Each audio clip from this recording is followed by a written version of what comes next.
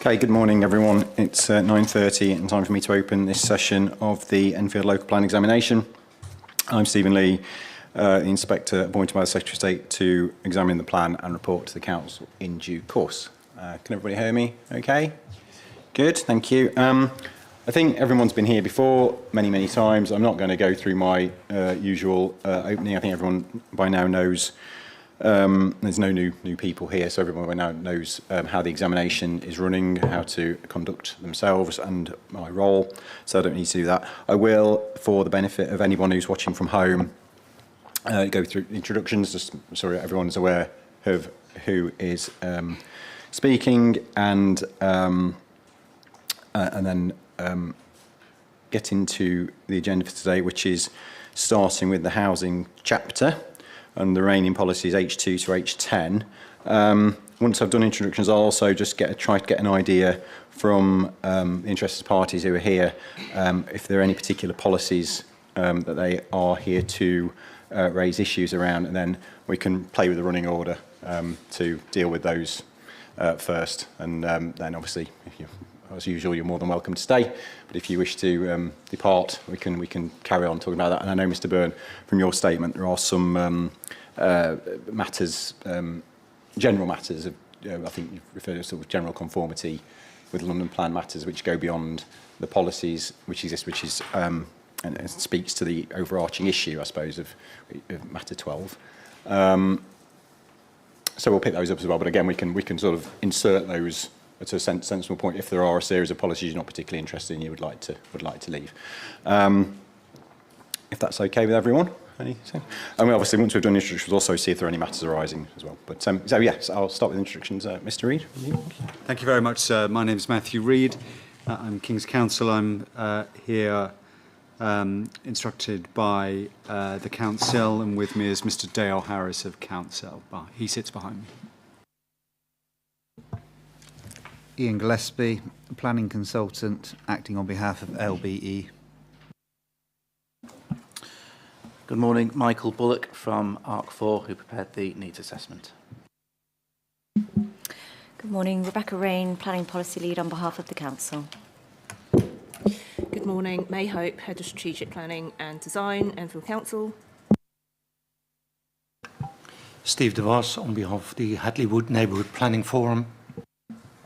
Good morning, sir. John West from the Enfield Society. Matt Byrne, representing today Better Homes Enfield, NCAF Land Use Working Group and Enfield Over 50s Forum. Thank you.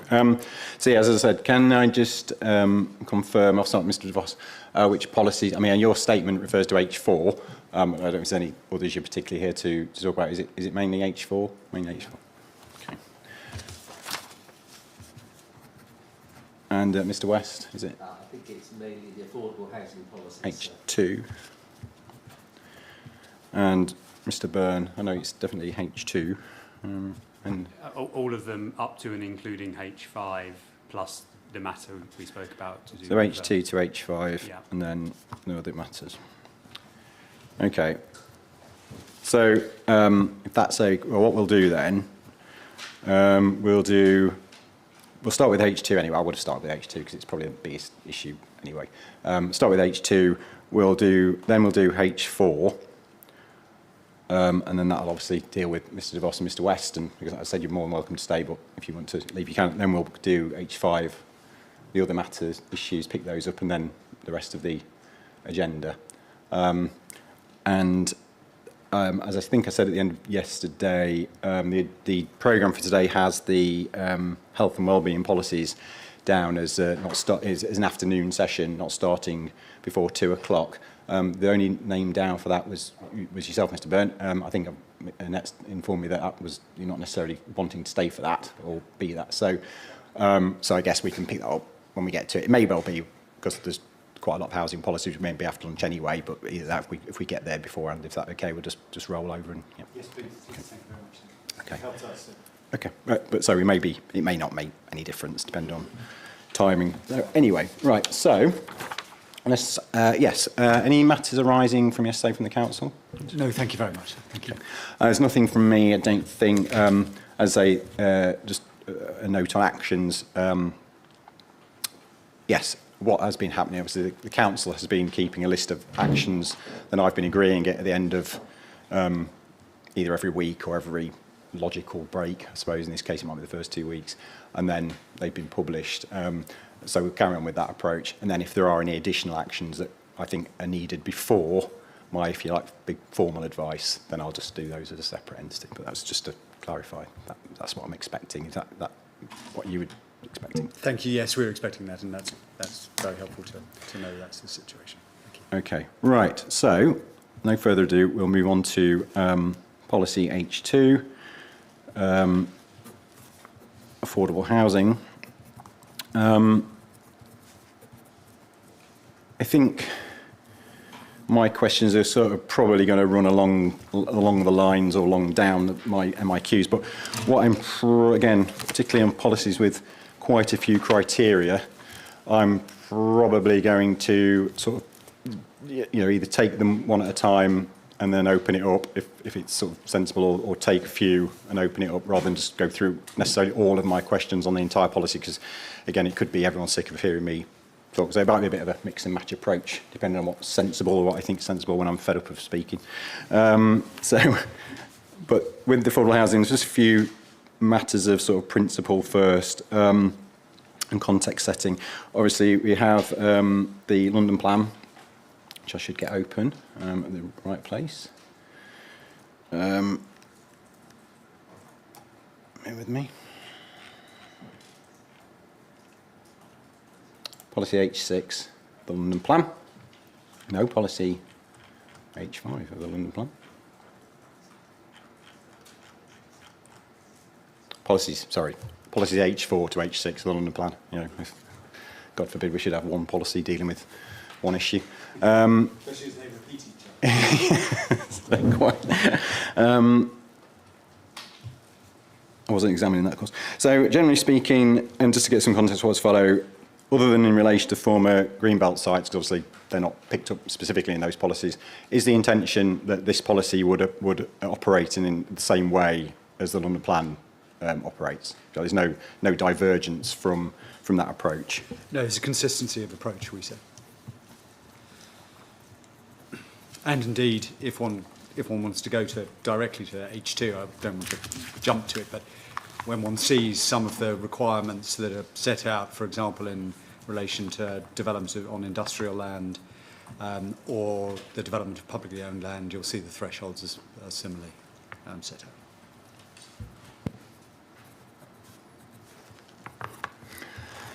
Okay, thank you. And my question started off with the modifications because, and again, I should get those open really. Sorry, just bear with me while I open these things. Sorry, I should have should be better prepared. Document 6.1.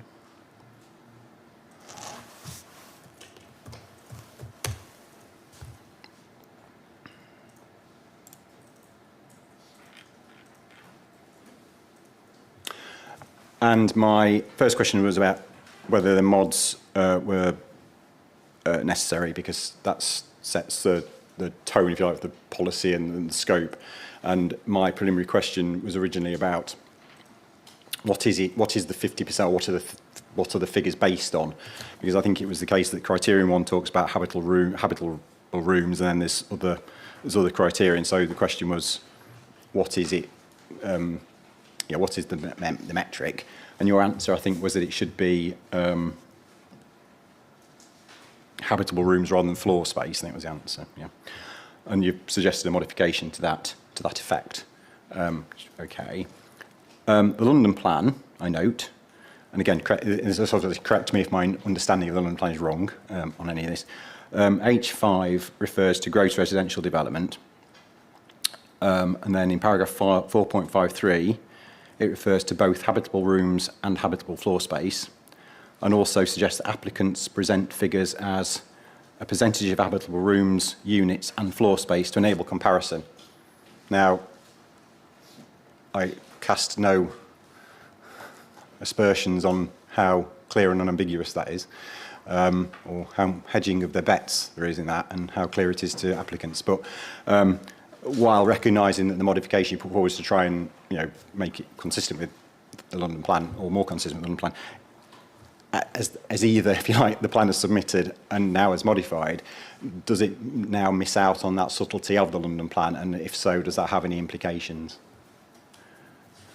It shouldn't have any implications. So we thought about how the right approach should be formulated, and the 453 is clear in terms of the principal approach that's to be adopted, which is by way of habitable rooms.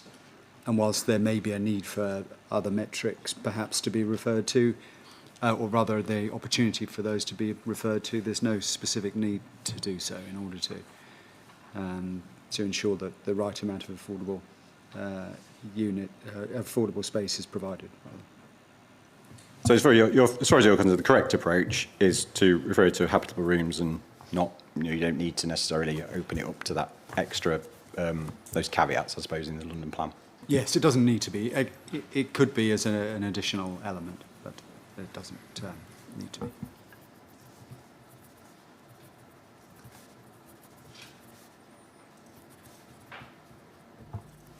So if it assists, I think we've mentioned in our statement that the development management team here at Enfield Borough use the habitable rooms basis presently, and it works effectively.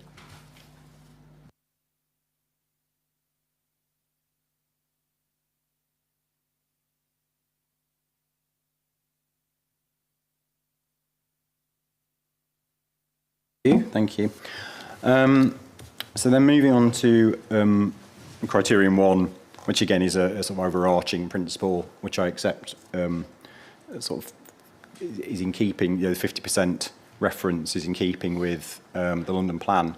I did ask about this sort of potential juxtaposition, or just how in principle, both the London plan, I guess, and how this plan would work, where the overarching requirements for 50%, but then when you drill down into the detail, there's obviously the requirements for less than 50%, you know, 35% in many cases would actually be acceptable, it seems to me, and we can perhaps get on to how it would work in practice later, you know, with the threshold approach and everything. Walk me through how that works. You know, it's easier to think about these things in, you know, how does it actually work? But, you know, it seems to me, you start off with this idea of 50%, but actually going very quickly get into a situation where you're not actually seeking to deliver 50%. So how does that work in practice, and how do, I mean, again, I recognise that's similar to what the London plan says as well. So I'm just trying to understand, well, what is the relevance to that 50% figure in criterion 1, and I guess in London plan as well? Yes, as a matter of practice, I think it might be sensible if Mr. Gillespie just indicates what he thinks is the overarching approach towards H2, and then I'll just add some comments after. So as you say, I think we've taken it is a consistent position with what the London plan has to say, and the London plan has similar, same requirements in terms of the percentage of affordable housing for certain types of sites and circumstances. We've set out in our statement that it's an aspirational target. There will be some sites that do deliver at 100% affordable housing provision, which will go some way to sort of counterbalancing the 35% provision. And again, set out in the statement, funding from the Mayor to support new council home delivery.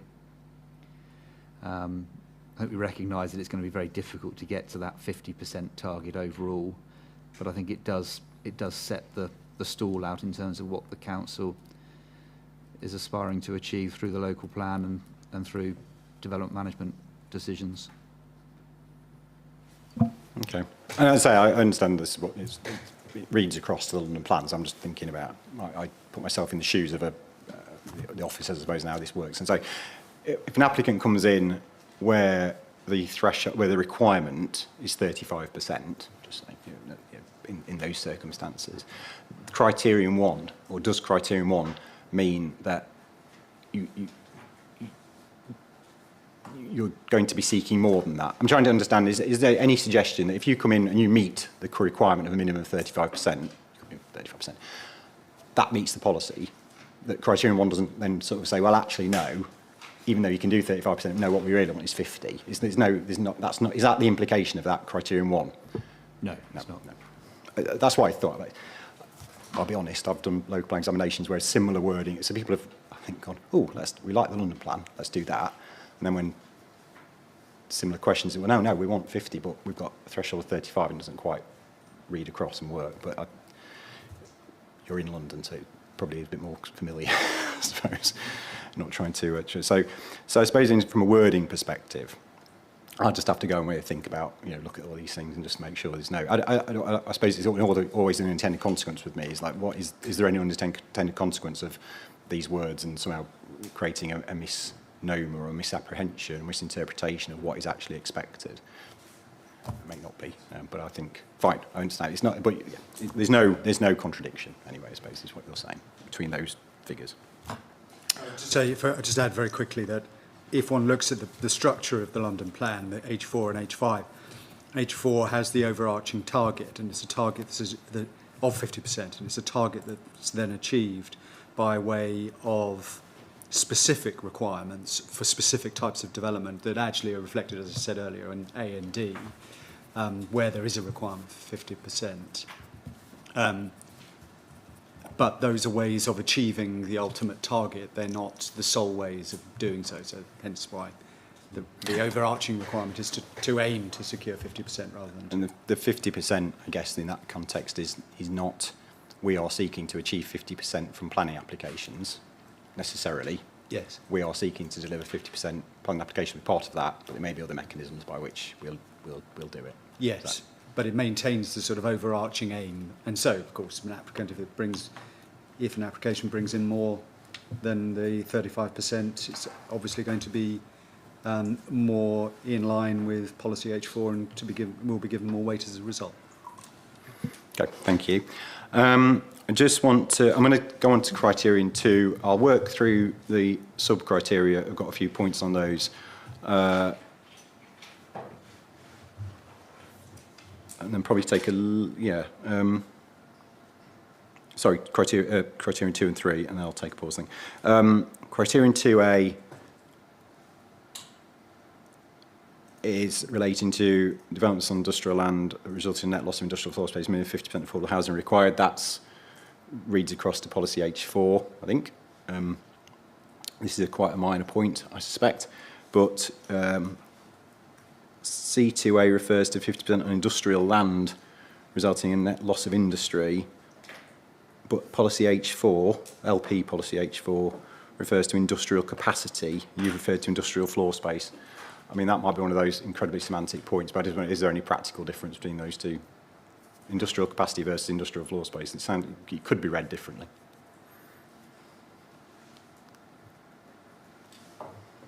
In theory, it could be. And in reality, at least for the council's part, when one thinks about the sorts of floor space that one's dealing with here, floor space would be the appropriate metric.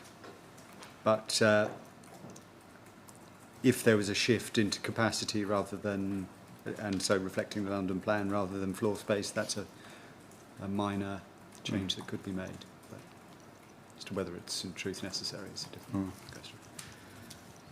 But it's a fair point. To I would suggest that floor space is a possibly clearer actual definition than capacity. I don't know what that really means.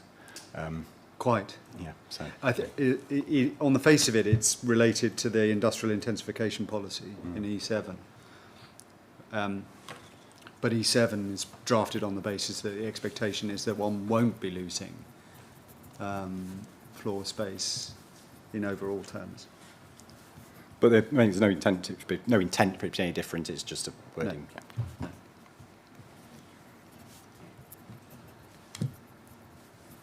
And except it might not change anything in practice. C2.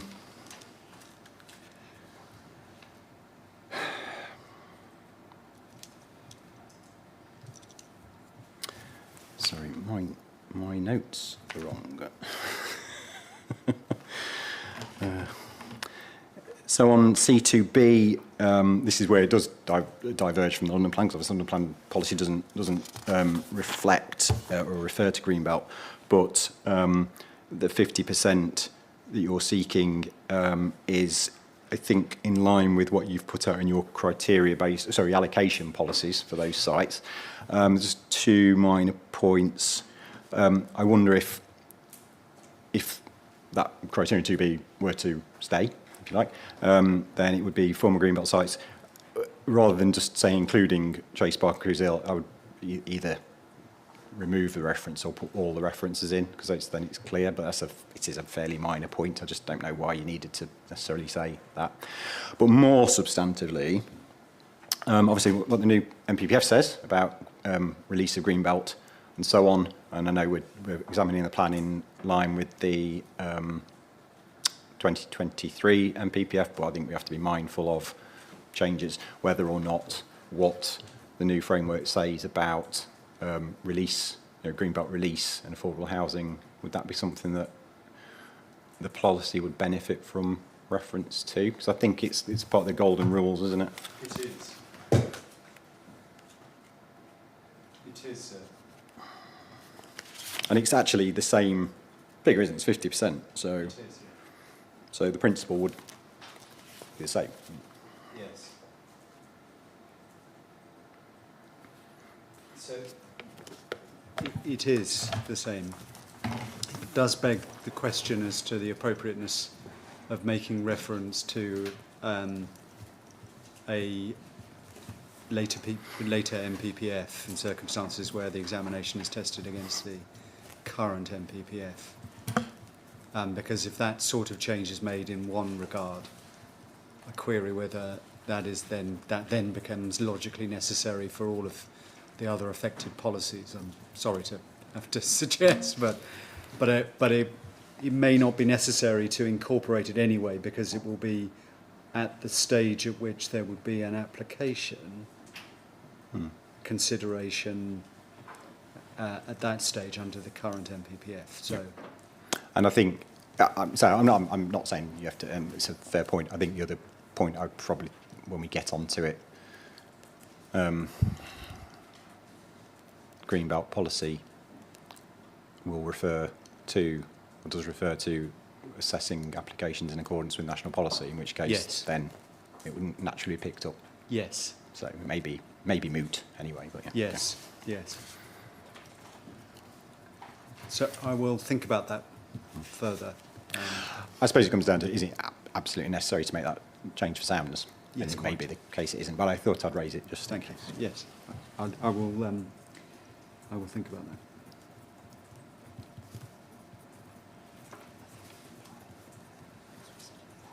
Absolutely. I agree. It's just the other.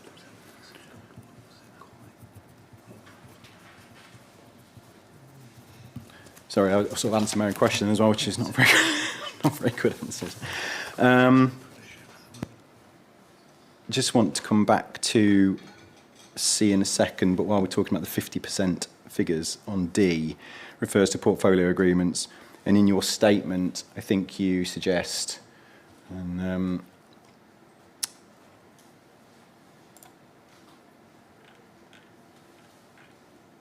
that you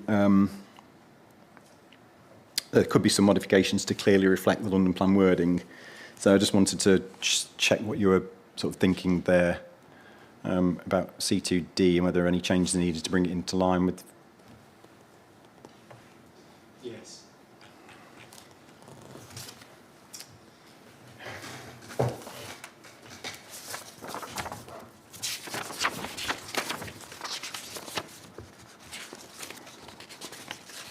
So the reference is H44, public sector land delivering at least 50% affordable housing on each site, and public sector landowners with agreements with the mayor delivering at least 50% affordable housing across their portfolio. And D is an attempted summary of that, a reasonably accurate summary of it. But in order to ensure that there's a clear reference back to H4.4, the changes can be incorporated in a way that would reflect that element.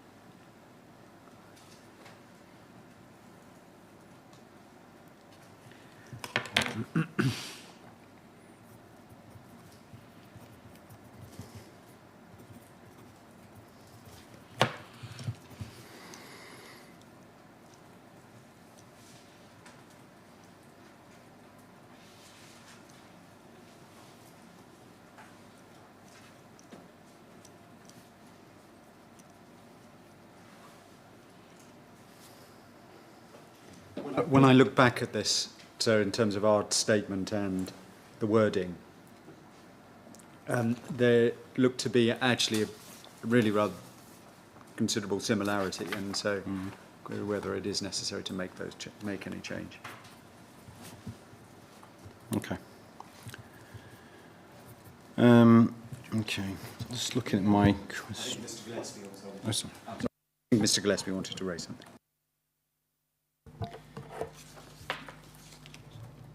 It was a fairly simple point. So I think our criterion D in policy H2 is consistent in as far as it goes with the London plan in relation to publicly owned sites that are subject to portfolio agreements. It was simply that in London plan policy H4 there are also it's also set out what the position is where there aren't portfolio agreements in place, and it's just whether to be comprehensive and complete rather than having to sort of read across to London plan policy H4 in the circumstances where there isn't a portfolio agreement in place, whether we just amend criterion D to cover both circumstances.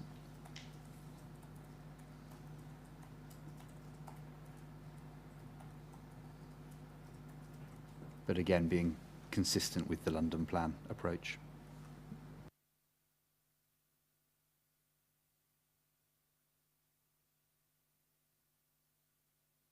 Okay, thank you. And then I'll move back a step to 2C, which is where it says for all the major housing developments, a minimum of 35% affordable housing is required. Just take me through, so the London plan H4 sets out 50% strategic target. It then has delivering at least 50% in certain circumstances. And then H5 brings in the threshold approach, which talks at H5B about a minimum of 35%, which is the threshold level. But as I remember reading from representations to GLA, for example, they're saying, well, you know, these aren't, the threshold levels aren't targets, they're the threshold levels and they shouldn't be treated as targets. So where has the, so is the 35% on all of the major development then? If the London plan could argue is silent because it talks about a threshold of 35%, but it doesn't say, you know, must deliver a certain amount on these sites. Where's the 35% come from? Is it consistent with the London plan? And then I guess in terms of my MIQs, is it based on viability evidence? Now, I've got the viability evidence, I've seen that, we've talked about it in relation to some of the sites, so I don't necessarily want to dig too deep into that, just sort of comfort about that figure. Yes, the 35% is a figure that does derive from H5. It derives from H5 because that's the minimum requirement that's set out, and then the thresholds apply in one direction or another. But the way the GLA refers to this not being the target figure is that the target figure is where we saw what we saw earlier on at H4 of 50%.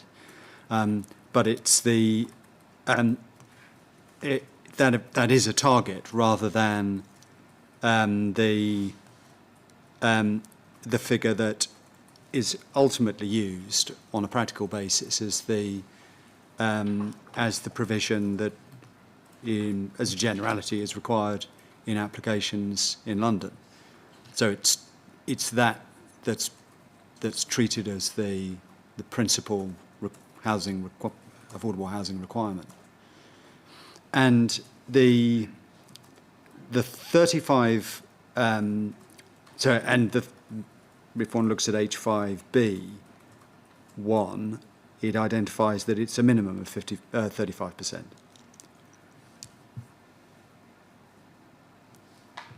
Which, of course, is what H2 2C reflects as well. And then as to the viability testing of 35%, that was the testing that was undertaken.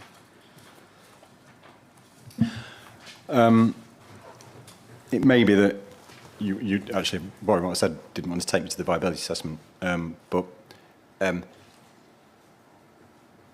two things about this. So the threshold approach, if I'm right, am I right about this, is that if you're outside those specific areas, industrial areas, greenbelt areas, or anything else where the H4 specifies a certain level, if you put in an application with 35%, then the threshold approach means you don't have to demonstrate that you can't deliver 50. Is that how it works? You don't need to go any further than that. You can deliver, and 35% then becomes acceptable in principle. With regard to the engagement of 2C, so that's to say, yeah. for all Well, I major- suppose no. Looking at I'm thinking about the London plan. Oh, I'm pardon, sorry. is that I suppose what is that we have an overarching target of 50%, then a threshold approach that says if you deliver 35, you don't need to demonstrate viability. So I guess the question is, we'll just take that as read. 35% is viable. You don't have to demonstrate. So that means that 35% becomes the de facto minimum requirement. Yes. Because unless you're on an industrial site or something else, if you deliver 35%, no one's going to ask you to deliver 50. Correct, sir. Yeah. So that's where the threshold approach comes in. Yes. So it's, if you like, it's called the fast track approach. So, Exactly. So it means that rather than spend, I guess the logic is, rather than spend a lot of time arguing the toss over 15% and viability assessments left, right and centre and delay, we'll live with 35% to get things moving. So, yeah. Exactly, which is what's set out then in H4C1. C, yeah. Yes. And that then is how you've your H2 to C reflects that by having a minimum requirement of 35%. Correct. And then if somebody wants to come over to 30, they'd have to still go through the viability assessment and so on Correct. and so forth. And if they're in the specified areas, they have to deliver 50. So, Yes. right, okay. So ultimately, although it's worded slightly differently, 2C in your policy is in effect reflecting the threshold approach by saying that's the minimum requirement, because that's how it works in practice. I mean, I think it's, again, the London plan may overcomplicate matters by having all this fast track and threshold approach, when actually it was quite simple. Deliver 35%, you're okay. Unless you're in these areas, it should be 50. Yeah. That seems much simpler than all that. Right, okay. But would there be anything in that context, though? If your viability assessment had said that you could deliver more than 35% in any particular area, would there be anything stopping the council seeking a higher level of affordable housing across the borough?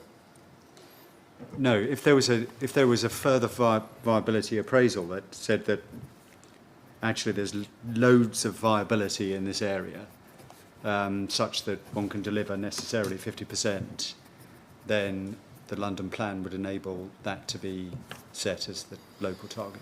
So your position is that your viability assessment has said that 35%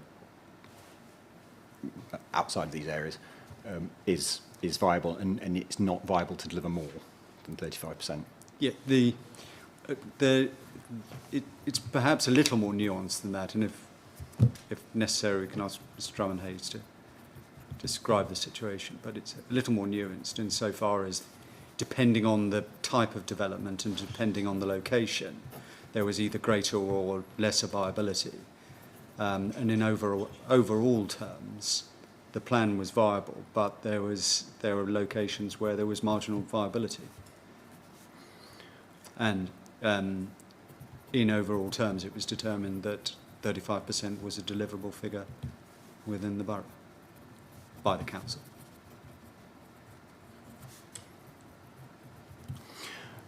Going back to, this is a question of effectiveness and positively prepared and so on and so forth, and recognising that the need for affordable housing is quite significant, that the London Plan and your plan has a target, as an aspiration of 50%, so logic dictates should be seeking as much as you can reasonably get, I guess. Why, if the whole plan viability assessment suggests that there are locations within Enfield where it's more viable and locations where it's less viable, again, it's not, I've seen geographic approaches to the question of affordable housing, where obviously different figures have been given for different geographies, different locations. Is there any thought given to that in order to maximise effectiveness? Well, there is maximisation of the effectiveness in a locational basis by reference to the Chase Park, Cruise Hill areas, which are the major areas where there's going to be greenbelt release. And if one's trying to identify pockets or areas that are capable of being subject to greater requirements, then it's already been done. When one looks spatially over Enfield as a whole, the remaining areas are ones principally within urban areas or in any of the larger scale developments like Meridian, for example. There's no need for anything specifically or more locationally specific than that which has been provided in overall terms.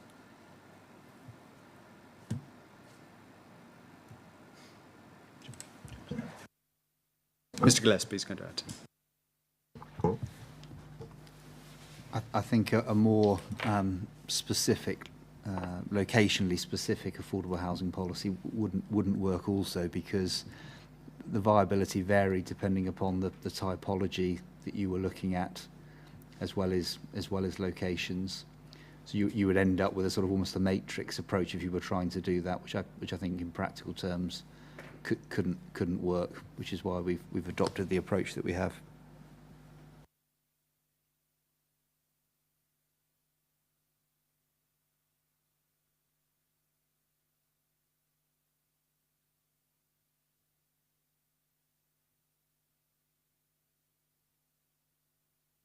Okay, so the upshot is that you're content that the viability assessment demonstrates that, yes, there may be some areas where 35% will be, or some types of development where 35% will be challenging. The policy allows for that, presumably through viability assessment. So, if you like, the corollary of what I was saying about having a locational or geographically specific type policy to say you could go higher than 35% wouldn't work. Similarly, what about areas or typologies where you can't justify 35% on the basis of that? Would there be scope to, from a kind of fairness, not fairness, what the framework says about assuming development is viable from the start, that actually having a 35% target requirement for most development is actually unjustifiable? No, the 35% is set out in London Plan policy, and it would be obviously, so long as there are provisions in place to be able to provide a lower amount on a site if justified, there's sufficient protection of the developer community.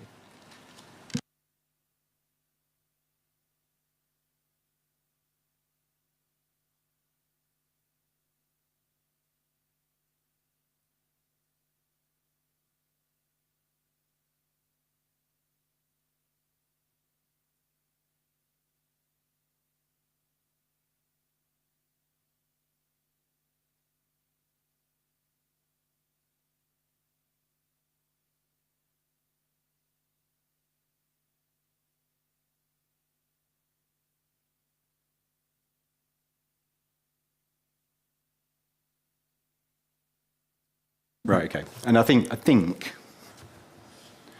the whole plan viability assessment is obviously a significant document, 324 pages, and I know There was some, yeah.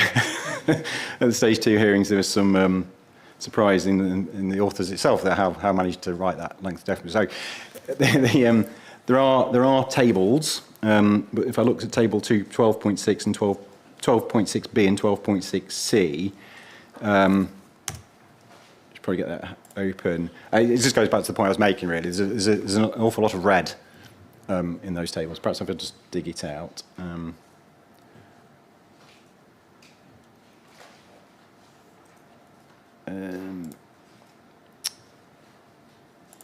But with me.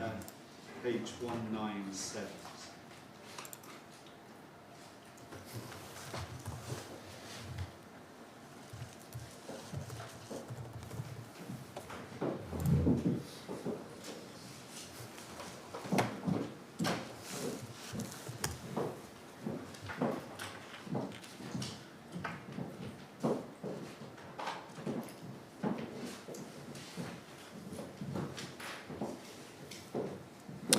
Yes, sorry, yes, so thank you for that. Yeah, 12.6c, for example. I mean, there's a lot of tables, a lot of requirements, there's lots of different scenarios in this, and it's an extremely thorough document in that regard. But sometimes I'm left wondering which tables am I looking at to properly reflect what's expected in the London plan? In your plan, is this the lower requirements, the middle requirements, or the high requirements? And then looking at where the red kicks in, if you like. I mean, if you look at 12.6a, in fairness, there's very little red in those tables. That form of development would seem, at least on the face of it, to be viable in the context of the costs and everything else, blah, blah, blah, etc. From what I've heard about this assessment link. But the table said it's only when you get into the mid-value areas where things start to get less viable, particularly for flats. I mean, flats seem to be even viable practically everywhere in low, and then lower value area east, similar situation, but also you've got viability issues in terms of brownfield development and flats. There's an awful lot of red.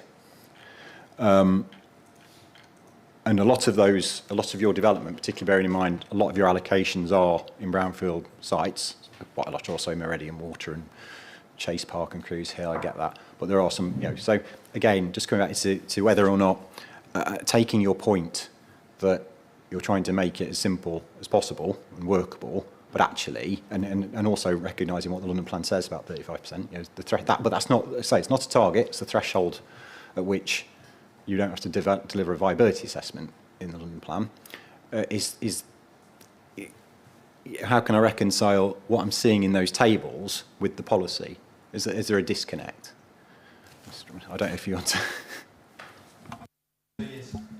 Yes, Mr. Drummond-Hayes, I may ask him to deal with this, but the assessment needs to have been undertaken on a plan-wide basis, taking into account all of the potential development areas.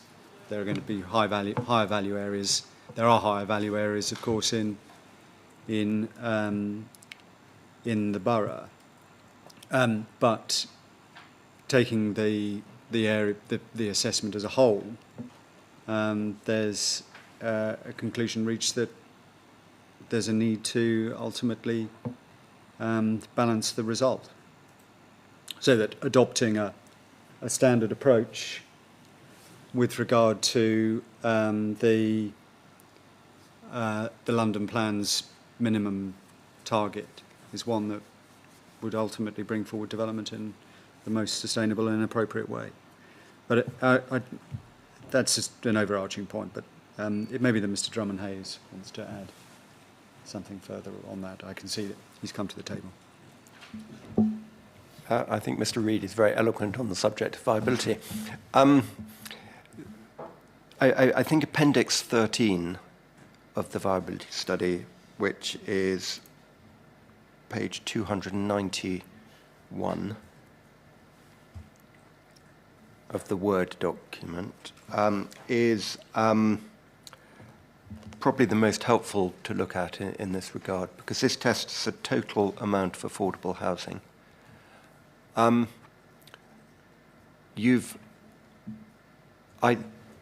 understood that you've asked two questions. Should there be a higher level in the more valuable areas and a lower level in the less valuable areas? One could go down that approach. However, I would be very cautious about doing that in the context of the London plan and the way that the land market works, and particularly at the moment, where we've got national politicians talking about lowering affordable housing requirements in London, to be introducing a higher requirement than the 35% would be quite unsettling for the housing market, because the development process is such a long process. By the time you found a piece of land, dragged it through the planning system, found contractors to get on site,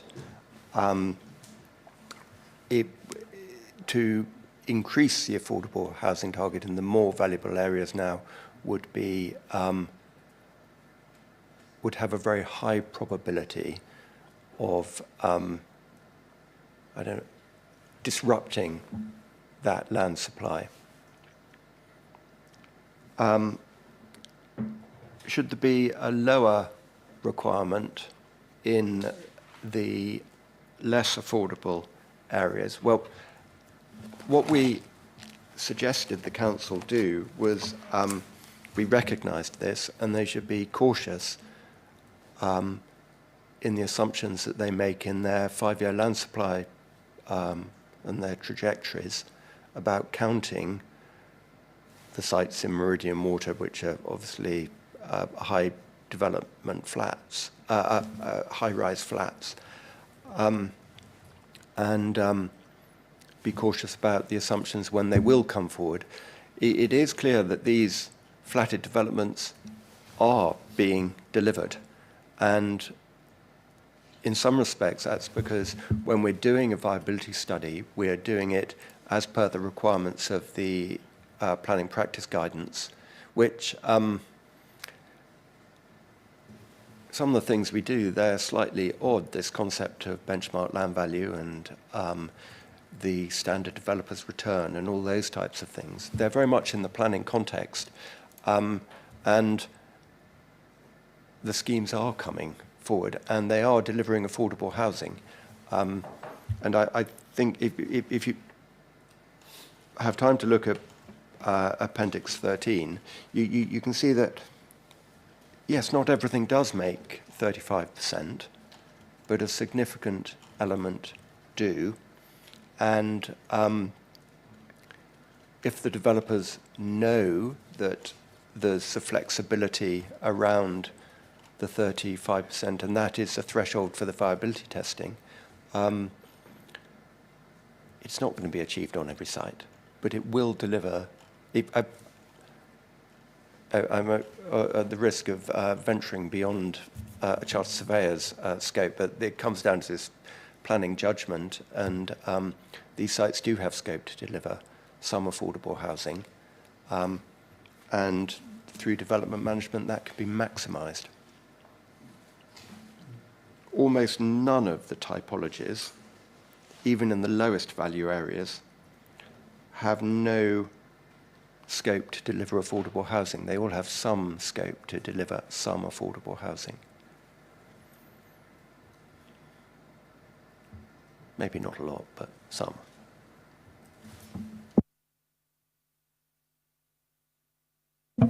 Thank you. Thanks for help. So can I just also add, when one looks back at Appendix 13 and one sees the test against the benchmark land value, when you see the various figures, when you start to go up beyond 35%, one sees that one gets closer and closer, of course, to the benchmark land value, as one would. But there isn't very much of a shift that would occur on those sites before you do start to slip into a marginal position on viability. So it's not as though one is looking at very significant levels all across the board. with regard to the viability. Just add that. Thank you. Yeah.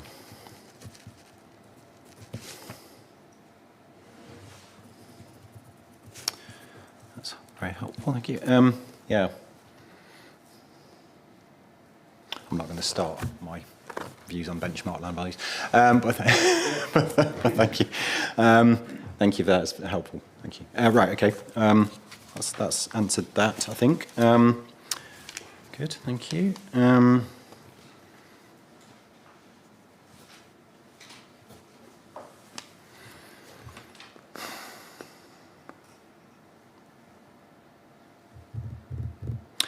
I'll pause there to see if there are any comments on the issues we've been talking about before I move on to criterion 3 onwards, because I think they venture into slightly different territory.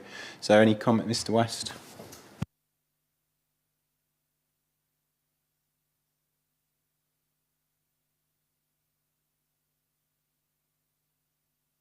Sorry, thank you. Can I just go over that again, sir? Policy 2B, H2, the green belt sites, the 50% affordable housing, it's a worthy aim. I'm just questioning how realistic it is. At stage 2, we had a number of developers here, and they were raising issues relating to the infrastructure, the location of the sites, the need for roads, bridges, etc. Is 50% realistic when you've got all those infrastructure costs? And does there need to be some flexibility if it was agreed that those sites should be released? Thank you. Okay, thanks. We obviously, I'm not going to delve into that because we had those discussions at stage 2, so I'm cognizant of the discussion, and clearly there's an interrelationship between those policies and this policy. But I'm not going to reopen that entire debate. But it's the 50% I'm probing. Yeah, but the 50% is actually in the allocation policies as well, so we've already talked about those, that figure, to be fair. So point taken, but I think we've covered that, the viability issues on those sites quite a lot. Mr. Byrne. Thank you, sir. Two things for me. One, I just did wonder if it would be better if it was had some clarity about whether these requirements, that these are requirements without grant funding or public subsidy, because I think that they are. I think that's what was tested in the viability assessment. And I've been in planning committee meetings before where granted approvals have come back because they've kind of mixed up the public subsidy because it's been unclear, and they've had to go through the whole granting process again, and it slows down development. So I did wonder whether there was some clarity needed there, and that would also help with actually meeting some of the overall criteria of 50%. If the overall strategic target is 50%, then you can actually start to mathematically get to it if there's something over and above these minimum requirements in there. So that was that one. The second one was just about sort of the fast track approach and what actually happens in practice. And what can happen in practice is that the developers say, oh yes, we can meet 35%. They don't have to approve that, and then later down the line they come back and say, oh yeah, no, we've looked now, we can't. Now you've given us approval, and they've got an approval in place. And they say, oh yeah, we've now looked, we can't, it's going to be 20%. Now, that's a... It's not my problem, but also is set out in criterion 7, I think, as well. There's something that, the mechanism, isn't there, for dealing with that? So in effect, what happened in this room is that exactly that played out, and the development management team said it is basically a loophole that allows this to happen. So it had been given approval, something which may not have got approval on the basis of this meeting the affordable housing needs, which is what kind of got it over the line. It wasn't sort of much liked, but people wanted affordable housing quite rightly. And then it came back and it didn't deliver the affordable housing, but at that point it had the kind of permission in principle in place. I know this is, I'm not sure whether this is within the realms of this or not, sir, so forgive me, but it does feel that sometimes this might have a risk of being gamed, and whether there is a policy wording in place that can be, say, the council can check has the right to ask for a viability assessment where they have doubts that, you know, it can meet 35%. Okay, I think whether it's quite what you're thinking about, but criterion 7 does sort of cover some of these things about early stage viability review, mid stage viability reviews, late stage viability reviews. That might be more where people have come in below the threshold or something and trying to claw it back. If that's the case, and obviously clawback mechanisms are not unusual. I don't know. Obviously, we'll see what the council think. I'll have to think about that anyway, because it might well be something outside the scope of a local plan to deal with, and is firmly and squarely in the development management.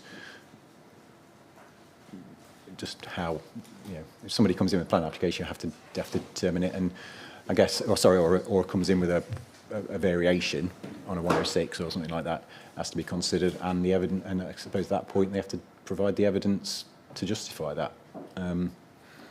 I mean, I think it's a problem with the London plan, to be honest, with the way what it intended to happen, what's I actually happening. think the difficulty would be, just thinking it out, is that the framework. Sorry to have this discussion, if you like. Just the framework is fairly clear that you shouldn't be expecting viability assessments on every application, and there are some. I've got some questions about some policies in here, I think, where that seems to be the implication. You know, it shouldn't be. You know, the plan is the plan. It assumes it's viable. If an applicant wants to put in a viability assessment to demonstrate why they can't deliver what the plan requires, then that's justifiable. But it shouldn't be expected, and the council shouldn't be expecting viability assessments on every scheme. So it doesn't seem like it would be a justifiable thing to include a policy in a plan that said, if you meet our policy of 35%, we still want you to put in a viability assessment because we don't believe you. That would be seemingly unreasonable on the face of it. So I understand the point, and it comes across, it's not just here, it's everywhere. You know, this is coming up. You know, this issue crops up a lot. But whether it's something you could actually deal with through a local plan policy, I'm not sure. But I'll obviously see what the council have got to say on those points. There is obviously a substantive point there. One that I think you've raised in your statement is about. So the grant funding thing is that if somebody comes in with an application for 35% and it includes some grant funding, then it's not quite what the policy is, the spirit of the policy. And if it's not grant funding, you might then achieve more by grant funding. Okay, thank you. Yeah, anything you want to respond to there? So the 50% thing on the greenbelt sites, we've talked about those, and I've got those points. And I've said yesterday, none of these issues are finalised. You know, they're all still live. So, yeah, the grant funding point. I don't know what the London plan. You have to what the London plan says about that, and if there's any read across. Yes. So the issue of grant funding was taken into account in the viability appraisal. Perhaps if Mr. Drummond-Hayes just confirms that, please.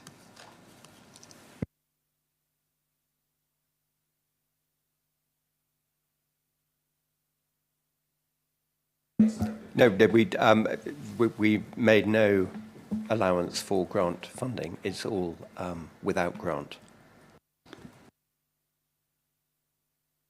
So if there's a need for incorporating that within the plan in order to reflect the London plan, obviously the council has no difficulty with that. As to whether it's necessary is another question. And the London plan, I think, makes clear that it should be judged on the basis, that's to say that the amounts should be judged on the basis without grant funding. I was just wanting to check that. But if that's the case, then there's no need to incorporate a reference to it. H4A2. Thank you.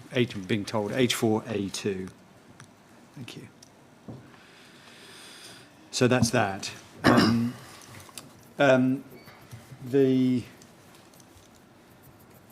As to the other point, that is not something that properly or should properly go into local plan. It will be dealt with in the development management position against the relevant policies, and then subsequently against the Section 106 obligations that are provided in relation to any permission that's granted. Great, thank you. Sorry, let's have a look at what the London plan says. H4, sorry, H4A2. Yeah, so using grant funding to increase affordable housing. Yeah, okay. An interesting point you raised, Mr. Reid, about there's no need to refer to it in the Enfield plan because it's in the London plan. If we go down that route, and there's going to be a lot of red lines.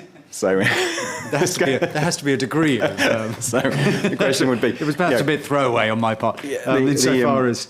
Because obviously, yeah, I mean, we're going to get into this thorny issue on a few things, I think, about the extent to which, if you've gone a certain route, down a certain route of repetition, duplication, for perhaps very good reason, local distinctiveness, belt and braces, then if there's a potential gap, is it better to plug that gap for the avoidance of doubt, albeit I recognise that the London plan is still the development plan. Plan should be read as a whole, should all be read together. You know, it's yeah. But I'll take that away and think about necessity. The better observation is that to the extent that anything has been omitted from the plan in the future, it will be necessarily picked up through the application of the London plan. But that doesn't mean that they shouldn't be there. Yeah, I think the danger, and I think I've probably said this about the allocations, when you're looking at consistency of approaching allocations, is if you've said something about, say, flooding in every allocate and then you miss it out on one, there's an inevitable question as well, is that deliberate? And I think there's a potential here for, if there's a sort of if you've got a policy which is effectively covering those issues that's in the London plan, and there's an omission of some kind, it might be, you know, if it is deliberate, then we need to know about it, so you can probably write it in the supporting text to make sure everyone's clear. If it's not deliberate and it's sort of, well, actually, you should read across, then people also need to know, because somebody might come along and say, well, H2 doesn't say anything about grant funding, so clearly the council have thought about that, and it overrides what's in H4, albeit the actual intention is that they should be read together and everything should get picked up. So I think yeah, I'll think about it. It's a bit murky. Ultimately, though, I think Mr. Burns' point is that if you read the two plans together, policies together, they would address your issue. You know, grant funding issue is covered. So the expectation that it's not grant funding, those figures don't include grant funding, is actually incorporated, I think. Right, thank you. So I've got anything on criterion 3. Criterion 3, sorry, this is taking a long time. This is one of the most important policies. We'll take a bit of time, this one. But criterion 3 is about tenure mix, so it's about 50-50 between social affordable rented housing, 50% intermediate housing. Some flexibility may be considered. I know that GLA confirmed in their reps that the 50-50 split is in line with their policy H6, which requires 30% low-cost rented homes and either affordable rent or social rent, and 30% intermediate products, which meet the definition of genuinely affordable housing. And this allows boroughs to determine how best to split the remaining 40%, which you've decided to split effectively down the middle, I think 2020. So in terms of, and I'm saying this in the context of representations which have suggested it should be 70-30, say, or AN or the split. But is there anything inherently unsound or inconsistent with the London plan about your 50-50 split in criterion 3? Is there anything fundamentally wrong with this or that's not justified in this? No, sir, we can no doubt come on to some of the detail if you want to, but the approach taken in the London plan is to enable flexibility to be incorporated, or rather a flexible approach in respect of the remaining elements of the tenure split to be incorporated by an authority on a locally evidence basis. And that's what's happened for the council's part here. It's reached a conclusion appropriately. that's the judgment that ultimately has been adopted. Thank you. And just for my note, the whole plan viability assessment, my reading of that, I must say, and again, you'll correct me if I'm wrong, is that it was tested at 70-30, not 50-50. So I suppose the question is, what difference, A, why did you test something that wasn't your policy? And B, did it make any particular difference to the outcome of viability one way or the other? And does the fact that it was that viability, at least, there's other obviously issues about does it meet local needs and so on, next question probably, but does, you know, is there a disconnect between the evidence base and the policy in that respect? What difference does it make? It's a starting point. Can Mr. Drummond Hayes just deal with the way in which the testing was undertaken with regard to the 70-30 stroke 50-50 split? We tested a broad range of splits because the first step where a scheme is not viable is not to consider the total amount of affordable housing, it's to have a look at the mix and see if you can still bring a more policy compliant scheme together. So we had a look at the mix. We did test both 50-50, and there was a previous 2021 study where which is where the 50-50 mix came from. Actually, between 2021 and 2023, there was a modest improvement in viability, and that we based the 2023 study, the one you're looking at, on the 70-30 split. The difference is relatively small, but I would again urge some caution about seeking more of the lower value affordable housing for rent, particularly in the current climate.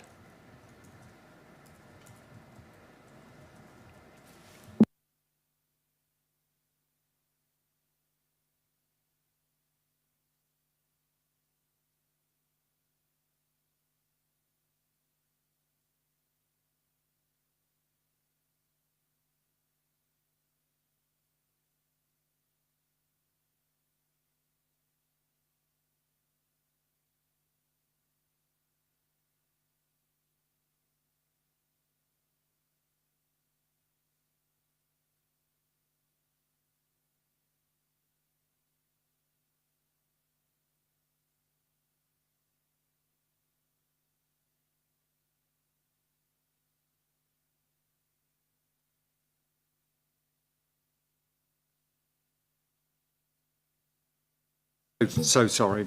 Thank you very much. If one looks at the table 10.4, the change in residual value per 10% increase in affordable home ownership, assuming 35% affordable housing. And then, so you'll see at 10.22, the assessment as to what it means if one is shifting those tenures, and what ultimately would happen if you did shift down to 50%, which highlights what Mr. Drummond Hayes has already identified, namely there's the marginal aspect, and one improves viability if one does go to a 50-50 split.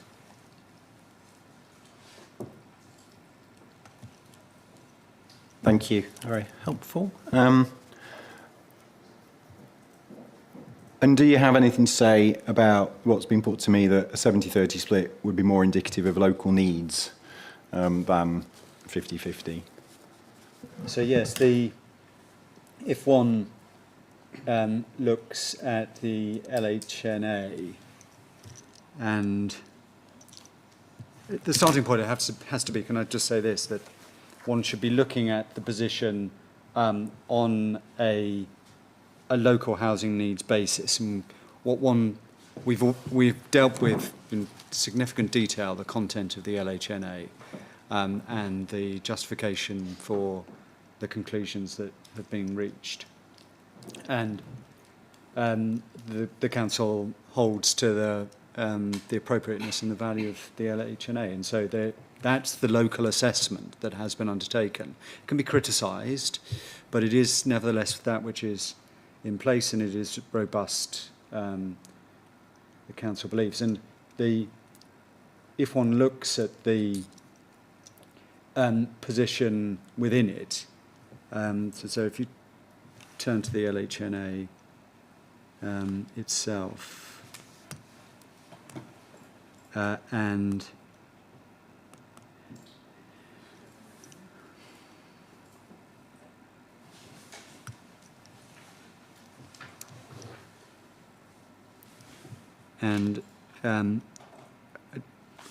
fear of going into the detail, I'm simply going to highlight two tables that identify the position with regard to tenures. And if you go to page 99 first,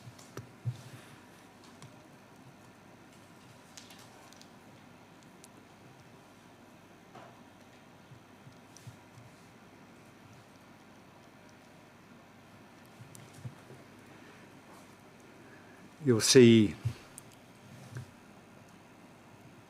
that the assessment with regard to subsidised social rented in table 6.1 identified the annual net need at 711. Do you see that, sir? At the bottom of that table? Table 6.1.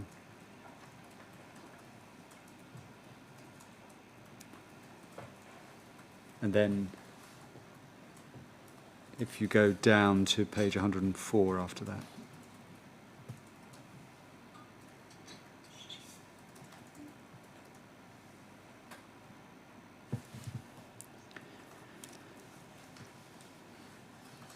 You'll see table 6.3.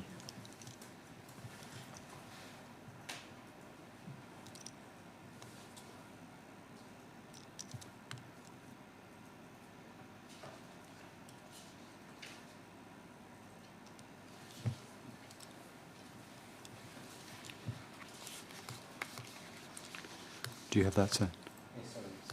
And you'll see that the affordable home ownership figure, equivalent figure, is at 696, which is in balance, in short, indicating a 50-50 split.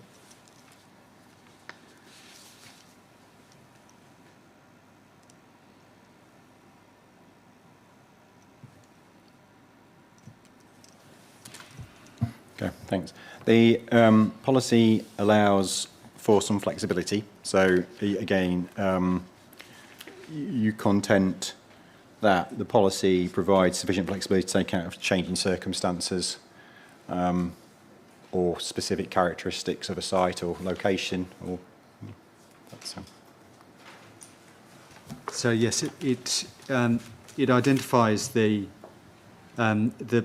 what it is a guideline mix, and it says in terms that some flexibility in the tenure mix may be considered, particularly in cases where developments propose more than 50% affordable housing, subject to 5%.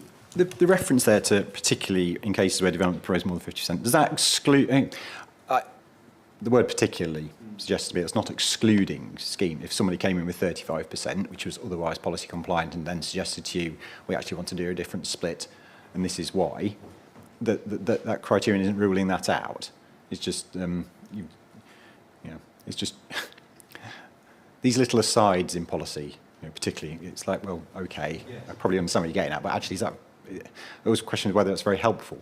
Is it actually just muddying the water about what it is if the policy is where somebody can demonstrate a justifiable viability reason for a different mix, you'll be happy to hear it. That's your policy, isn't it? I mean, whether it's above 50% or not seems irrelevant. It does, but at the same time, sometimes those sorts of caveats provide a positive approach for both developers and development management teams, insofar as they can see what is within the range of the sort of flexibility, or what for a developer's part would be something that, if they did offer it, it would have some greater emphasis in the decision-making processes of the council. And here, because of the overarching desire for making sure that there is more affordable housing, because the backstop to all of this debate is one that, if one looks at the housing topic paper, one can see a very significant need both in intermediate and in social rented. And with that sort of background, delivering up something like 50% affordable housing is one that would be an obvious factor that would counterbalance some failure to provide a 50-50 split in that way. Okay, thank you. I will just stop at this point and ask if there's any questions on Criterion 3. I know, Mr. Byrne, you're this stage, it's about local housing needs assessment bound to, but obviously the point being here is there may well be other ways you could write this policy, clearly, but it's what's some sound about the way they have written the policy, I think is the question. Not what you might prefer, but what's some sound. I think you're aware of where we are with this by now anyway. And obviously we've talked about local housing needs assessment a lot, so again, as I keep saying, that's not that is not ended in my mind. You know, those issues are still alive. We don't need to go down that route again necessarily. I know you've got your concerns about it. Thank you, sir, and understood. I mean, you know, I won't go over everything we've discussed before. You know our position and our feelings about the table we've just discussed being out of date, and if it was updated, it would say something completely different, and it's based on 5 years, which have already run out. So what are we left to look at? Well, the London plan is quite clear. It does give some flexibility, but it does expect that 40% to go to social rent housing. It says that. So in my mind, the question was, well, is there therefore reason for Enfield to steer away from that direction? And I looked back through what Enfield had been saying in its duty to cooperate meetings, and it was saying to its colleagues in other boroughs that we needed the 70-30 split based on the local housing needs assessment, which we're now saying says it needs a 50-50 split. It was the same one. So at some point they thought we needed 70-30, and that was why it went into the viability testing, quite rightly. So I think there has been a belief at least at some point by the council that the split should be 70-30 based on the evidence. If we look at just the available evidence to us, just looking as I do in table 1 of the hearing statement, we've just looked at some of the other recently adopted local plans to see what they're looking at. There is some differences, but Enfield would be one of the more unusual ones, but certainly when you consider Enfield's temporary accommodation households, the evidence of that is easily publicly available. We have very significant challenges with homelessness and use of temporary accommodation in relation to our population size, our household size, and that would seem, to me, to support the 70-30 split. So in my mind, I think there is a clear and justified need backed by the London plan for the 70-30 split. The then question is about viability. And as I understood it, I have got this wrong, but I looked at the summary of the whole plan viability assessment, Appendix 14, to see if 70-30 splits could be delivered. And that comes from page 293 of the viability assessment, as it says in my table 2. I've tried to summarise that there just to show that when you just look at the colour coding, just taking the colour coding as is, you can see that in every area value there is some green, quite a lot of green, and not a lot of difference really between the 70-30 and the 50-50 split in terms of the colour coding. And so therefore I felt that there was a need, and that the viability assessment,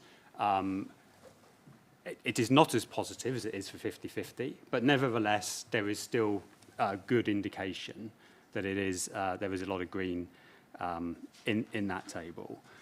So that's why I was asking for the steer towards more social rent housing. Thank you, sir. Thank you. Council response to that? Yes, thank you. So it's true that the London Plan, just dealing with points in turn, it's true that the London Plan indicates an expectation of the delivery of social rented in the majority, but it then reiterates in that same paragraph the fact that one can take into account the housing needs, the local housing need assessment. If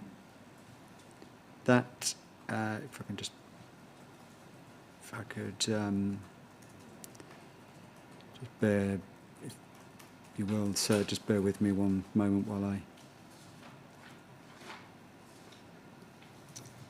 do identify that.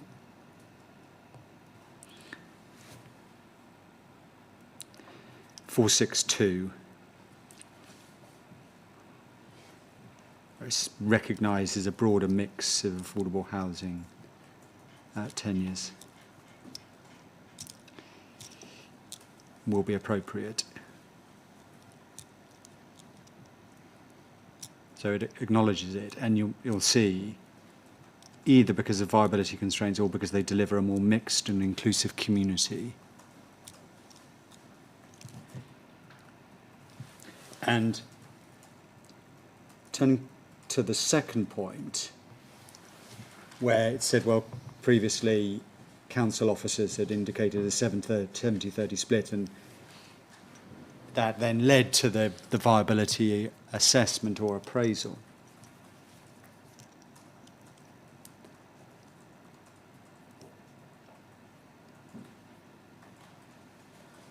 And that then led to the viability appraisal. Well, it did, and that's what then produced the commentary that I showed you earlier on at paragraph 10.22, which was the advice being that if you go at 50-50, it will increase the level of viability. The other point to make that jumps on one point further than was made by the issues raised by Mr. Byrne is his comparison of the Appendix 14 scenarios showing 70-30 and 50-50. But if you look just at the snapshot that Mr. Byrne gave, you could see that there is greater viability. And bearing in mind what was said about the position with regard to viability, it's important that as much within the borough is capable of coming forward. And that takes me to an overarching strategic point with regard to the setting of the levels here.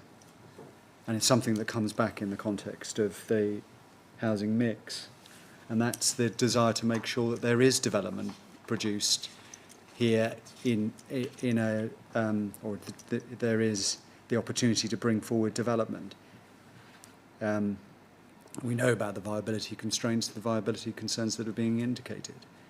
And so, on the basis of a balanced judgment, it's found that taking that more flexible approach is one that will deliver development in the way expected.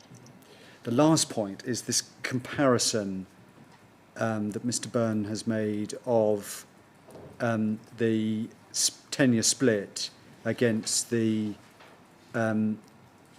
numbers in temporary accommodation, and basically saying that most of those that have 70-30 show a higher number in temporary accommodation, and at a sort of level that one finds within Enfield, so that as a result of following those other proportions, you'd expect to find 70-30 here. Mr. Gillespie's going to deal with some of the detail of that. I'm not going to take up time on that, but there is there's a methodological issue as well, which is that identifying that there's a lot of people on the in temporary accommodation doesn't mean that there isn't a significant number in intermediate need. And that other metric is not included within that table. And without understanding that other metric, you actually have an imbalance in the proportional approach that's being adopted. But that's just a simple observation. Mr. Gillespie is going to deal with some of the detailed points.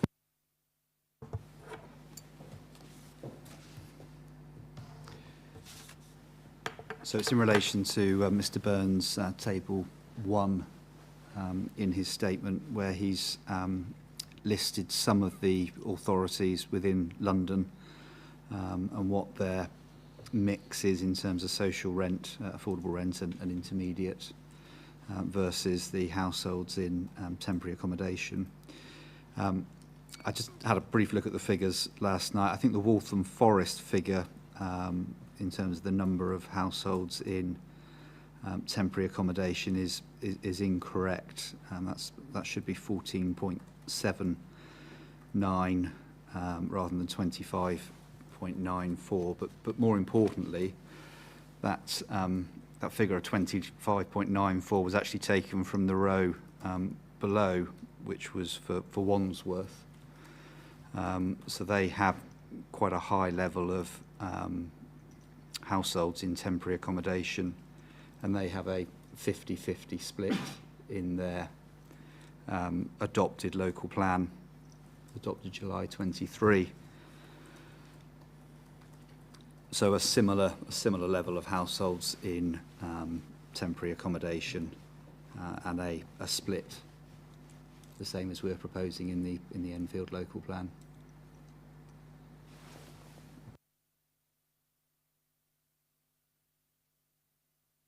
So with that, Waltham Forest have got the same.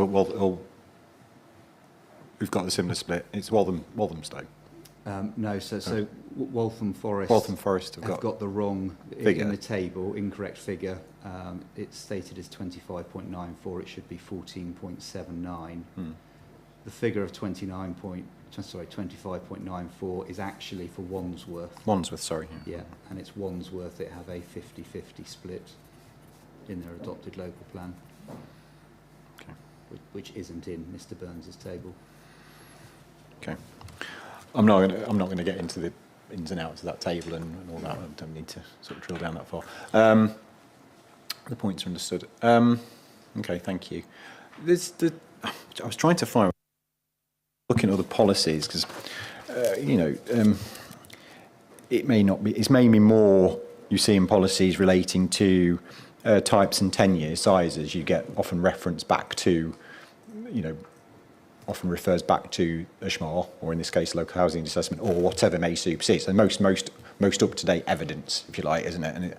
And ever the pragmatist that I am, notwithstanding what the London plan says, is whether or not, over the course of the lifetime of this plan, new evidence may well be produced, which would suggest a different split, and whether or not thinking about the long term, and I say similar, it might be referred to in I think it's H3 or H4, about referring back to not necessarily the local housing assessment, but whether that's something that could be in there both as a recognition that things change over time, but also that making it slightly more future-proofed. I think could that be done in the context of sticking to what the London plan says about the minima that it expects as well. Because obviously, the other thing is the London plan may change in the lifetime of this plan as well, which might throw up a different set of figures. So, yeah, so it could, and if one is looking at that overarching approach, it's one that one finds in policy H3 anyway. because it refers to succeeding documents as well as the HNE. So as a matter of principle, I'll take some instructions, but I would expect that the council wouldn't seek to oppose any subsequent reference to that. And wouldn't be able to, I think.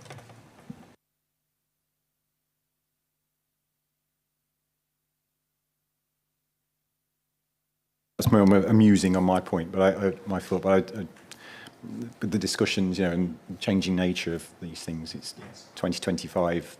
Notwithstanding views on the data, I know there's difference of views on the information, but you know, undoubtedly the council will produce, if not for, you know, for the next plan or something, there'll be some new information, won't there? So it might. There will be another LHNA, and the other and the later one may well give a different view. Okay.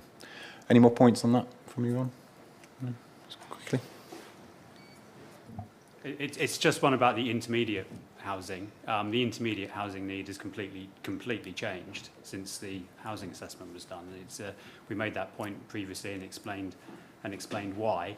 So we have taken that into consideration. That is why there is the switch. There is this greater need now than ever for social rent housing, because this is simply, if you look at the private renters and the number of them claiming housing benefit, that means the pool available for intermediate housing is that much less. That's how we can be so confident that the need for social rent housing is increasing, alongside the massive increase in the waiting list.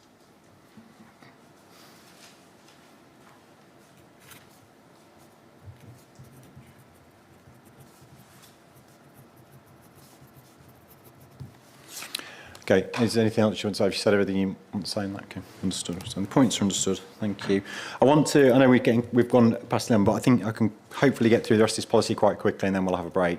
Criterion 4, I didn't ask a question about this, but on just going through notes, I did wonder whether it's consistent with the London plan when considering estate regeneration. And this relates to London Plan H8. Just quickly turn that up. And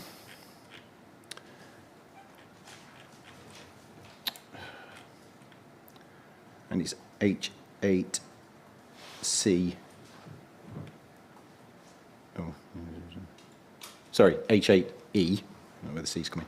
H8E says that all development proposals that include the demolition and replacement of affordable housing are required to follow the viability tested route and should seek to provide uplift. Your policy refers, or criterion 4, refers to an emphasis on achieving uplift. So is that the same thing? You know, I mean, maybe the outcome, but there's no reference in your criterion 4 to following the viability tested route as an expectation for all schemes, and should seek to provide an uplift, an emphasis on achieving. So it sounds slightly different to me. Is there any practical difference between those two policies? Should there be? As I understand it, there was no intention for there to be any difference between H8 and paragraph or criterion 4. So looking at it, it may be necessary to adjust the wording to deal with that. I think so. Make a note of that one at least. So I think we can make a note of that. There's maybe obviously other changes, but that one would seem logical if the expectation's the same. That will be noted, sir. Thank you. Thank you. And then criterion 5. Sorry, is there any point on criterion 4? I'll pick up as we go on. Criterion 5. Again, sorry, I didn't necessarily ask a question.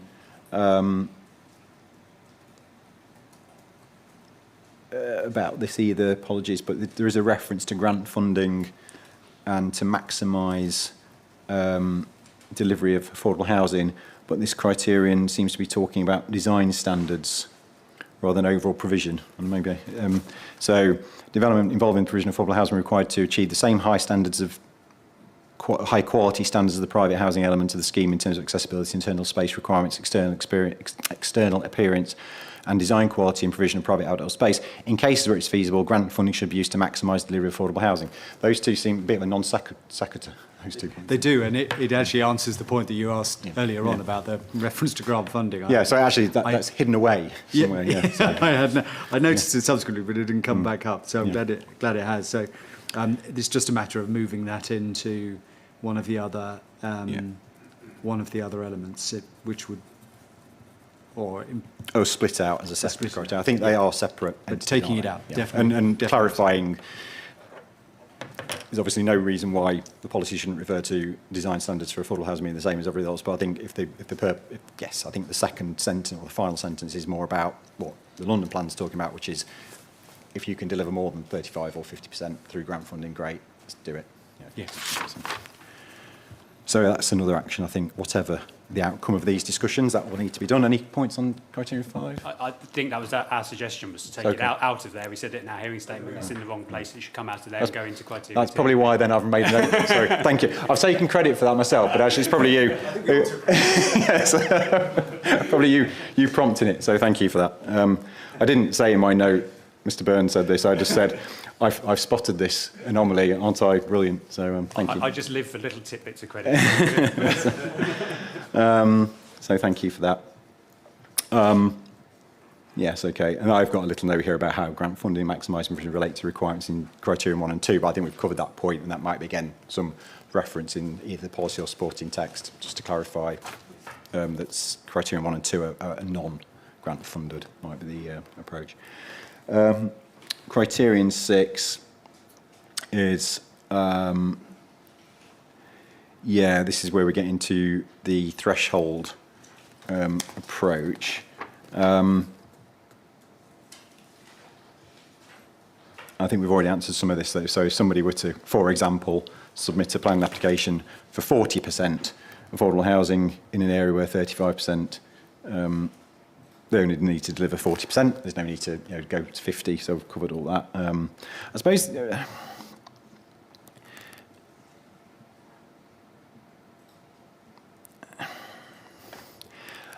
I understand why criterion 6 is there, because it's obviously what the London plan says about the fast tracking and viability approach and so on. But I suppose by the way that you've actually now framed the policy, there is no threshold approach in practice, because the 35% is what you're expecting on most of the borough, apart from where you're asking 50. So if you're asking 50, it's 50. If you want to do less, you've got to put in a viability assessment. If you're in an undefined area, it's 35. If you deliver 35, you don't need to put in a viability assessment. If you want to less that, you do. And if you go above 35, you wouldn't need to put in a viability assessment because it would be policy compliant. So in a way, by virtue of your requirements and targets, you've actually encompassed the viability testing approach, I think, within this criteria, if I've understood it correctly. I'm not saying you should necessarily drop criterion 6 because it does relate back to policy H5, but I wonder if it's practically just saying the same as what criterion 2 is, really. Criterion 1 and 2. So. Well, neither one of those would provide then for anything other than the delivery of those elements. And if there isn't any delivery, you can't reduce the amount by way of a viability tested approach. So 6 is necessary to enable viability to a viability appraisal to justify a lower figure. And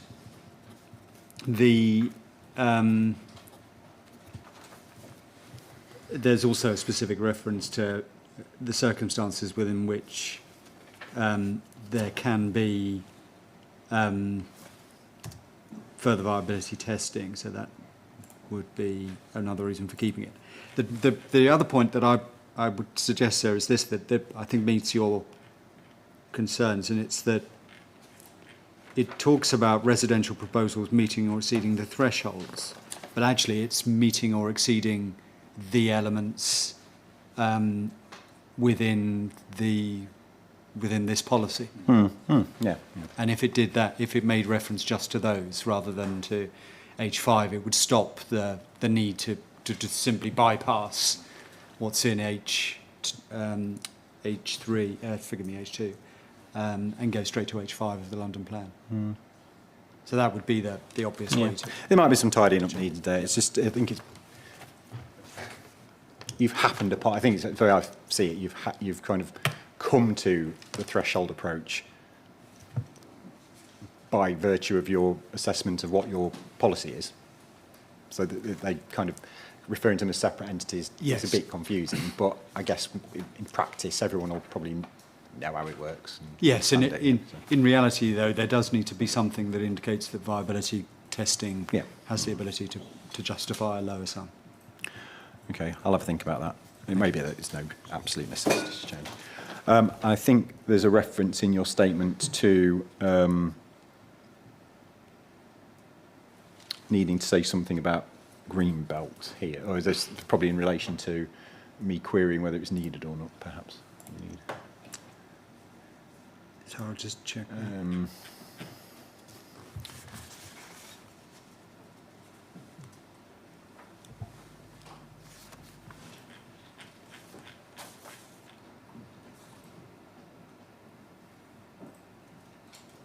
Yes, I think it's about you're saying that you need to explain somewhere that the threshold approach for Greenbelt would be 50% because it's not mentioned in H5. That's the point. I think there's a. If you were to just cross-refer to H5, there's an omission, a gap. Which would also be solved by what I've said. Yeah, quite. Yeah.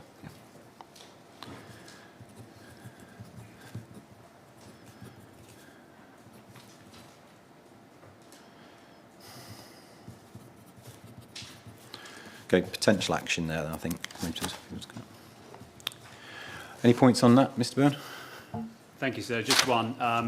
We were wondering whether the threshold approach applied to Greenbelt at all, which is we were suggesting the modification proposals for residential schemes in Greenbelt and former Greenbelt land are not eligible for the FTR fast-track route, because we couldn't see where any consideration had been given to them in the London plan. So is there any reason for the fast-track approach to apply and to set that minimum when we're indeed hoping for more from those sites, given their viability assessment? This is where it gets a bit. Maybe I'm misunderstanding something about the fast-track approach. The policy is 50% minimum on those sites, former Greenbelt sites. The fast-track approach, sorry, the London plan doesn't mention those, so logic dictates there isn't one, fair enough. But then if they came in with 50%, then that's policy compliant anyway. There's no need for a viability assessment. They come in with 45%, then they need to put a viability assessment in. So I don't see what the fast track would do in those circumstances, because if you can't deliver the 50, if you're delivering 50, you're policy compliant. You can't have a policy. Yes, it says a minimum. If somebody wants to deliver more than 50, that's fine, great. We can all get behind that. But the policy can't then say if your viability assessment is 60, you're delivering 60. The policy is you will require you deliver 50% as a minimum. If you want to deliver more, it's more voluntary. The way I read these policies, you can't say, actually, we think you can deliver 75. Deliver 75. That's not how it works, as far as I'm concerned. If I'm wrong, correct me. So I suppose I'm struggling to see what, and maybe I'm missing something obvious, what the point of reference, also it's my point on priority change, what's the point in referencing the fast track approach at all, when actually your policy is, on all of these sites, it's 50, we want a minimum of 50%. If you want less than that, you've got to demonstrate viability, which you'd have to do anyway. And on these sites, we want 35%. If you want less than that, you've got to demonstrate viability. You don't have to demonstrate viability if you're doing more than those figures. So to all intents and purposes, criterion 2 is the fast track approach, unless I'm missing something fundamental, which I don't know. That's right. So it engages. One is fast-tracked if one is setting the minimum. Mr. Burns' point, just deal with it. Mr. Burns' point is that, well, because the London plan doesn't set the ability to, it doesn't make any reference to Greenbelt releases, because of what we've talked about before with regard to the policy approach adopted in the London plan. And so because it doesn't, it's not engaging the viability testing routes, because it's just not within the purview of the scope of policy H4, 5 and 6. But the answer to it is that paragraph 58 of the NPPF does allow for viability testing on, if it's justified, for non-compliance with any particular policy. So there's an essential policy basis for incorporating viability review in respect of greenbelt sites by virtue of the national position, putting aside the London policy. Quite. I think probably I'm just not unusual. I mean, struggling to understand, I suppose, to a certain extent, what the fast track route does in practice for a policy compliance scheme. It does nothing. So is the London plan basically saying then, if I've understood Mr. Burns' concern, right, is that actually if you're less than, if somebody came in on a former greenbelt site with 45, for sake of argument, then the plan, London plan, would say, well, tough. You know, there's no scope for you to do any kind of viability testing. It's 50% or nothing. That's your position. You're saying there should be no scope for flexibility. And Mr. Reed's pointing out what the framework says about viability. So the fast track approach in the London plan essentially allows developers to they get a reward for for acting quickly. We're saying they can meet a lower threshold than they would otherwise have to meet. So if they say 35%, they get through quicker. Here we're saying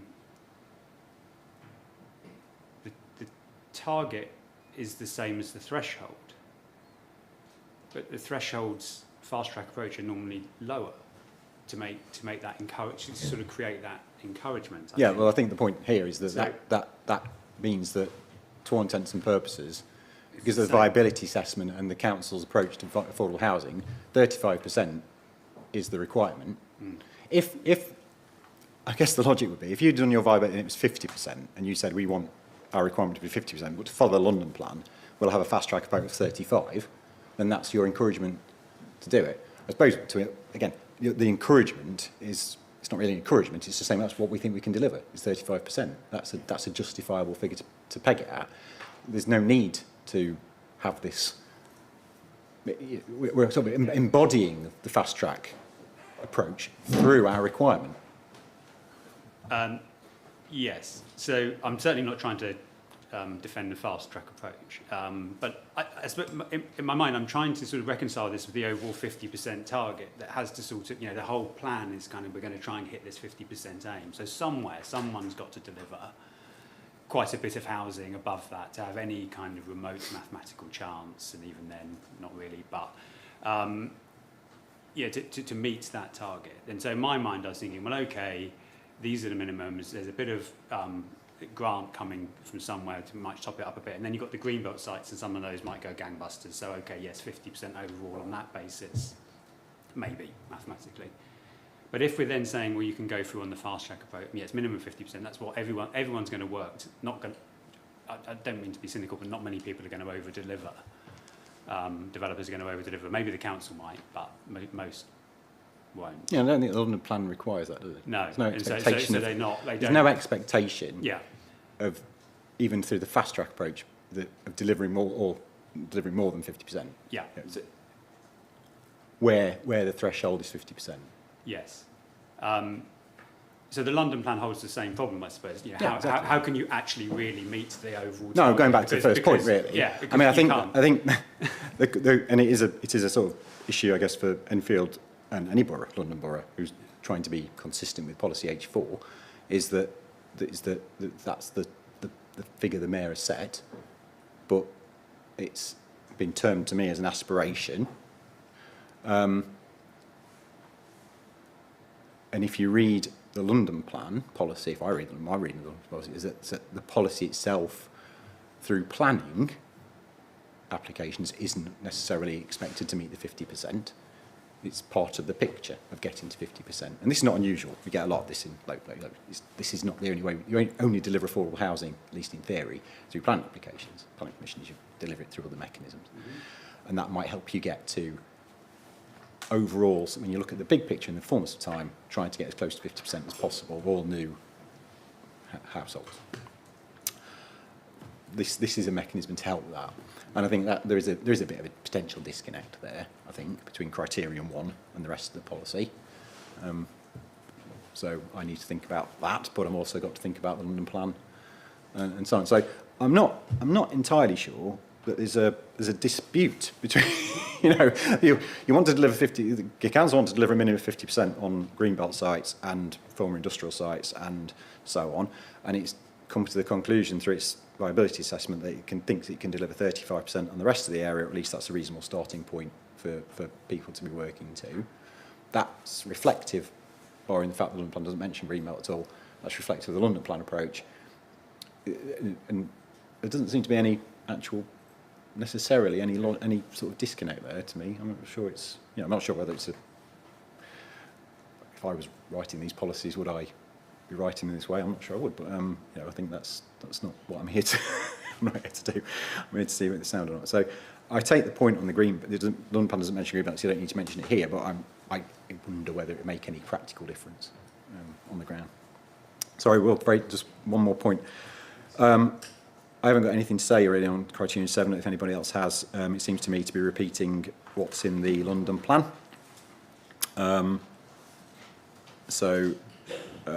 Okay, that's what we were saying earlier. Actually, it's the idea: if you're repeating elements but not repeating others, do you have to go, all in or not at all? So, Quite so, yes. But I have nothing to say. Anything on criterion 7?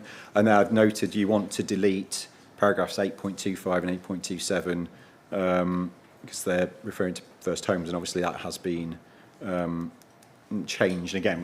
Yes. I've been talking about that, changing things on the back of the new framework or change the framework. Again, probably something for just me to consider whether it's necessary. It might be something you can remove as an additional modification if you feel, because if it doesn't affect the policy, then it's not a main mod anyway. So that's right, sir.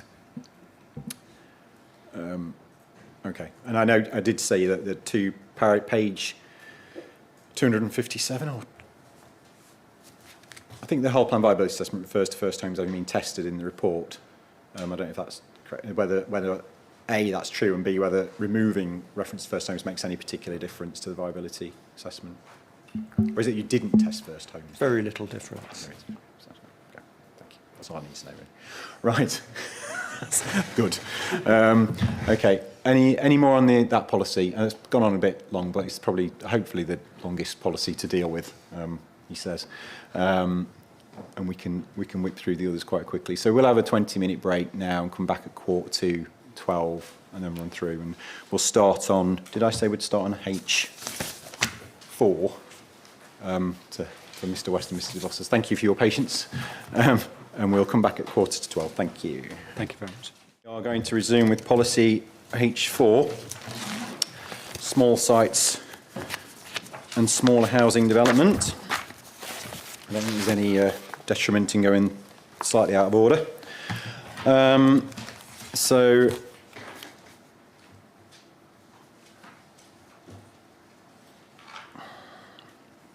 just one first question about scope. Is the intention that this policy should only apply to brownfield land? And I ask this in the context of being referred to London Plan Policy H1. But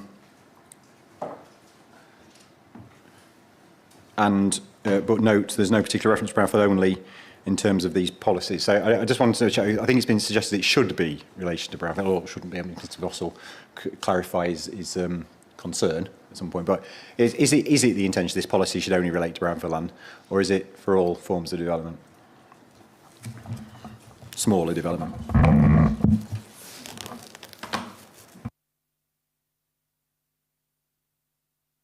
Sorry, sir. I was just looking at something else.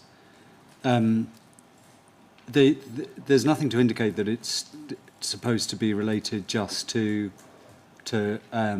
brownfield land. And there wouldn't, as a matter of logic, be any reason why it should just be engaged in respect of that. So it would have a general application. Okay, I think, yeah, before I go into criteria, I will just open this principle. So I think the premise is that policy H1 talks about brownfield land being part of the optimised development of, find the actual, yeah, H1B2, optimise the potential for housing delivery on all suitable sites and available brownfield sites. That's one reference. But then when you go through to, unless I'm missing another reference, to brownfield. And then also... Sorry, did you say the London plan? London plan, sorry. Yes, yeah. Note to London boroughs, call your policy something different. So, different numbers. London plan policy H1B2 has a list of areas where optimisation of housing delivery should be set out, and it includes reference to brownfield sites. So optimise potential for housing delivery on all suitable and available brownfield sites, and then A onwards are presumably references to brownfield sites. So H2E refers to policy H2, and then policy H2 is, I guess, the sister brother of this policy, and then it talks about seeking, what it says about delivering small sites. I think the logic being you're suggesting that because the policy H1 refers to brownfield, incorporates small sites as brownfield in the brownfield list, H2 is automatically about brownfield, and therefore H4 should be about brownfield. Is that Mr. Voss, just in case I missed anything, is that your premise? Exactly. Yes. Yeah. Good. Thank you. Yeah, literally, the E section refers to small site. H1B2E includes small sites as a subsection under that heading of brownfield sites. Yeah. So logically, you're saying that if H4 is the reflection of the London Plan H1 and H2 as it refers to small sites, then it should only be related to brownfield. And I guess that is the concern that you're particularly in relation to greenbelt land, that small greenbelt sites coming forward might be justified under this policy. Yeah, sort of greenfield sites generally, or sort of that larger sites could be split up into smaller parcels and so on. So it's like, why have an inconsistency that only leaves the door open? Okay, thank you. So if you want, pick up that point.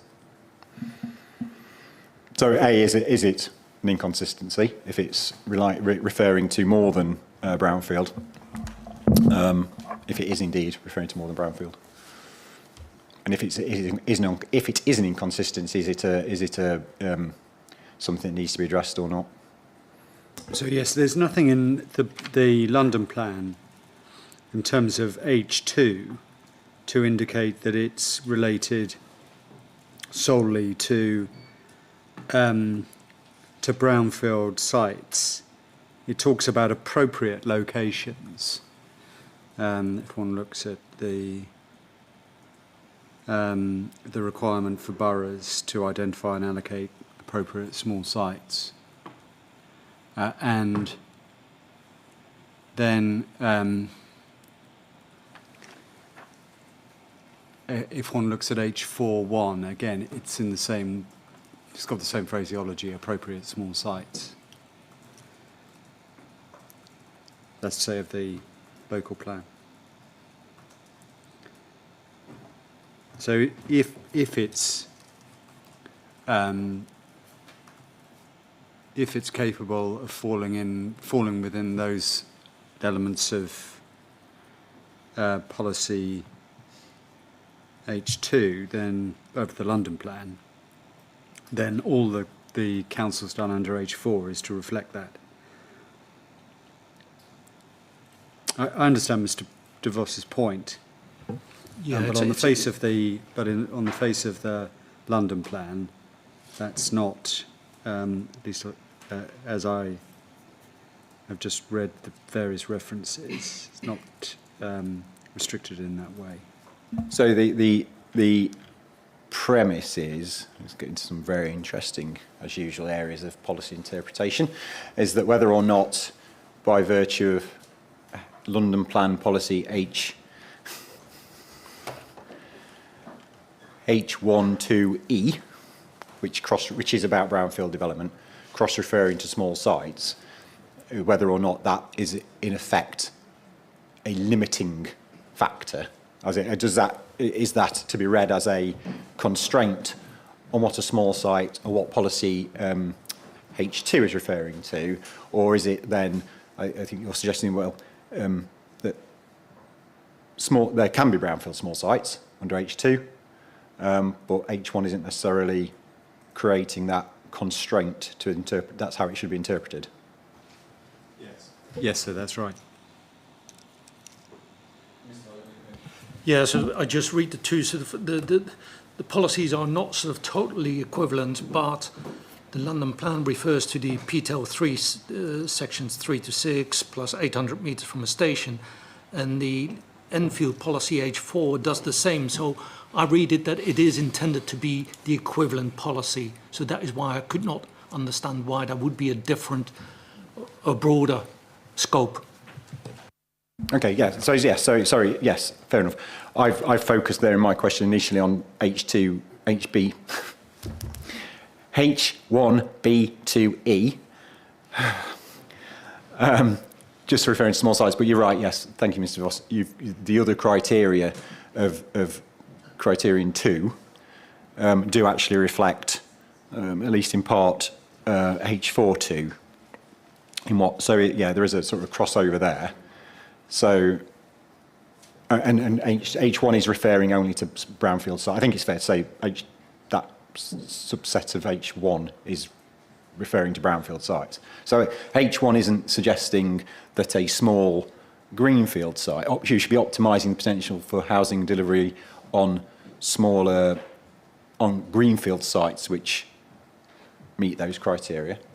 Not to say it's similarly not necessarily saying you shouldn't, but it's not. That's not what that policy is actually doing. That's more about brownfield. Is that fair? So I think that is fair. The reason I answered it as I did was because what H4 does of the local plan is incorporate what the London Plan says. It does so in terms by saying that it supports the construction on appropriate sites in line with London Plan Policy H2. So however one reads Policy H2, if it's correctly read as restricting to previously developed land, that's what is being provided for under H4. There's no intent that there's anything wider or different from what is set out in the London Plan. And so whilst I take Mr. de Vos's point that if one follows through H1 through to H2 of the London Plan, one gets to the position that it's looking only to allow, or rather encourage, previously developed land, which would make sense with the overarching structure of the London Plan. If that's right, it's nevertheless followed under H4.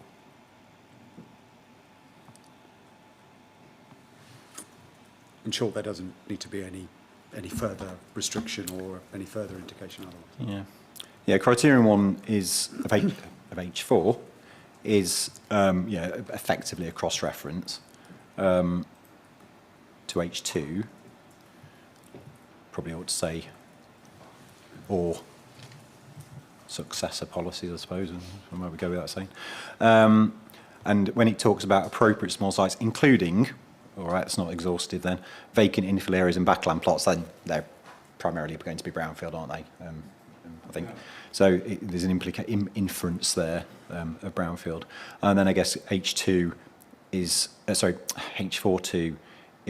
then more open-ended, I guess you could be read, because it's, even though it's using similar criteria to the London Plan, there's no specific reference to brownfield.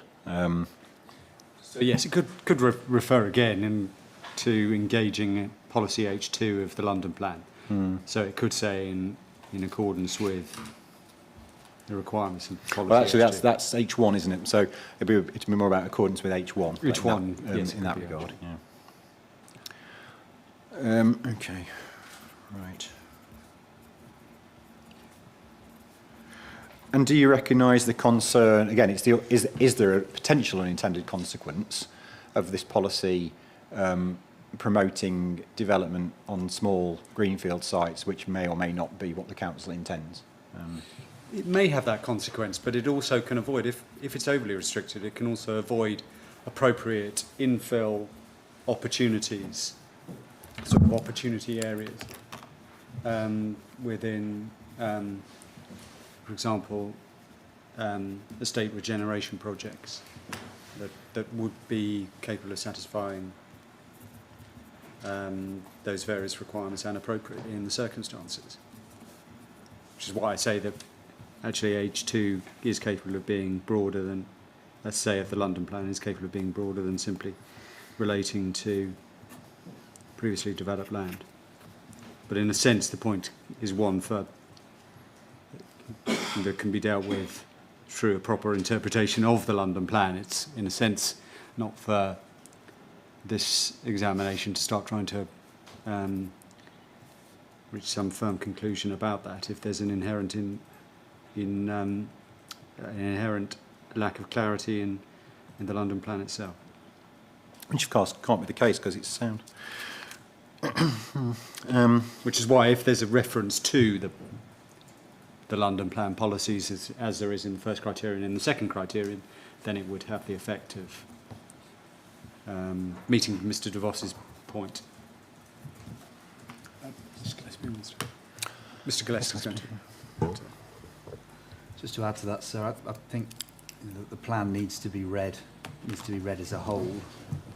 So in practical terms, with the Greenbelt constraint and metropolitan open land, etc., this policy will apply principally to brownfield sites because those are the ones that are going to be acceptable for residential development in principle, whereas other constraints in the plan are likely to mean that greenfield sites in other locations aren't going to be acceptable, and Greenbelt constraint being the obvious one, and metropolitan open land.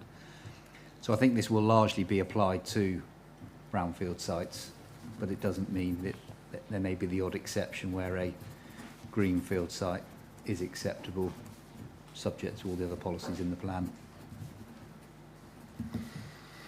Okay, thank you. And I suppose actually, again, just thinking it through, for it not to have, I mean, you know, if you said brownfield, this policy applies to brownfield development.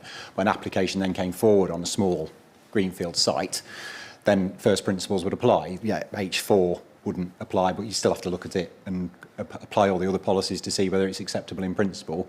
Because I guess the only other way of to say, actually, we don't want to see any small greenfield development, which may not actually be justified, because if there is such development outside the green belt, it might be okay. I guess there might be situations where it's acceptable. But I'll take on board the point, and I think maybe cross-references might actually provide that clarity. Yes, I can't see there would be an issue with like restricting it or limiting H4 to brownfield, because it doesn't say that you can't, or it does not preclude greenfield. It doesn't say that.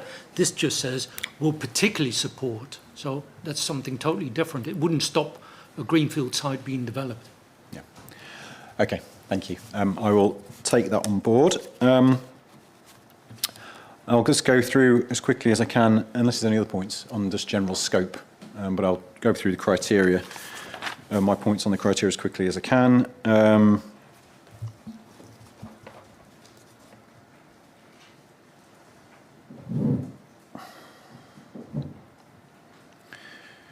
Just a quick one on criterion 1. I think the answer to this is probably yes, but with all the discussions we've had about delivery yesterday and so on, whether the references to the target 3530 and so on are accurate, is the answer to that is yes, presumably? Yeah. The 353 is right, and that is the correct target identified in the London plan. Yes. Yeah, I suppose I suppose again you could probably omit the 3530 because that's not the target over the plan period, is it? Actually, for you, that's the London plan target to 2029. Oh, sorry, 10-year period. Or is that the plan? It's 2041? That's the 10-year small sites requirement. It's 10 year. Yes. Yes. So that's not the requirement. That wouldn't reflect what you're expecting to achieve on small sites over your plan period. No. No. Okay. I mean, maybe that's just a matter of fact at the moment. And there was a little bit, I suppose, just thinking, again, just as rereading it, this thing about on sites of less than 0.25 hectares, and there was a discussion yesterday about what constitutes a small site and so on, but I don't think we need to go into that again, because I've got that. Yeah, sorry, just to correct my answer there, I suppose, slightly. We will achieve that London plan target of 3530, but we will exceed it. Yeah. Because we have more than 10 years to deliver at that rate of 353 per annum.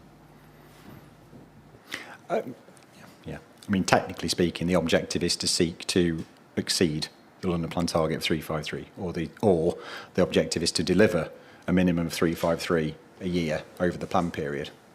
But whether all of those things are necessary to make the plan sound or not, I'm not sure. It may be an additional modification, because I don't think that sentence has any particular bearing on when I'm thinking about decision making. I can't believe for a minute you'd go, oh, we've met our target for small sites, we're not having any more. So what difference would it make would be my query. I'll just go through a couple of points and then before I open it up, if there any come back. My question on criterion 2 was whether small sites outside the areas identified would not be considered acceptable in principle, because obviously the policy says we'll be particularly supporting these areas. I think your answer is, well, no, that's not how it's supposed to be interpreted. It's particularly supporting these areas, but if development were to come forward outside of these areas, then it may well still be acceptable. It's an interesting phrase used in your statement, was merely to provide an attitudinal steer to development management and applicants, which was interesting. Chuckling about that. An interesting phrase. That has been noted. Because I'm sure your development management colleagues would love to see you're trying to steer their attitudes to things. And yes. And yeah, my note is, I'm not sure that's quite the right word. But anyway.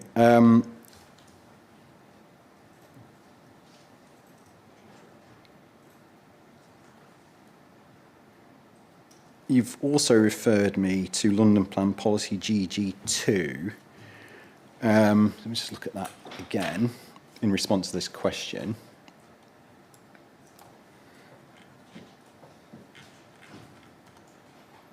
And making the best use of land. And my point, I think you've said, well, GG2 applies anyway, so if something comes forward outside this, then we are obliged, GG2's there. But I do wonder whether there's a sort of difference between a strategic policy such as GG2, which is setting out how it expects those involved in planning to act, so to make the best use of land. How that is it actually a development management policy? And is it intended to be, in terms of being clear and unambiguous about decision makers should act to a process? Is GG2 actually very helpful? So I suppose it all comes back to the point, which is, yes, those criteria are the especially parts. If something comes forward which is outside those that scope of those locations, is it clear to a decision maker, albeit they've had their attitudinal steer and they know their attitude towards things in those locations should be extremely positive, you're saying there's no implication that they should be extremely negative about other locations. But I just want to know how you are expected to assess those then. I mean, you might, how does anyone know about actually PTAL2? That means we can't go there. Or, so, all right, it's not in under criterion 2, so where do we then look to see whether PTAL2 is okay or not, generally? Because if it's, well, it doesn't really matter if it's PTAL2, then we don't need these criteria because it's just causing confusion, perhaps, other than the steer. Or it's saying, well, no, we don't really want to see small site development in these areas. I suppose I'm saying, yeah. where else is acceptable, you know, if not in these areas? And if it's acceptable anywhere, then why have the criteria?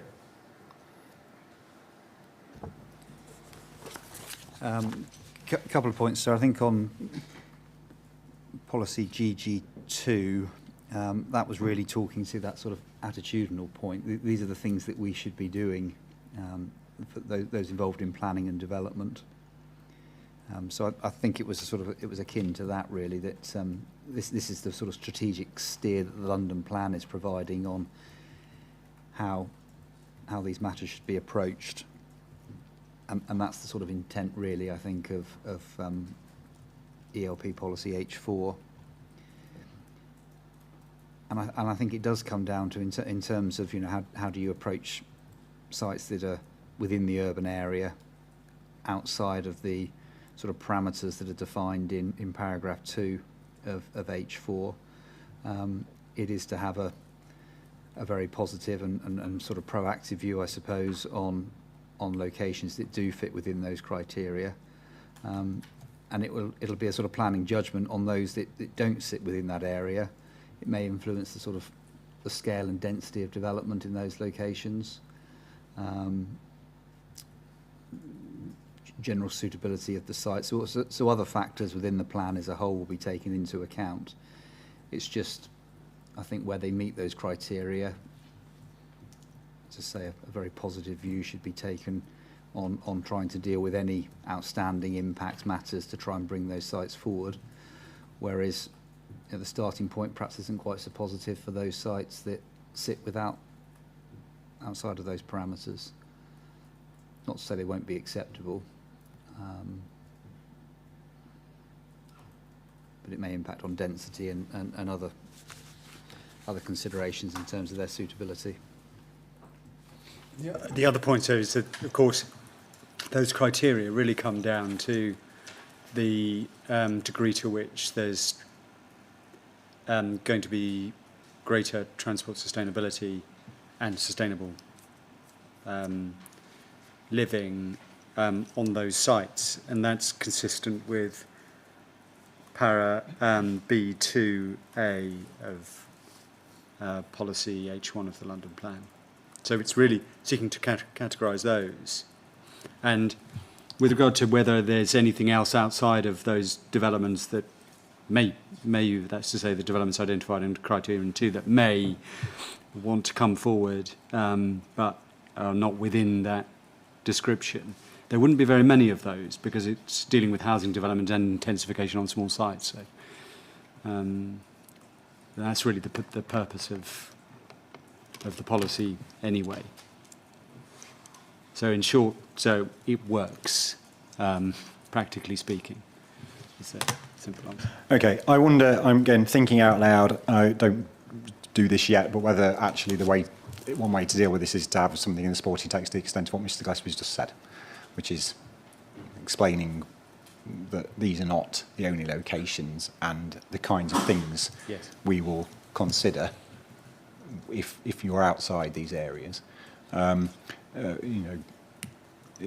Certainly, if it's not your intent to rule those areas, to rule other areas out, if that was your intent, fine, the particular bit might need to change, but if it's not your intent to rule other areas out, okay, I can see that might be perfectly reasonable, justifiable, but probably just needs, I would think, just thinking about practicalities, explaining, what else you're taking into account, and maybe alluding to where, if there are any areas where actually that wouldn't be acceptable, that might be down to the detail, which is covered by the policies. You might be a design and criteria, it might be, like you say, density or character appearance, it might be amenity, and so on. So it may not be anything specific. You can say, we wouldn't allow small site development here, but you can at least say, even if it stays to the obvious, we'll consider that in line with our other policies, but at least it gives decision makers an understanding.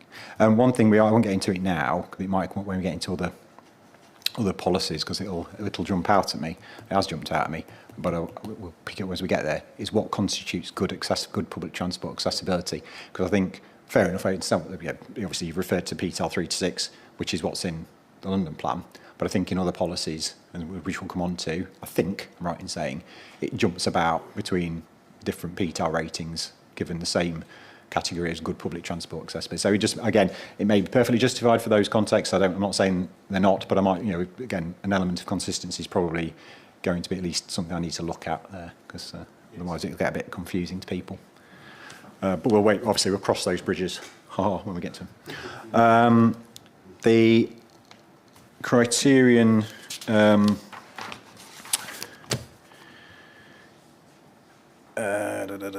think I've done that.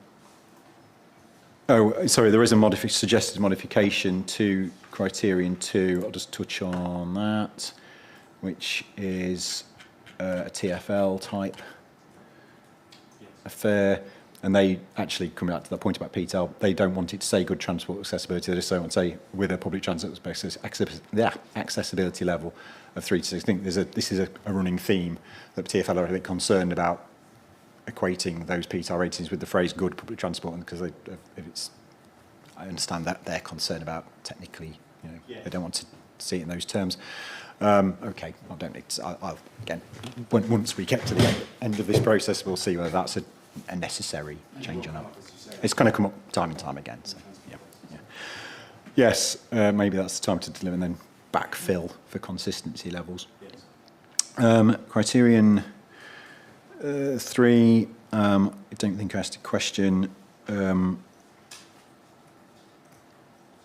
on this, or did I? But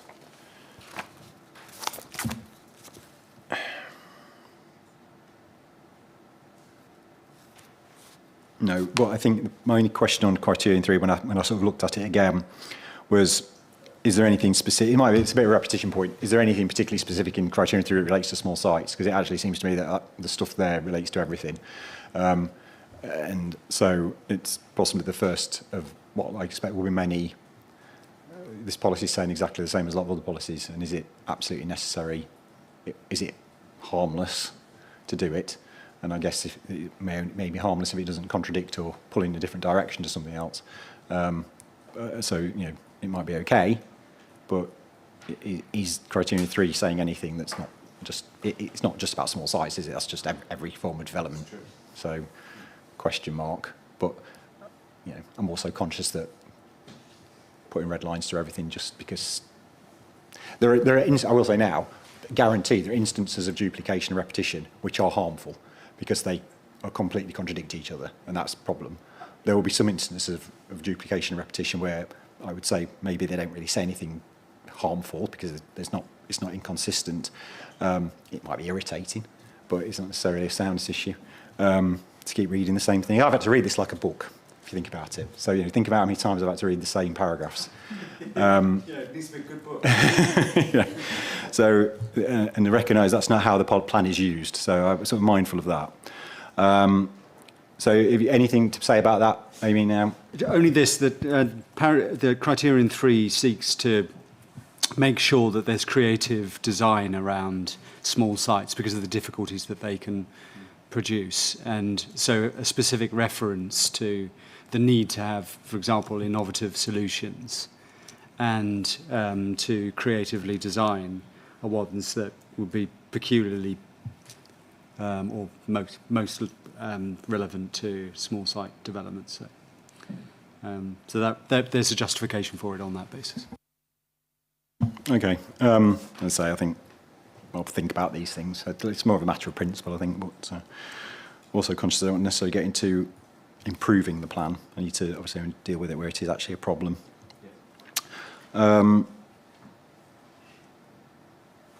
Criterion 4, I did ask about whether or not you consider it was a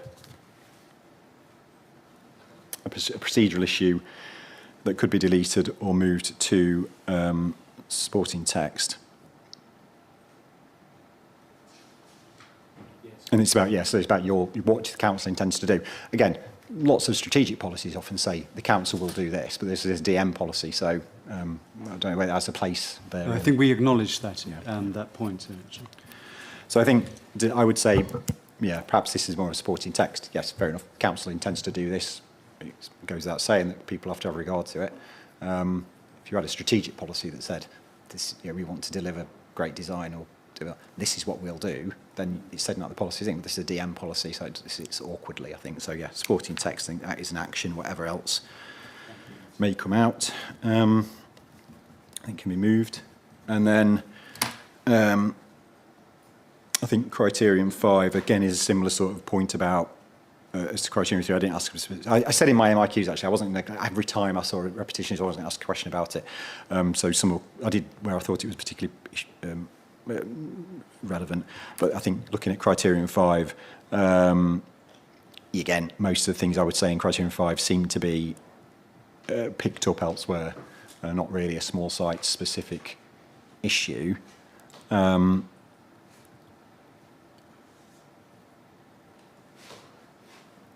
One wonders, particularly when you get into the territory of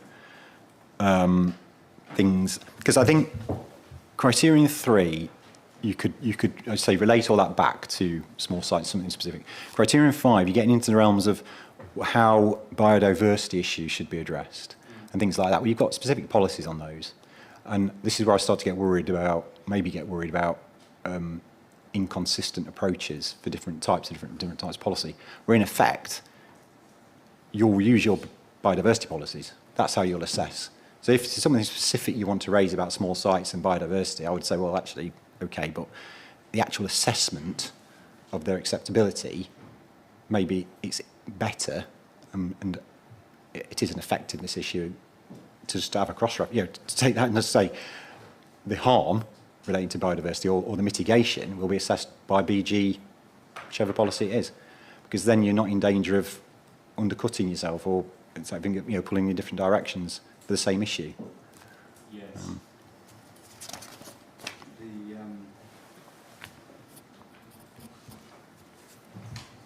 Yes. I accept that in terms of that last criterion. That's capable, all those provisions are capable of being read through to the other BG policies. So I think my gut feeling on that is, as I say, 3 I might be a bit more ambivalent about. 5, I think because it's starting to say about this is how we're going to assess biodiversity and mitigate it. Well, actually, you know, unless there's something really obvious, I worry that there might be unintended consequences. One thing I interestingly not mentioned in this policy is effect on heritage assets, I think, specifically. And what comes up a lot in your design policies and some of these other housing policies, I think, is about referencing, you know, the number of times a policy will say preserve or enhance heritage assets or variations on a theme, and then not quite say properly how you'll assess the effect on heritage assets. And actually, it could simply just put in a cross-reference. If you really want to say something, just say, well, heritage is important, we'll assess the effects in relation to policy DE, whatever it is. That might be the way to. Now, you haven't mentioned a heritage here. That goes back to my kind of, well, if you're going to repeat everything or don't repeat it at all, because otherwise people will say, well, you're not concerned about heritage when it comes to small sites. So that's that again, murky issue. I'm not saying put small stuff in, but maybe cross-references are the way to go for some of this. So I think that was a long way of saying, I think, an action on criterion 5 to strip it down and then put a cross-reference in to relevant BG policies, I think. So I think it's just the last 2 sentences of criterion 5 which were, I guess, specifically relating to issues that small site developers may come across, that they can't meet the requirements in the biodiversity green infrastructure policies, but there is off-site provision. I think if it's something absolutely specific, yeah. That's a thing to have regard to, fine. I think it's when it starts crossing into saying how you're going to do something, when you've got and it might be absolutely, I mean, there might be instances where you're repeating yourself and it's saying exactly the same thing and fine, okay, live with it. It's when, actually, is this exactly how you're going to deal with biodiversity here? Is that quite right? You know, you're dealing with harm correctly? Heritage, I think, is classic of this because some of the references to heritage, I think, well, no, that's not how you deal with assessment of heritage harm. So it's misleading in many ways. So anyway, that's that. Don't think I've got any more points. Any points on this one, Mr. Byrne? Thank you, sir. Just 2 points. One was on criteria 3. In terms of the phrasing and the provision of family housing, innovative design solutions should be used to optimise housing density and the provision of family housing where appropriate. So this comes back to the what do we mean by family housing? Is it for envisaged to be used by families or envisaged to be 3 or more rooms? Because what does that mean if a scheme comes forward that takes a 3-bedroom family home, turns it into 2, extends it, builds up and outwards, and turns it into 2 5-bed HMOs? Is that provision of family-sized housing, or the loss of family housing because it's changing its use potentially? And this comes back to the issue which we've raised about the lack of sort of clarity about understanding the potential loss of family housing through conversions, which I think is another area to come on to, I guess. The other point was just going back to criteria 1.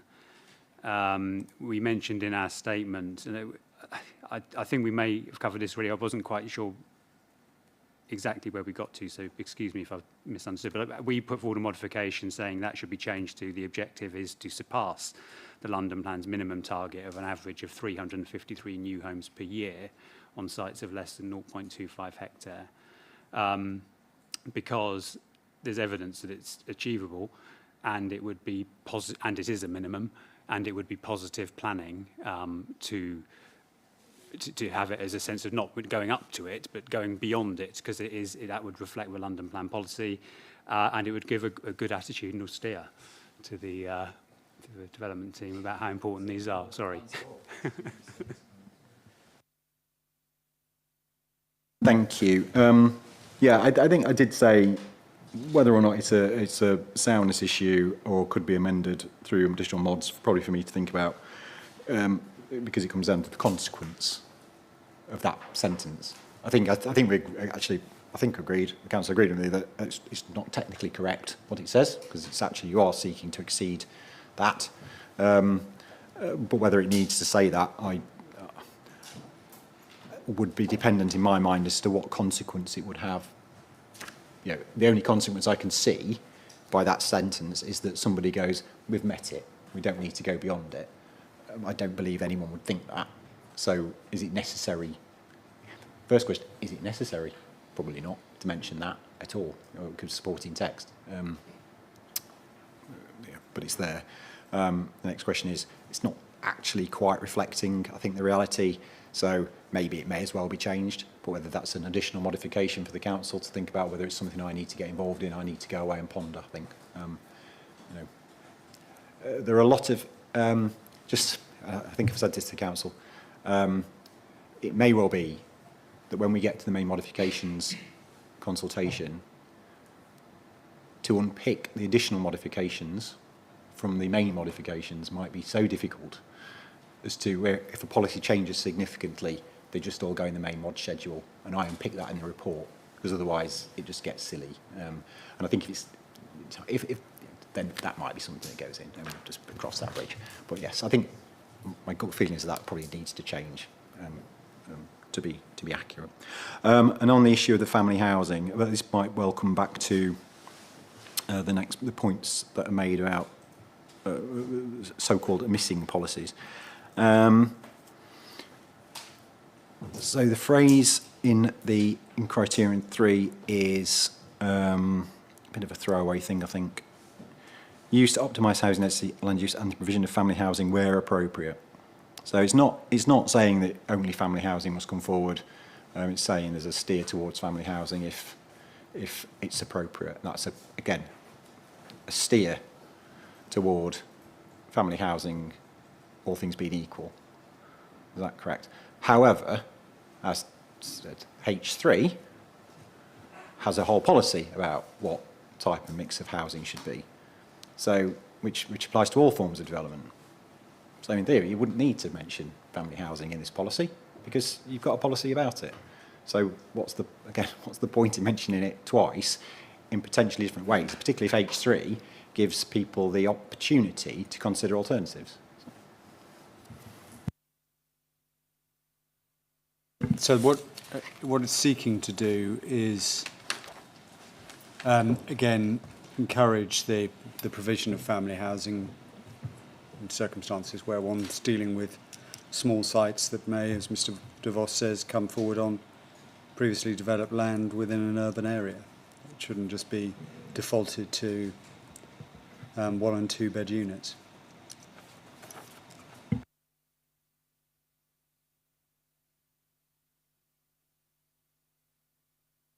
H3 defines family housing, doesn't it? Beg your pardon? Yes, it does. Well, it says it should meet the London Plan definition of family housing. That's right. Logic dictates, I would say, that presume anywhere where it mentions family housing, then that's the definition that should be expected, if not necessarily set out. Yeah. Okay. I think, yeah, all right. Yeah, this sort of throwaway sort of statements in these policies which probably don't tie anyone to anything. They are about encouraging, aren't they, an aspiration. I think the more substantive point of yours is whether or not there's the policy, the plan is missing something about something else. I don't necessarily think it would be picked up on this. Is there anything else? No. Right. So any more? Sorry. One point very briefly, forgive me. So, could I just raise one point very briefly? Sorry, it's about criterion 5. It's just the reliance on other policies as a way of dealing with the specifics of criterion 5, because criterion 5 sets out a specific instant of making sure that there's measures in place for assisting in biophilic issues, and the relevant policy for that is BG10, but that deals with the re-provision off-site if you can't do it on-site in respect of specific matters like, for example, ancient woodland and or stands of trees, whereas this is a general requirement in respect of any of the biodiverse elements of a site. So it's setting a slightly higher test than is set out in BG10. The question is whether or not that's justified. And the rationale behind that relates to the specifics of small site delivery. And if you're content that that is a justifiable approach, then it would also follow that that should be in there. Because it's not simply protected by BG or simply repeating BG10. That's all I'd point out. Okay, fine. But as you say, if this is not just about small sites, I mean, it might apply to small sites, it might be more, but it might actually apply to other forms of development as well, in theory, are more than 0.25 hectares of land or 25 dwellings, then where does that doesn't then get picked up anywhere else? Would it need to? Yes, Or does it, or sorry, I should say, does it get picked up anywhere else? It wouldn't, because H4, of course, is directed to small sites and smaller housing development. So it's specifically related, that requirement is specifically related to that form of development and isn't reflected in BG10. So if I've got a scheme that's on a site of 0.3 hectares and the same constraints apply and the same, effectively, same characteristics apply, the plan does not allow me the same flexibility or approach that I would if I was on a smaller site, even though the characteristics... Other way around, sir. Oh, sorry, right. If it was 0.3, you'd be subject to the general BG10 policy, which is less, has a lesser requirement than is in criteria 5. Right, okay. That's the point. Understood, okay. Okay. And this is why the discussion has about, you know, is it repetition, is it necessary or not?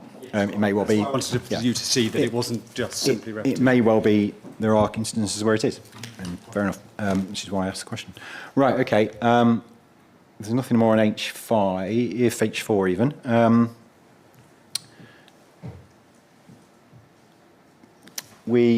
I think Mr. Voss and Mr. West, you've covered your issues, so again, welcome to stay, welcome to go. Thank you, if you are going, thank you very much for your contributions. Mr. Byrne is interested in H3 and H5, so we'll go back a step to H3. Let's see if we can get that done before lunch, and then hopefully, okay. Are you okay to stay? I mean, I know it's just like hanging around. I'm very happy to. I just might need 2 minutes. Okay, yeah. Apologies. No, it's all right. Yeah, I don't mind. Is that okay? Break for 5 minutes? If we break, yeah, we'll come back at 22. That's fine. Yeah, come back at 22. We'll now resume, and we'll go back and have a look at H3, housing mix and type policy. I think we've probably talked quite a lot about in other contexts of sort of strategic issues, and obviously discussions about housing needs assessments and so on. I'm not, you know, this isn't the point of this discussion. This discussion is more about, you know, is about the policy itself and the wording, whether it's effective or not. I also think I'm right in saying that a few issues that are picked up in this policy are also picked up in policy DE13 or vice versa. So once we get to policy DE13 next week, it could be end of a very long day, then we may well come back to some of these points, I suspect. I'm not sure anyone, but we'll cover them as they are set out here.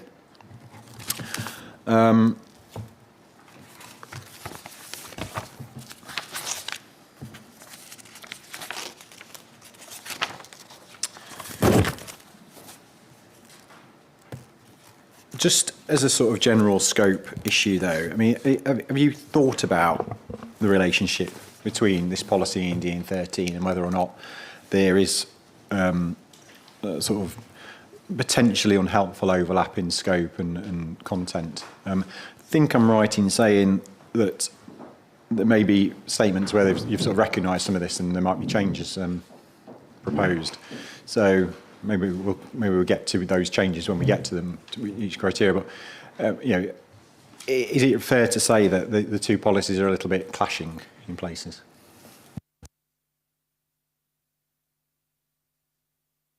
You're certainly right that in terms of the provision of accessible rooms, that those are provided for in D13 and in H3. I'll go back, if I may, to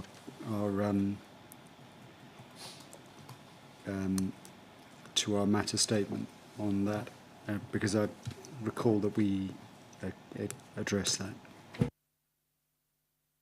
I'm being told by Mr. Gillespie it's para 43.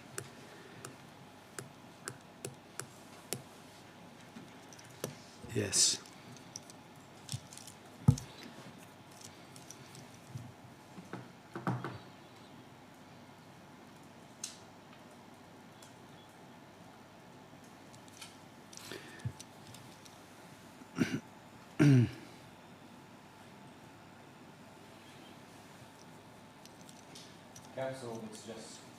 Am I doing that now? Council would suggest there's option deleting criterion 3 of policy H3, leaving ELP policy D7.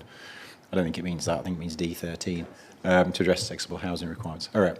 Well, when we get to that, then we'll talk about that. And it may well be that I'll bear that in mind. Perhaps we can short circuit the whole discussion on accessible homes, as we've got timing to the issue to deal with it under D13. Because I think it's also, well, yeah, I think we'll pick it up there. It may well come up again today as well under old people's home, specialist housing. So, yeah, we'll get there when we get there. But it has been recognised. I think there is some overlap. Okay, criterion 1.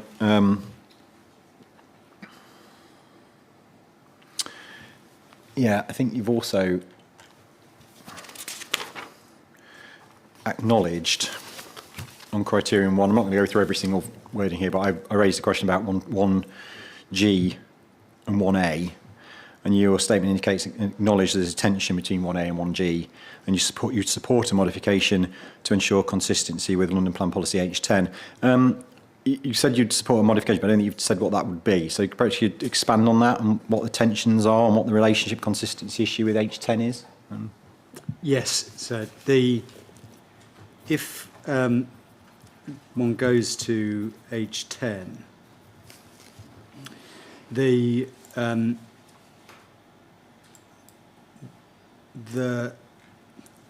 sorry, I'll just wait for it to wait for it.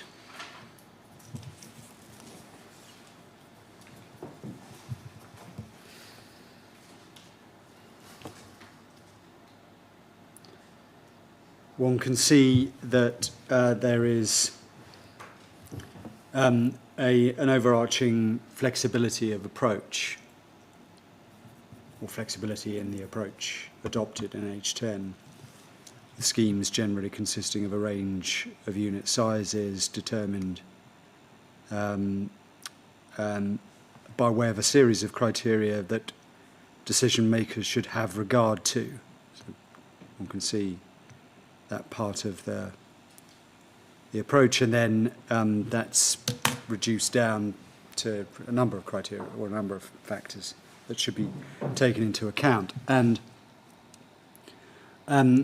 when one looks at 1A, it says that the need to provide an appropriate mix of dwelling types and sizes reflecting the most up-to-date evidence as set out.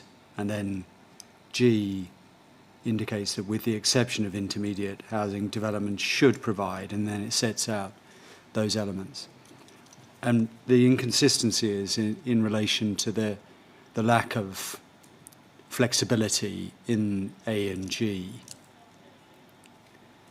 as against H10's overarching flexibility. So that what's being suggested is that at 1A, instead of reflecting the most up-to-date evidence, it should say informed by the most up-to-date evidence as set out.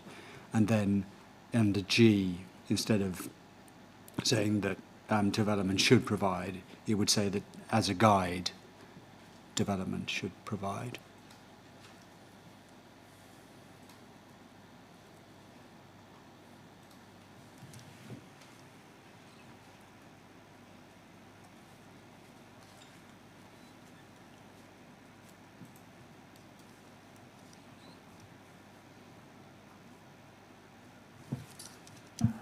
Which, though, would, even with that modification in place, would 1G still be potentially overridden by 1A or B, C, D, E and F if those criteria led to a position whereby a different mix proportion to what's in 1G would be justified? Yes, when all of the factors are taken into account. So it's when sort all of the factors are taken into account, that would be possible. I mean, again, to what extent the flow of a policy is a soundness issue are debatable. The logical flow is we start with the idea that we want you to deliver a minimum of 20% of units, which must consist of 2-bedroom, blah, blah, blah. Our starting point is 1G. However, we will consider alternative approaches which are informed by evidence, the character of the development, site's location, so on and so forth. So in some respects, it just kind of from a logical flow, it's the other way around, isn't it? Because it sort of reads like there's a load of flexibility, but actually, no, forget all that. What we want to do is deliver this. The wording could very helpfully be shifted around so that it's clear. So then it starts from the premise of this is our guidance, our starting point is this is based on the evidence at the time, I guess. Yes. But again, what we're talking about with H2, I think it's H2, that when the world moves on, it may be that we will have regard to up-to-date evidence and allow people to put that to us if the evidence has changed, or there is indeed local characteristic or characteristics of development which would justify an alternative approach. That's the way it would flow, isn't it? It is, yes. And would that then reflect H10? Yes. Yeah. Okay. Yes. There is, as I say, a specific approach adopted with regard to certain kinds of housing, with the exception of intermediate housing, because it's clear, and specialist elderly accommodation for that matter. But and I should say that is based on what the council believes is appropriate, taking into account the housing needs assessment. And it's entitled to take that sort of approach, but still, in order to make sure that there is adequate flexibility in accordance with H10, still needs to provide for the factors by which one can provide a different mix.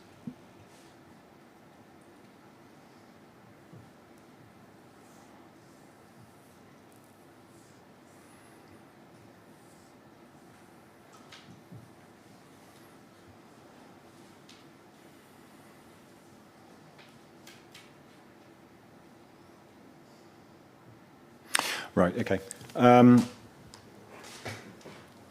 Yeah, so I'll think about that how that might be more effective, effective. The criterion 1A, again, I wonder whether the reference to, it says the most up-to-date evidence as set out in the Local Housing Assessment 2020. I don't think that's accurate, is it? That's the most up-to-date evidence you have at the moment. It's not always going to be the case. So I think it just, again, I'm sure there's supposed to be helpful references to documents that exist now, but actually it's the most up-to-date evidence on housing need, isn't it?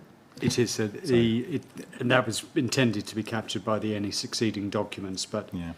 I take your point. Yeah, well, fair enough, perhaps, but yeah. I take your point, though, that it's capable of being more clearly worded. And in terms of 1G, and I've asked about the justification for those figures, you've pointed me to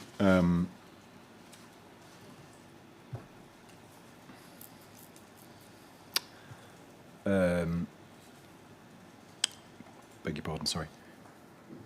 You've pointed me to the topic paper, which in turn refers back to the local housing need assessment.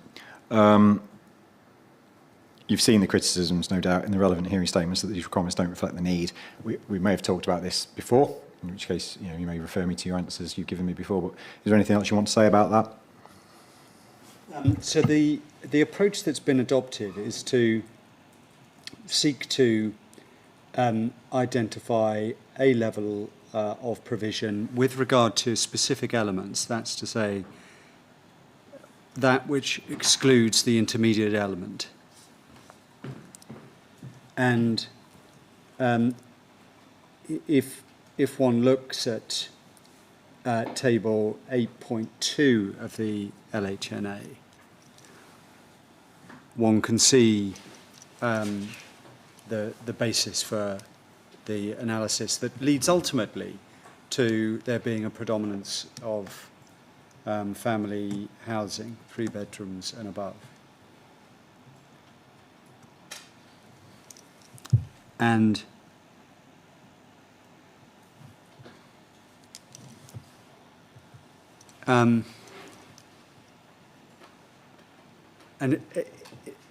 we are going to go back over all of the other issues that were themselves debated at an earlier stage with regard to the appropriateness of the LHNA. I don't want to do that. So the point is there anything you wanted to add to what's been said before? As I say, those points that have been made about the LHNA are still before me. Yeah. It's still open for me to come back on if I need to. Quite so. And what you'll have noted is that in the explanation to the policy, the council sought to ensure that there is a baseline of provision indicating what number need to be 2 bedrooms, what number need to be meeting the family housing definition.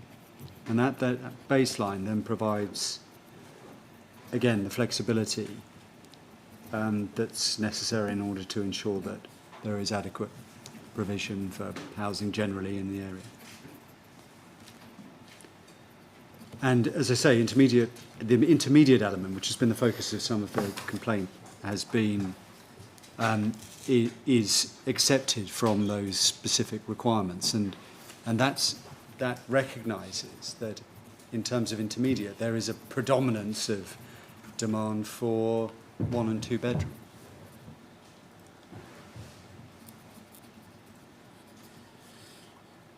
Which, of course, is, as I understand it, Better Homes' point with regard to at least the intermediate element.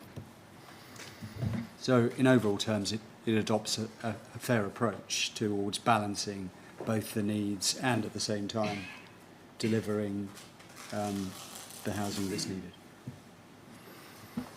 Okay. Then, yes, told quite rightly that 8.30 deals specifically with the intermediate position, 8.3 of the written statement. So the recommendation is to focus on 1 and 2 bedroom housing units. Hence the approach that's been adopted.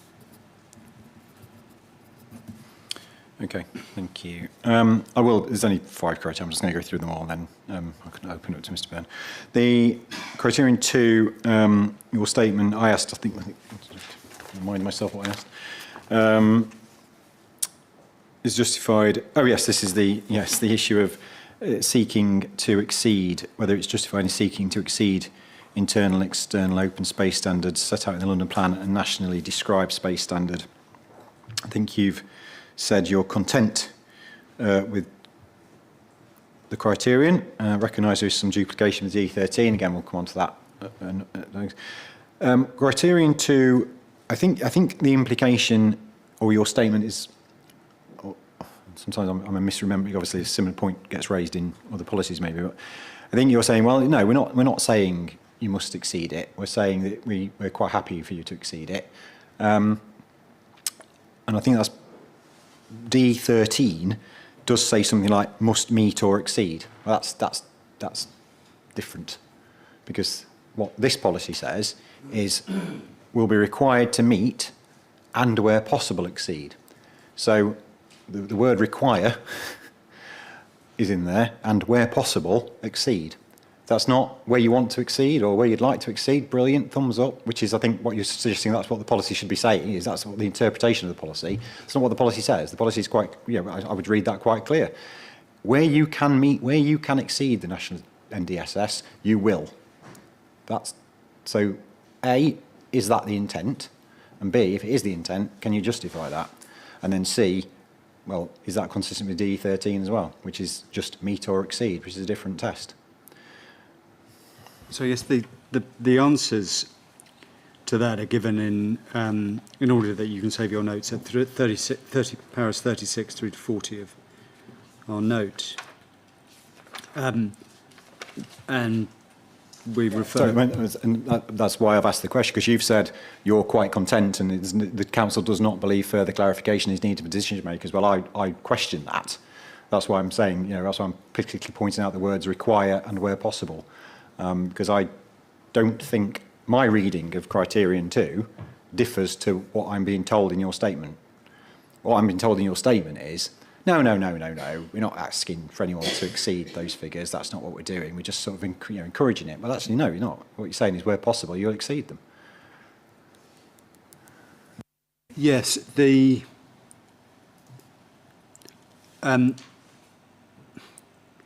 Para 36 in our note deals with the question of the where possible element, and it's that's being engaged with. It does so because it reflects the London Plan's minimum requirement, and the encouragement to exceed it in the London Plan is reflected in the where possible, in short. So that it's for that reason that there's an appropriate approach with regard to at least the London plan. I take a point, sir, on D13 as to whether... Yeah, just remind me what the policy in the London plan which talks about this. D6, it's... Oh, sorry, I was looking at housing policy. Yeah. Silly of me. Silly of me to expect a housing issue to be in a housing chapter. Yes, dwellings must provide at least the gross internal floor space and built-in storage area set out in table 3.1. That's very different to meet or exceed, or even more different to where possible exceed. All that's saying it's a minimum, and that seems correct. You know, it is a minimum. I'm not overly fussed about a policy which says meet or exceed, because that's axiomatically obvious. If somebody wants to exceed it, brilliant, but you're not. It's got the key thing is or. What criterion 2, and maybe sound a bit overly pedantic about this, but criterion 2 has the word required, so it's a requirement, where possible, to exceed. Now, that's different.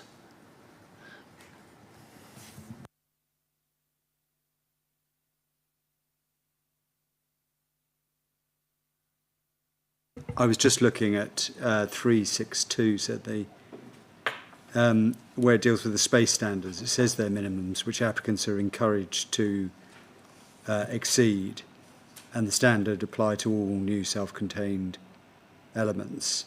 That's not policy. No, it isn't, sir. And when one then goes back to how it's dealt with in the context of the policy D6. So I'll just, if I may take a moment to, it's really D6F, I think.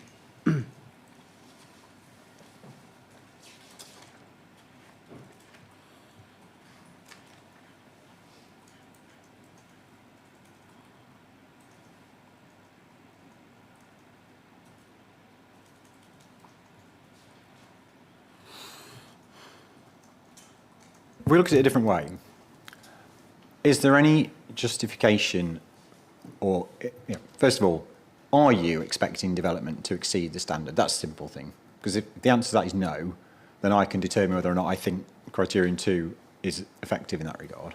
It's not expecting to do anything. So that's that. So I will categorically say that criterion 2 would need to be modified, because I read it as seeking to exceed national space standards. I see now, forgive me, sir, I was being perhaps, Yeah. I was just reading it in the wrong way, but I see that you're tying required to the exceed element. Yes, I understand. Well, because that's what it says.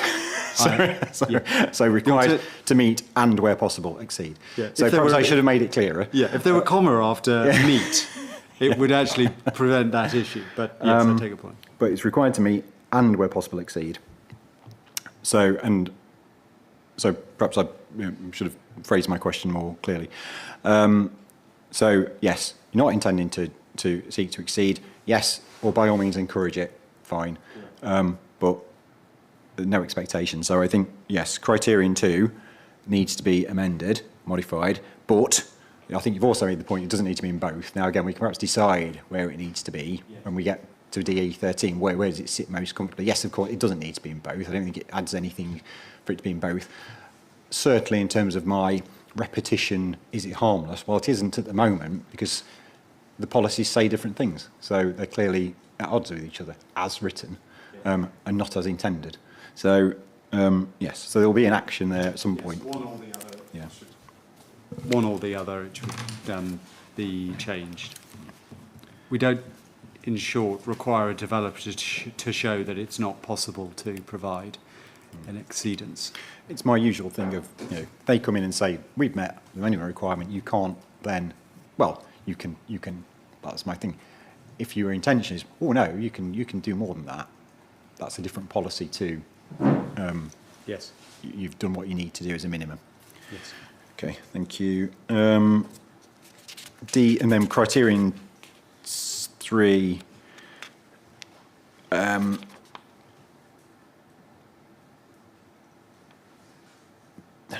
don't know whether to deal with this here or leave it to DE13 because it amounts to the same thing about, yes, we don't need to be in two places at once. The wording needs to be accurate, and it also obviously generally needs to be consistent with the PPG on optional technical standards, and whether this is the case. I don't think in the answer to my question about is it justified, go back to first principles as well, is this requirement 10% of new dwellings to be built in M43 justified? You don't think you've really answered that in your statement, but of course London Plan D7 does have that in there. So I'm assuming that logically that is sufficient to demonstrate what the PPG requires in terms of evidence of need to justify that 10% figure. There's no additional local evidence on top of that. It's merely trying to be consistent with. There's nothing further beyond that that justification that the council's putting forward. So it is solely in relation to the London Plan provision. Okay, and then this is, to be fair, it's only recently occurred to me while rereading policy D7 in the London Plan, but D7 has a requirement for all of the dwellings to meet M42, so it's 100% M42. Now, there is a reference to M42 in D13, but I think it's a typo, reading it. So, as far as I can tell, correct me if I'm wrong, there is no reference to M42 in this plan and what's required. So the query is, is that a deliberate omission because you don't want to, that's not an optional standard you're going for? Is it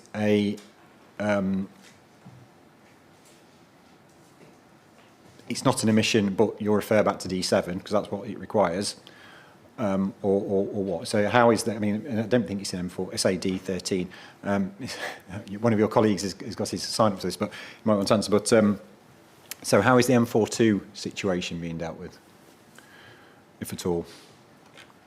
I see Mr. Drummond-Hay wanted to say something before I deal with it. Perhaps Mr. Drummond-Hay wants to. M42 is anticipated to be mandated nationally shortly. It was announced 2 years ago it was about to happen in the previous government, and it might be my fault that it never got into the plan because it was always about to happen. It still hasn't been announced. But was it just say the viability assessment, everything that was predicated on it being in line with the London Plan? Yeah. So can I take it? Well, it was aligned with national. Yeah. Okay. So can I take it then? There's no intent for the Enfield plan to diverge from London Plan policy D7 with regard to M42. It's just not been mentioned. That's certainly true in relation to that policy. It is in D13, which refers specifically to M42. But that references to 10% M42, which I took to be a typo and should actually be M43 in D13. Yes, no, yeah. you're quite right. Yeah. Quite right. There is an early reference there. Yeah. So. No, you're quite right. That's the way in which it's described. So it is an omission now. Again, we could be saying so.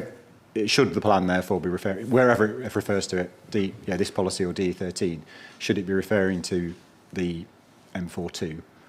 On the face of it, on the face of the policy requirement, yes, London Plan is clear. Okay. I mean, this goes back to what we were saying. Do you need to because it's in the London Plan? But then again, if you've mentioned part of it but not all of it, does it create unintended? Again, phrase of the day, unintended consequence. Okay. And I take the point about things being mandated. Future home standard. has been, how long has that been expected? So, I think these things have to be set out until such time as they no longer necessary. I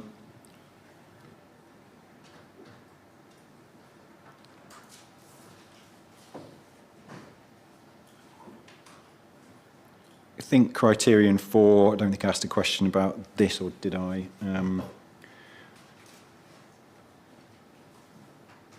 No, criterion 4 was just the thing. Obviously, this is about tenure blind approach. It seemed a bit out of nowhere. This one, is it really related to this policy? And it more seems about either your affordable housing policies or your design policies. So, what's it doing sat there? Is it unsound because of that? Maybe it's an effectiveness issue because it's in the wrong place. But it doesn't seem like, while the policy itself might be absolutely perfectly reasonable, it doesn't seem it's related to housing mix and type. It seems like it's a affordable housing, perhaps. I don't know. Question. It may be moot point. I don't know if you've got anything to say about that, but we can put a pin in that because we want to get on lunch, I suppose. But Yeah, just briefly, sir, I think it could be moved to another policy. The affordable housing policy, as you say, would seem to be an appropriate home.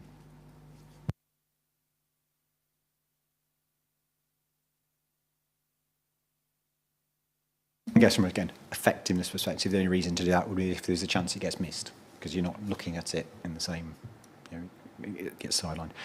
And then I won't, I think I've asked this before when a similar phrasing came up about demonstrate how dwellings have been designed to be adaptable.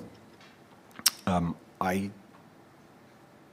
a danger, I suspect, that using the phrase word adaptable could be inferred to refer to something like wheelchair accessibility, adaptability, and so on. I don't think it means that. I think it means providing opportunities for flexible working or for working from home or kinds of things like that. Or is it not? Or is it actually supposed to be about adaptability for accessibility purposes? Is that what the purpose is? I think it's all sorts of adaptability. Just so anything. It could be from working from home. It could be sort of homes for life type approach. Just do things when you put an application and just demonstrate things. So I was just looking at criterion 4, and I think there is some purpose behind it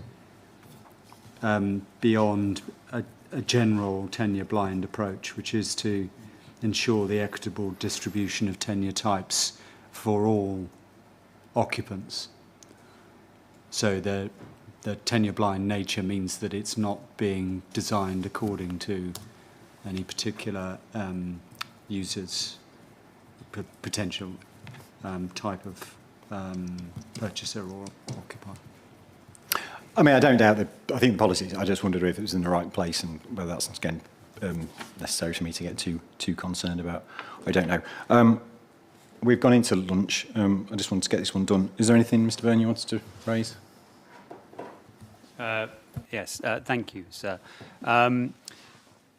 In our hearing statement, we raised a number of concerns about this policy, but also have tried to put forward a number of modifications to try and address the issues as we see them, particularly as these issues which have come up before, I've raised before, and have been challenged to come up with something. So I did.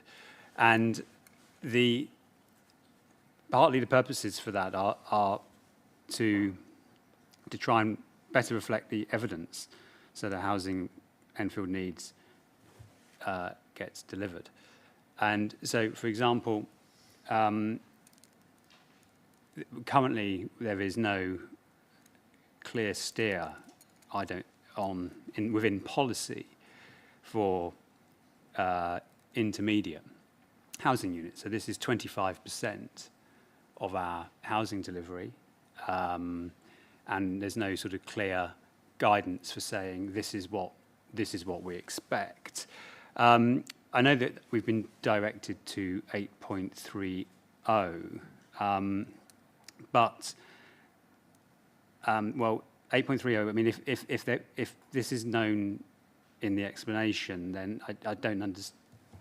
Maybe it should form part of policy if there is clear evidence to show that this steer, I guess it is justified. And it mentions and this is only for affordable ownership anyway, not for. This is one of our issues with intermediate. It encompasses more than affordable ownership. So there's a whole bit missing there. It also mentions that 1 and 2 bedroom housing units cater to households without children. Well, all units cater to households without children. That's one of the big challenges in Enfield. We've got tons and tons of people living in houses which are much too big for them. And also, not to forget that 2-bedroom homes do form an important part of the housing mix for some families in London, a lot of families. And that's clear in the London plan evidence. So,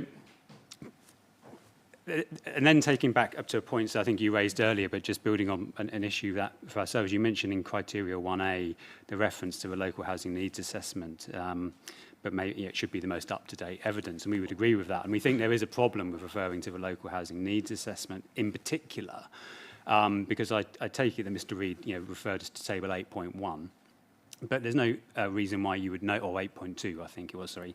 There's no reason why you would know that was the table to go to. And if you went to table 8.1, you'd come up with a completely different idea of the dwelling mixes that are required. So it is itself pointing you to a bit of confusion, or quite a lot of confusion in our view. So we have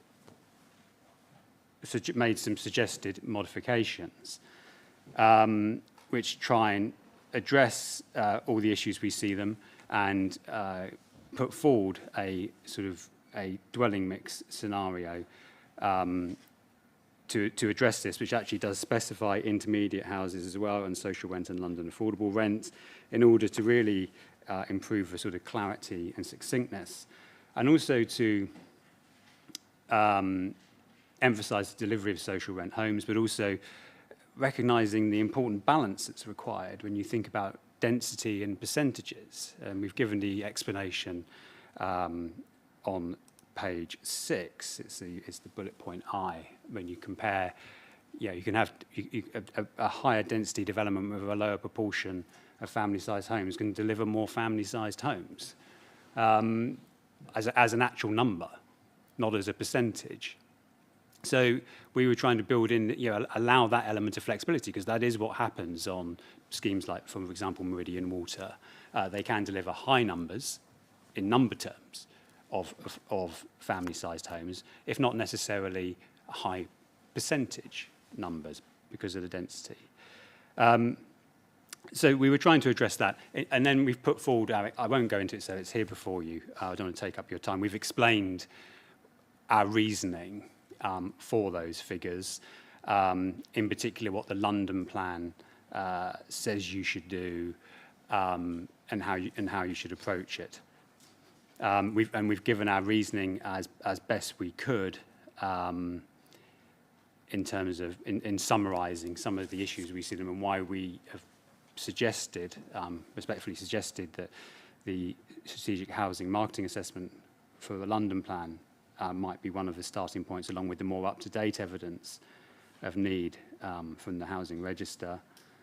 But also neither of those need to be referred to. I think it's absolutely correct that it should just refer to the most up-to-date evidence, because we're in quite volatile times. These things are changing quite quickly. If I might just give you just one example of a change that's rapidly happening which impacts this. It's and this is sort of putting on my over 50s forum hat, the proportion of private renters who are 50 plus has increased enormously between the last two census. It is an absolutely massive increase, and this is a canary in the mine, really. We've got a lot of people who are going to be reaching retirement pension age, who are in the private rented sector now, who are almost certainly, if they're in Enfield, claiming an element of housing benefit, and they are going to be very vulnerable in the private rented sector.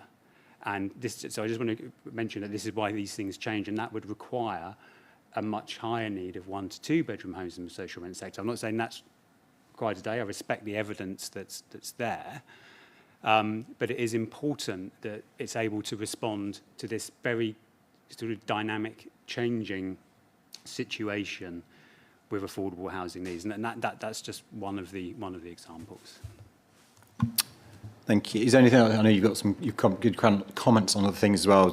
Criterion 2, I think suggesting deletions of some of these criteria for duplication. I think we've covered those to your. I think we're absolutely in agreement on all of those things, and the M42, M43 comments that we make. I think that they've all been covered. Okay, thanks.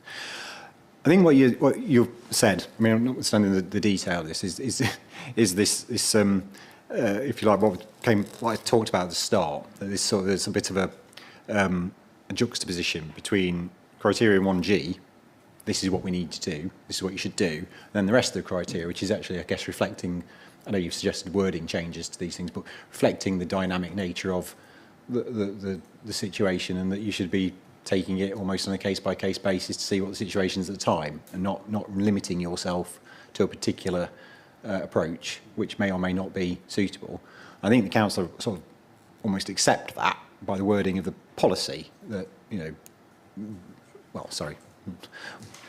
the slight difference between the intent and the wording of the policy. The intent, I think, is that, you will happily have regard to what is appropriate at the time of any application, and what the evidence is at the time.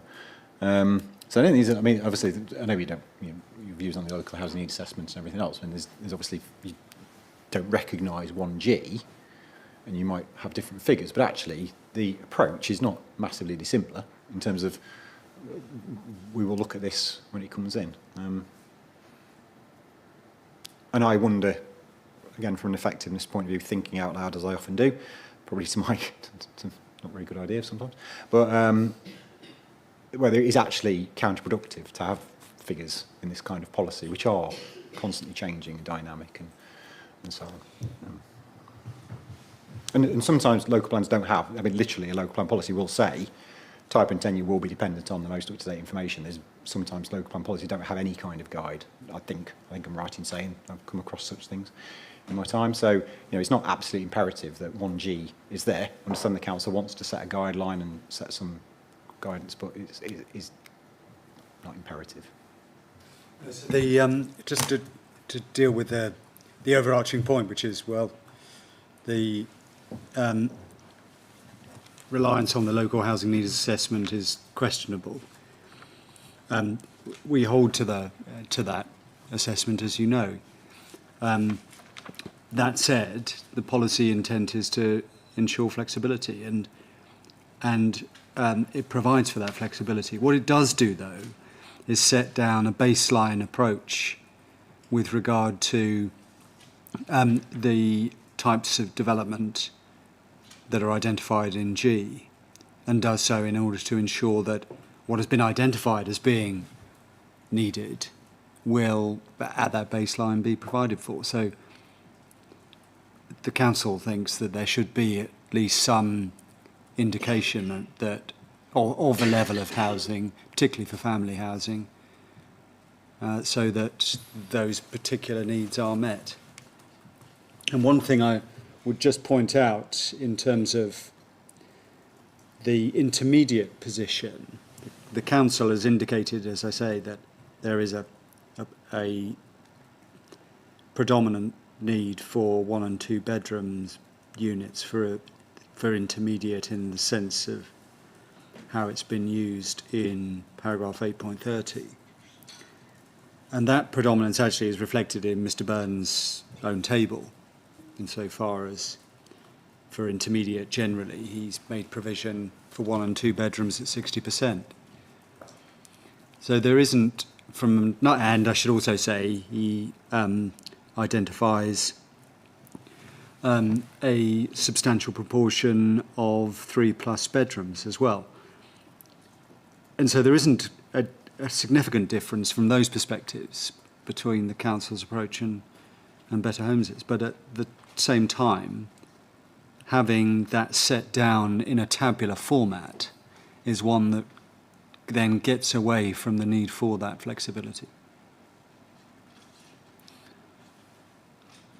So on balance, it's the right approach, and certainly in the context of delivering housing, a proportionate and sound approach in this borough. Okay. Obviously, there are criticisms about the need. I've got all of that now. I don't necessarily want to get back into a whole debate about that. And because I've got the information, I can take it away and look at it all and come to a view. In terms of your suggestions, thank you for your suggestions. But obviously, as you know by now, is if I was to say, well, I think the plan should be modified, the first port of call would be for the council to decide how they would like to suggest a modification. I'm sure they'd have regard to your comments if that was the case, but it's not for me to say, you know, this should be. But thank you for the suggestions and the approach. Yeah, I think if there's nothing else on that, we will. Sorry. Sorry, sir. I just wanted to mention that the London plan does say, in terms of dwelling mix, for low-cost rent, boroughs should provide guidance on the size of units required by the number of bedrooms to ensure affordable housing identified needs are met. So low-cost rent also includes intermediate low-cost rent, so it's not just shared ownership. And then it gives a list of things that should take account of. And I'm not sure that it currently does do that in the sense that it's expected from the London plan.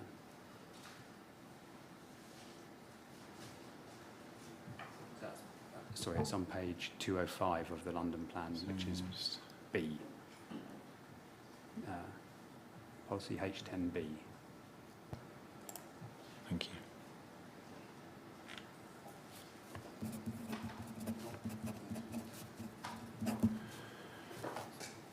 Yeah, thank you. Okay, unless you've wanted to, I can, again, I think, is there anything you want to respond to that on? No, so the principal aim of the low-cost rent aspect is to guide provision in respect of social rent, I would suggest. And in any event, that's the most important metric to consider in the context of our policies. And given that focus, the approach that's been adopted within Policy H3 is the right one. Okay.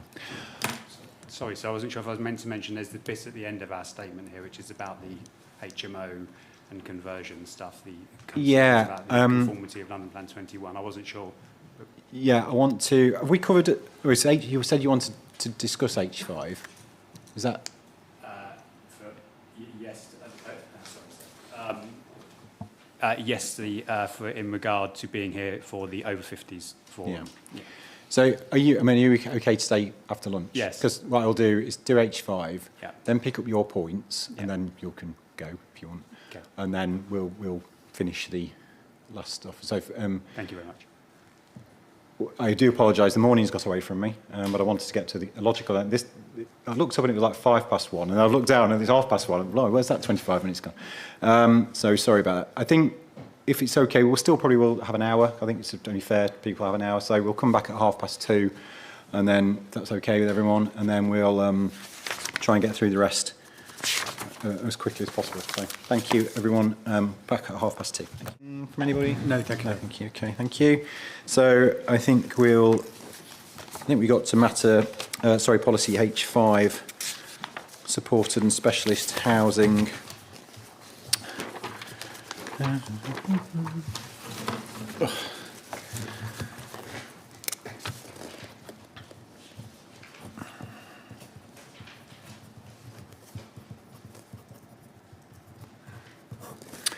Right, so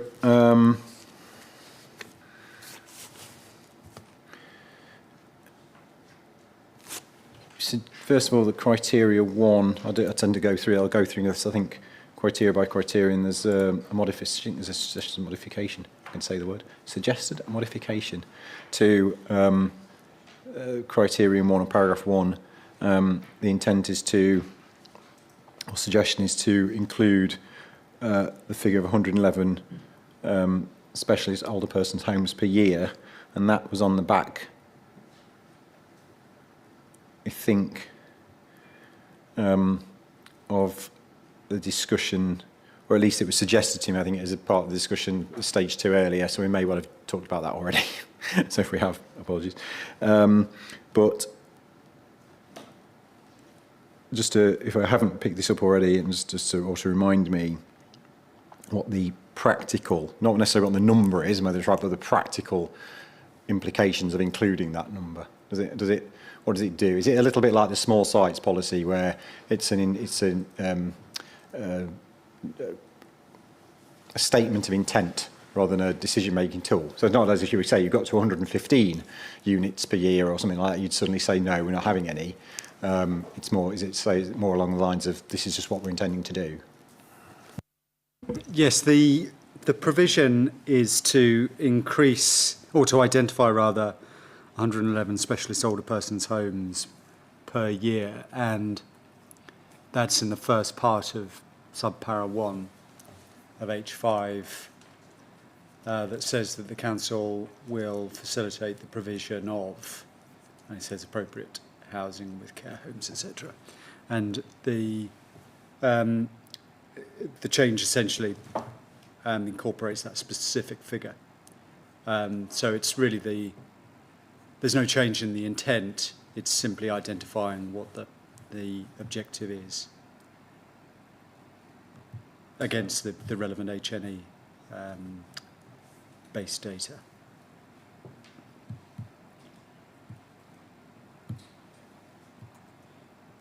And we probably don't need to touch on this again, because it would have been a thing I've raised already about, well, if you know there's a need for 111 dwellings per annum for this type of housing, you know, whether there's anything more you want to say about that in terms of how the plan goes about achieving it. Because we probably have discussed in the past about there aren't any specific, or there are very few specific allocations. I think where there are allocations to type of housing, it's on the back of a planning application or a sort of an acknowledged interest in that particular, rather than the council driving it. Might not necessarily be the case for Chase Park and Cruise Hill.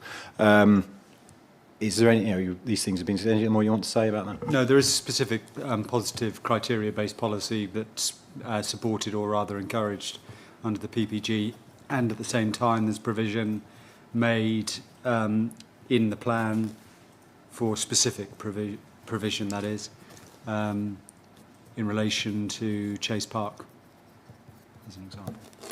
Yeah.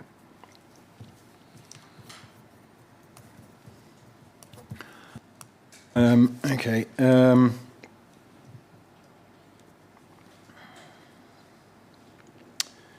So moving on, I'm just going to go through my points, I think, on this. Moving on to the issue of affordable housing, which was my second question, which sits in your criteria, I think C1B, C1C, and C3A. I think you've indicated that modifications may be necessary for clarity in your statement. This is on the back of me, I think, asking whether the requirements for affordable housing are justified and consistent with national policy and expectations of the London Plan. Can we just start by me trying to understand what it is you're expecting to be delivered? In this regard, you've pointed me to local London Plan Policy H13. Just going to dig that out.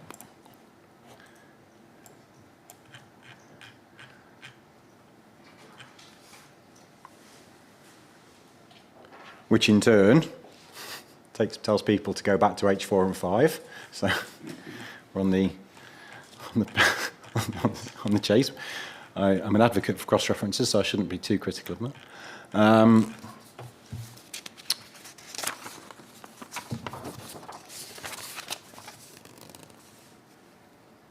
But that's all it does. So it just takes you in a circle, if you like, back to. So I suppose I'm just trying to sum up what the position is on affordable housing, and where would you expect it? On what basis would proportions be determined? And is it all justified in terms of policy and viability? So I suppose I'm perhaps not clear on what it is that's being expected. And to say the point back to the London Plan may be instructive, but it doesn't take me very far, because it just takes me a sort of circle back to those general policies. So is it the case that where affordable housing were required, it is simply going to be delivered in line with H2, and that's it? Yes. Okay. Sorry, that was a long way of getting there. No, you're quite right to note it It's the application essentially of H4 and H5 against the specialist older persons delivery, which is set out in, as you say, sir, in H13B.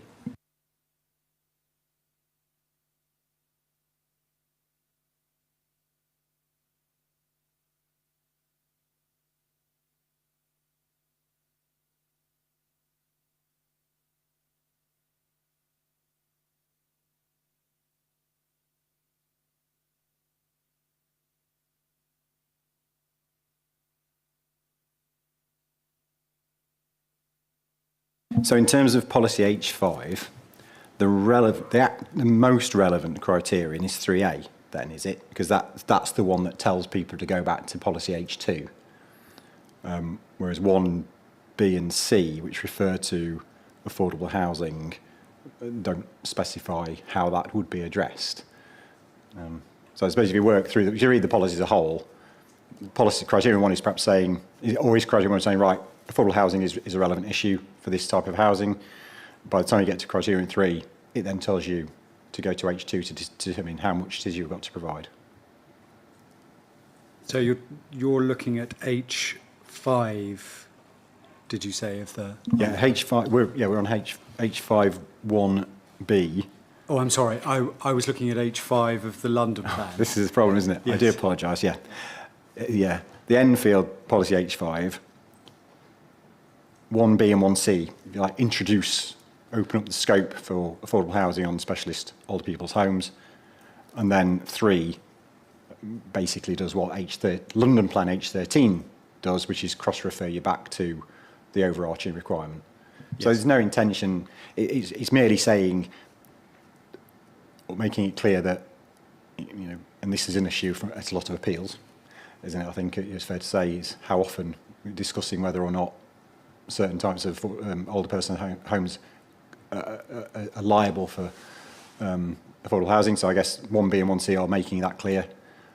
And then 3A is telling you to go back to H2. There's no intention that the proportions are different or anything like that. It is purely implementing H2. That's right. And making it clear, but these are not exempt. Exactly. Or where the exemptions lie. Okay, understood. Right. That's right. Okay, thank you.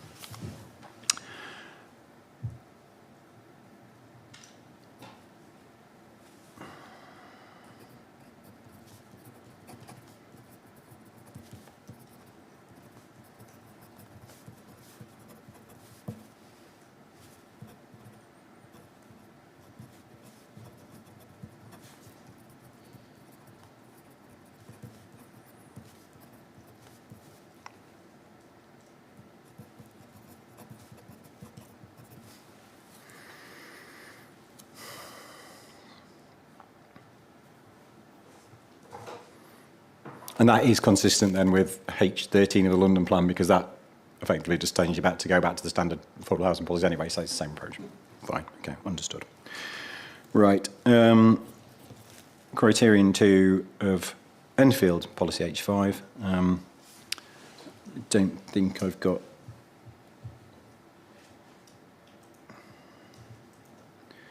nothing much. I think there are potentially issues 2E and maybe 2C and 2F. Might go beyond what I might consider to be relevant to a planning decision. Not 2F really. I mean, have arrangements in place for appropriate long-term management and housing. That's often within a 106. That's probably fine. 2C would be delivered through partnership arrangements between the developer and appropriate support service provider. I suppose there might be occasions where who's actually delivering it might be relevant, but not always something necessary to get into. And 2E, provide the necessary level of supervision, management, care and support services. I mean, that sort of day-to-day operational approach to these, maybe the 2E is the most out of those, which does seem a little bit beyond the scope of planning policy. The way it operates, would that normally be something that development management would consider? I mean, you're considering the use of the land, aren't you, effectively, not the standard of care that's provided? So I think it might be trying to ensure that the form of development that is being proposed does fall within the definition of supported and specialist housing. So it's more of a qualifying distinction, Yes. Yeah. Do you fall within the gambit of Yeah, that policy? requirement? not we're going to keep an eye on what you're up to, secret cameras and things like that. Okay, all right, so I'll give that some thought. Okay, but understood, right, qualifying.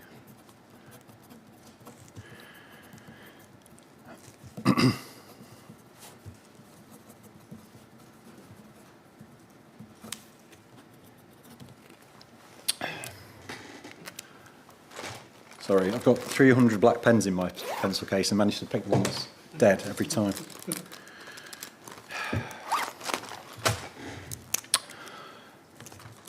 The criterion 3, I think we've talked about, I think.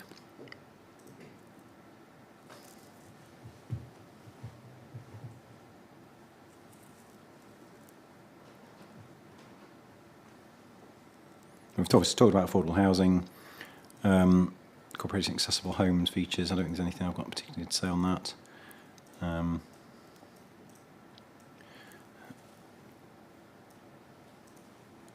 Presumably it's clear. When it says other forms of specialist housing for older persons falling into the use class C2, but meeting the definition set out in the London Plan. Is the London Plan set, is that purely how the London Plan defines C2? Is that, or is it some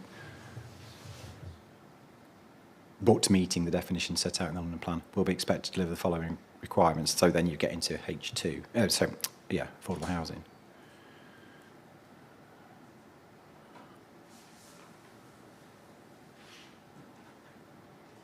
And does, I guess, It must be does and rather than yeah. but. Yes. And then would the housing which is in 1A, 1B and C, affordable housing within the category of sheltered extra care, well, 1C is about use class C3, so that's different. And 1B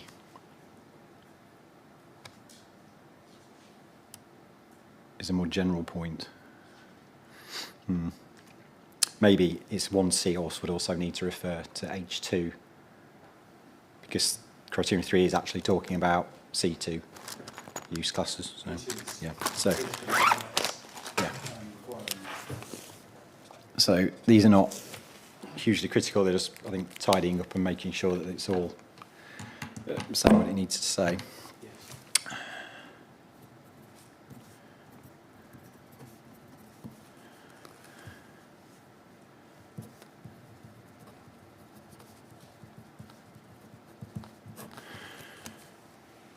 Right, okay. I don't think it's saying anything untoward, though.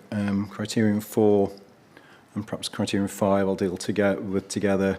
Criterion 4 sets out the criteria against which the loss of accommodation will be supported or not resisted.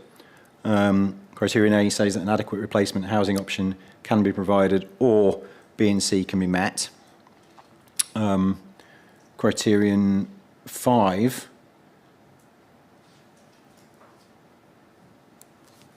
so in order to justify a loss, it isn't absolutely necessary to provide a replacement supported special accommodation. That's the point I was getting at. So you don't have to do that. You can deliver if it's adequate replacement is one option, but it can also allow for a loss if it can be demonstrated there's a surplus of specialist accommodation in the area, or it can be demonstrated that the existing supported or specialist accommodation is unable to meet relevant industry standards, so it's not fit for purpose. That's okay, understood. Then criterion 5 says that where a loss is acceptable, you must secure the reprovision of an equivalent amount of residential floor space. Now, I think in my question, in fact, having read your answer and reread everything, I think I might have misread criterion 5 in thinking it said, or the implication was that it was providing a equivalent amount of specialist and supported floor space. It's not, is it? It's actually just saying residential in general. So that's my mistake. Apologies. You clarified that for me. So it is not overlapping. It is a separate issue. Understood. So I can see where you're coming from on this.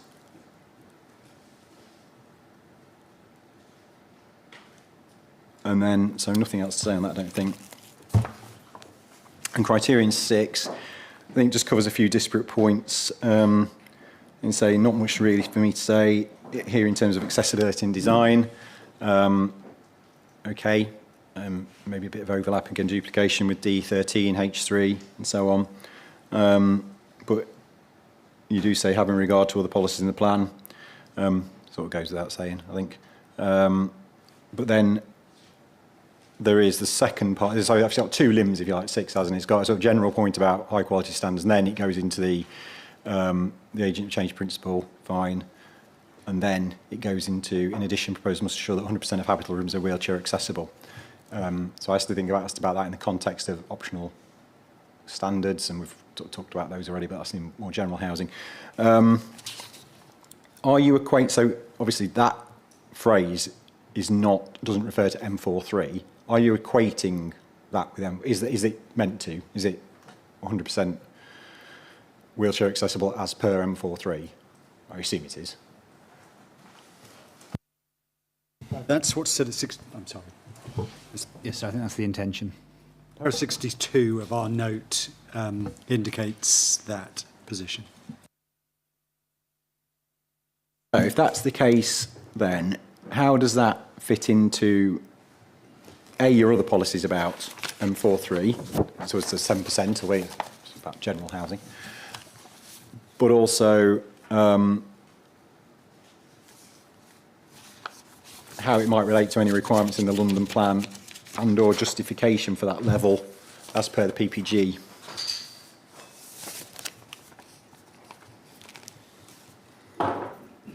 So the relationship to the other policies needs to be read in the context of what's being considered here, which is the provision for care home accommodation. So that's what it's aiming towards. Or that's rather what it actually specifically related to. And the justification for it is contained within paragraph 61 of the note. As to the London plan requirements, so maybe that Mr. Gillespie already knows what those are, but I'd need to just check back to see how it's related to care home provision. If I look at H13, of the London plan. Of the London plan, sorry, yes, Yes. the London plan. Specialist older persons housing, and then it talks about accessible housing in accordance with policy D7, accessible housing, the highest standard of accessible and inclusive design in accordance with D5. So if I go to D7, it talks about 10% meeting M43 and 100%, or the rest, M42, doesn't say anything about 100% accessible. And I think I'm right in saying that the other reference doesn't mention wheelchair accessibility at all. So whereas the general policy, I think, was justified on the back of what D7 says, you're going beyond that in this plan. I'm not saying that's necessarily understand, but of course the PPG requires it to be justified. So you've provided that. Just if what you've said in paragraph 61 is your answer, fine. I will leave it there, and I will take that away with me and consider whether or not I find that to be persuasive or not. If that's okay. Yeah, there is no further justification over and above that paragraph. No stats. So it's not a meeting a need. It's a effectively operational issue about to make those units dwellings fit for purpose in the long term. It would need to meet that. Yeah, I think we said in our notes, it seems morally appropriate. Given the nature of the residents to have that ability, even if it's for a temporary period, if there's been a fall or something. And also in terms of the statistics, in terms of the number of people in need or with disability and therefore potentially in need of wheelchairs, you don't want to start moving residents around care provision because some of the rooms are wheelchair accessible and others aren't. So we just felt, morally and practically, and we've had no objection to that requirement from any parties. It seemed the right thing to do.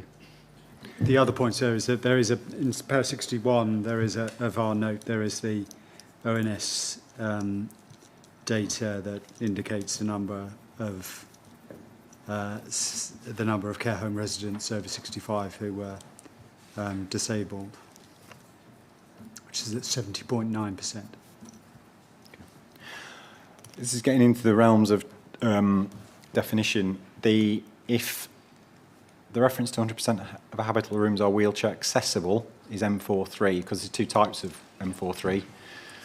Adaptable, I think I'm going to make sure I get this right, adaptable and accessible. Yes. The PPG says that where there are local plan policies for accessible homes should only be applied to those dwellings where the local authority is responsible for allocating or nominating a person to live in that dwelling. So how does that policy, criterion 6, relate to the PPG in that respect? And is it that actually it's not wheelchair accessible, it's wheelchair adaptable?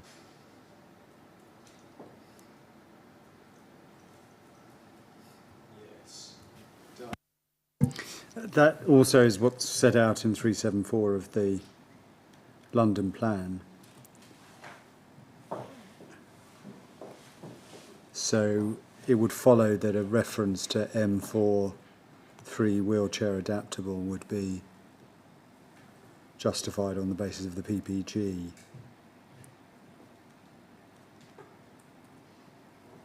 So, unless you are saying that they will all be they will all be nominated, then it probably is wheelchair adaptable. There's no other evidence beyond what's set out. Okay, so an action there. Understanding anything else? I think at least for me to consider that. Yeah.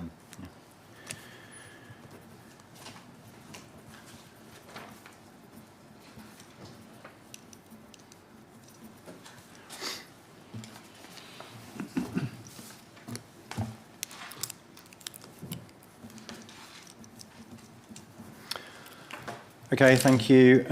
Criterion 7.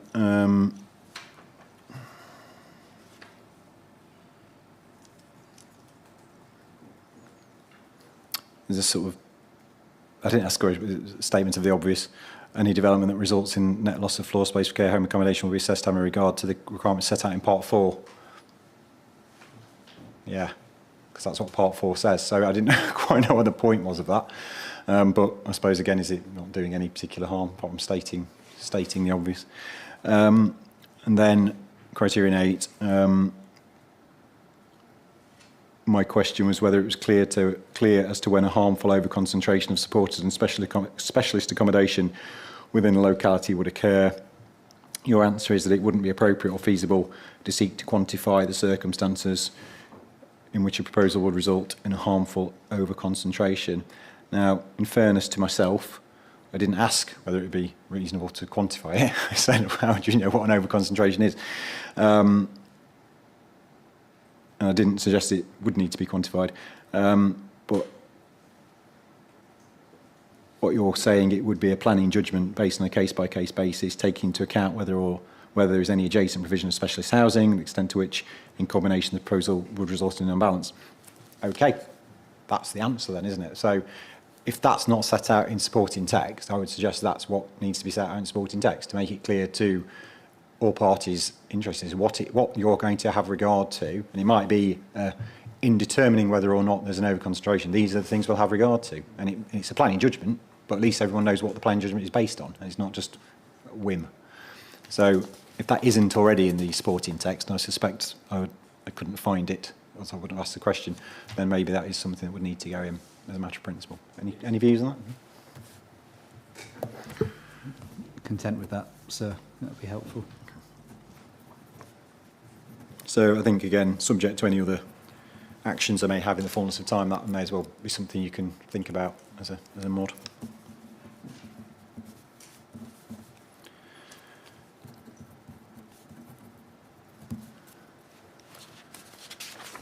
Okay, Mr. Byrne, got comments on that? Thank you, sir. So comments on behalf of the Over 50s Forum, I think fall into two categories. Relating to the London Plan H13 policy H13, specialist older persons housing. In particular, the first one is the increasing need for accommodation suitable for people with dementia. So that's at H13A.3. And then there's some detail on this in the explanatory text in terms at 4.13.13, concluding there that boroughs should consider the need for accommodation for people with dementia with specialist older persons within specialist older persons housing developments. And then C2, then 4.13.14 goes into some more detail about dementia care, and there's also some planning practice guidance on it as well. I think the sense is that it comes across as being a particularly important need to understand within the London plan, but that doesn't feel like it's portrayed in the H5 of the ELP. I'm not sure whether it needs to be if it's done already in the London plan, but it does feel to be there is repetition from the London plan within the ELP. This does, if I can say, feel important to a London plan. It gives quite a lot of numbers, and we can all, I'm sure, relate to the challenges, and it accepts the challenges in terms of design. It says it's unclear what the design would be and what the needs are. But I think the over 50s forum were concerned that hasn't come across anywhere in H5 or within the plan more widely. The other point, which it does come up in H13 as well, but only I think as an explanation note, is the 4.13.2, which really relates to this this theme of downsizing from into older persons accommodation, and where will that be, and what would it look like in order to help facilitate that movement and chain reactions within the kind of use of within the current housing stock. So I think that and they didn't, again, there was a sense that they didn't feel that was covered here or indeed anywhere else. So those are the two issues. It's the sort of the downsizing as it relates to 4.13.2, and then the issue around dementia. Thank you, sir. 4.13.2, which is the London plan. The London plan does mention downsizing in other places as well in terms of planning for housing and the role that downsizing can play. And I don't think that it doesn't come across at all in the plan, and it's been brought up here because it sat again within the London plan within this specialist housing bracket, although albeit not actually in the policy there itself. Yeah. I'm just what it says about again, this is more in the what people should think about is boroughs and applicants should recognise the important role that new non-specialist residential developments may play in providing suitable and attractive accommodation options for older Londoners, particularly developments in or close to town centres.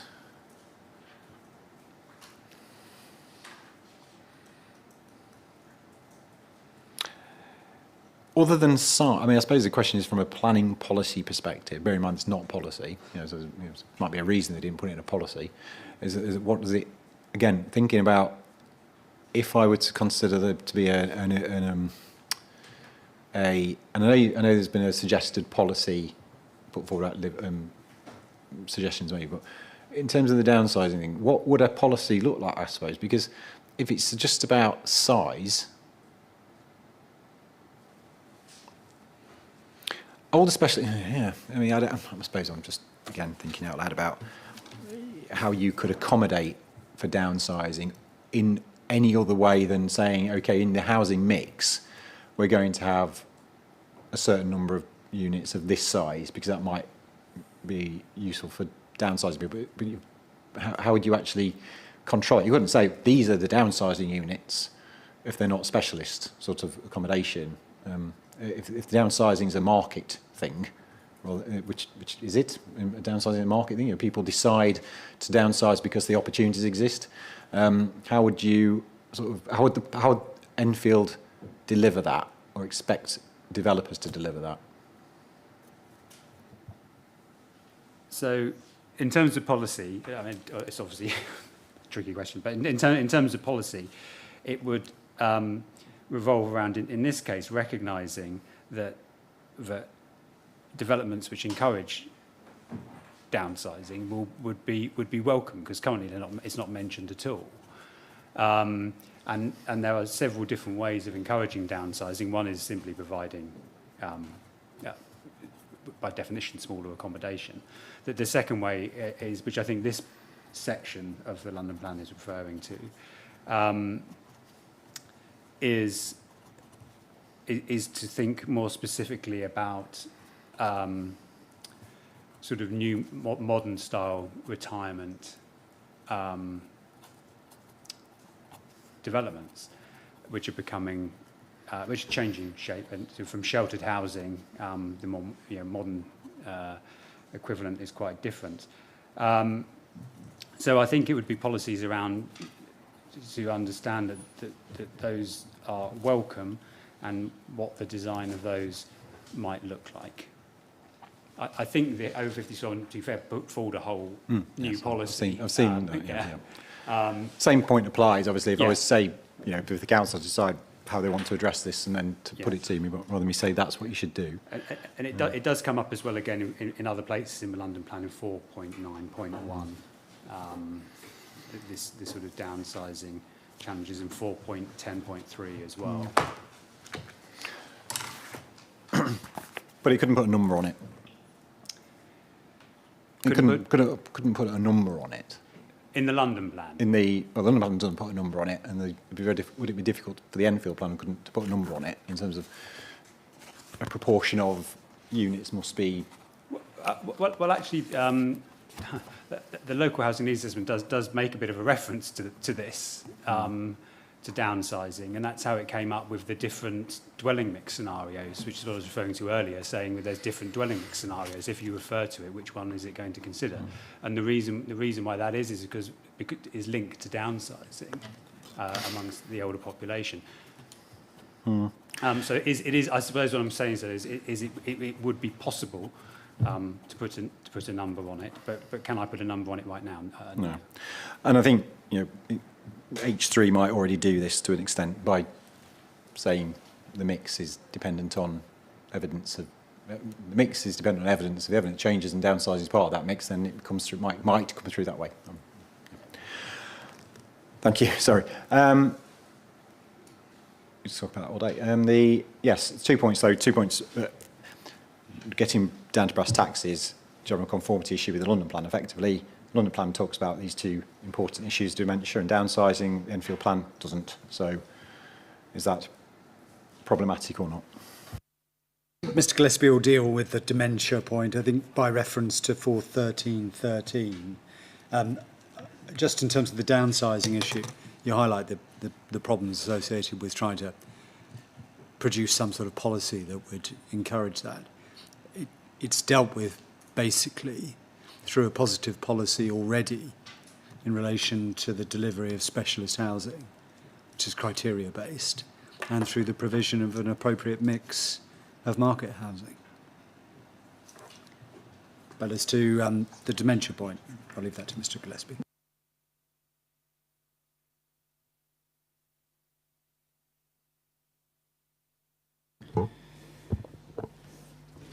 I've not got too much more to add, sir. The para 4.13.13 of the London Plan sets out quite clearly there is not clear evidence at this stage in identifying the best method of provision of dementia care or accommodation, and it's likely that a range of solutions will continue to develop. So it's a bit of a moving feast, and therefore quite difficult, I think, at this stage for a plan to make specific, explicit provision for dementia, those suffering from dementia. And I think this is also something that can come through the development management process in discussions with providers at the planning application stage. And it's our position that we don't need anything further specific in the Enfield local plan, specific planning policy to deal with dementia. Just taking it back to H13.3, it does say H13A3 of the London Plan, Borough should work positively and collaboratively with providers to identify sites which may be suitable for specialist older persons housing, taking account of 1, 2, and then dementia. We've obviously, again, coming back to this, we've talked about this in relation to site selection and everything else. There might be nothing else further to say, but I've probably covered it in more generic, general terms of consistent with H13 before, in the principle of delivering sites, and whether you've done that. Nothing to add in terms of specific about dementia. This issue has come up, I know this issue's come up before in stage 2 discussions and stage 1 discussions probably, so it's not unknown to me, but if there's nothing else you want to add, again, one of the many things I've got to take away with me and think about. So. Yes, so the London Plan, in short, doesn't anticipate, on the face of it, that there will be specific provision made for that element. It will be dealt with, and usually will be dealt with, in the context of care home provision and other specialist accommodation. Okay. And to be clear, I'm not saying that there isn't specific reference within the policy, but it doesn't say that it will necessarily be provided for directly through particular forms of development. Okay. Mr. Byrne. I think it's perhaps more about requiring developers to show that they, in some way, have considered the requirements of people living with dementia as the evidence is developing, and that they are directed through policy to do that, rather than setting out specific requirements or I think we all accept there's uncertainty here. The London Plan says it itself. But there is a need in policy, I believe, to consider those needs. Okay, I think downsides. Obviously, the council, go back to first principles, can only recommend making modifications where they're necessary to make the plan sound. Fine.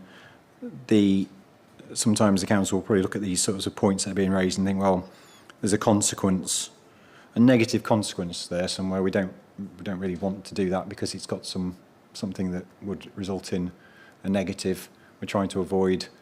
We don't need to.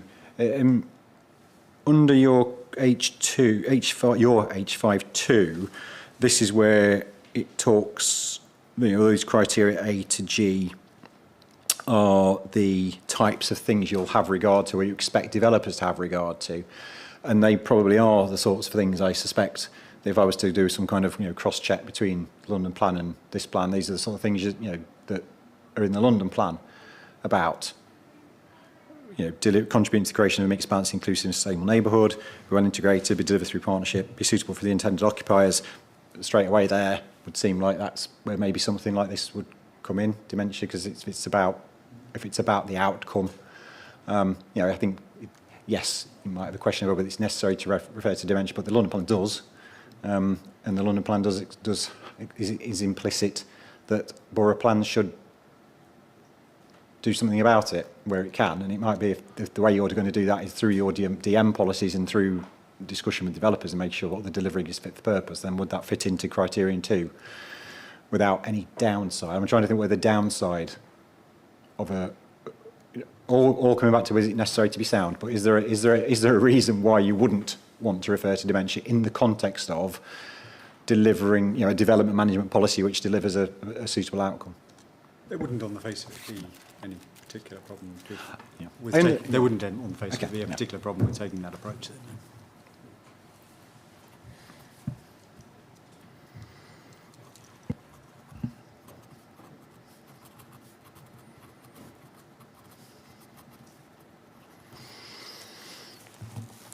Okay, we'll leave that there then. That's all right. Thank you. I'll give that one some more thought. So what we'll do now is, so Mr. Byrne, before you are given the opportunity to leave us, you did raise some points in your statement, which I guess go back to your original reps, and speak to the, although they're outside the scope of my MIQs in terms of specific policies on the policies, I think you've referred to them, and in fairness, this is what I said, that the issue 12.1 is, are the housing policies justified, effective, consistent with national policy and in general conformity with the London Plan? That's what you're questioning, the general conformity issue. So there is and I guess effectiveness of the plan and those policies. So I think it is reasonable, it's almost like an emission of a policy. It's not quite the same as an emission site, and I mean, it's whether or not the plan is picking up things it needs to. So we will try and cover those things off. So the points.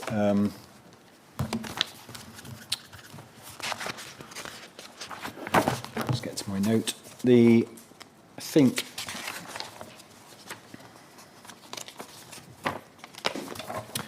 things you've identified, perhaps, that you've got some concerns. There are some missing elements, if you like, where the Enfield plan doesn't do.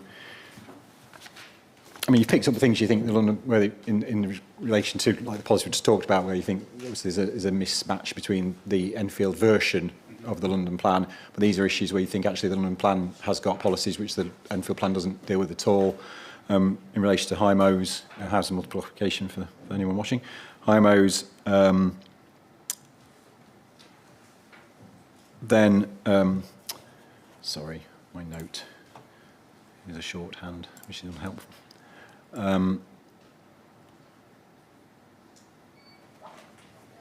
Meanwhile use as housing. So yeah, sorry. London Plan Policy H2, which is about meanwhile use as housing. London Plan Policy H8, which is the loss of existing housing estate redevelopment, which you've talked about a little bit, I think, in relation to the policies. And H9, relating to housing, ensuring the best use of stock. So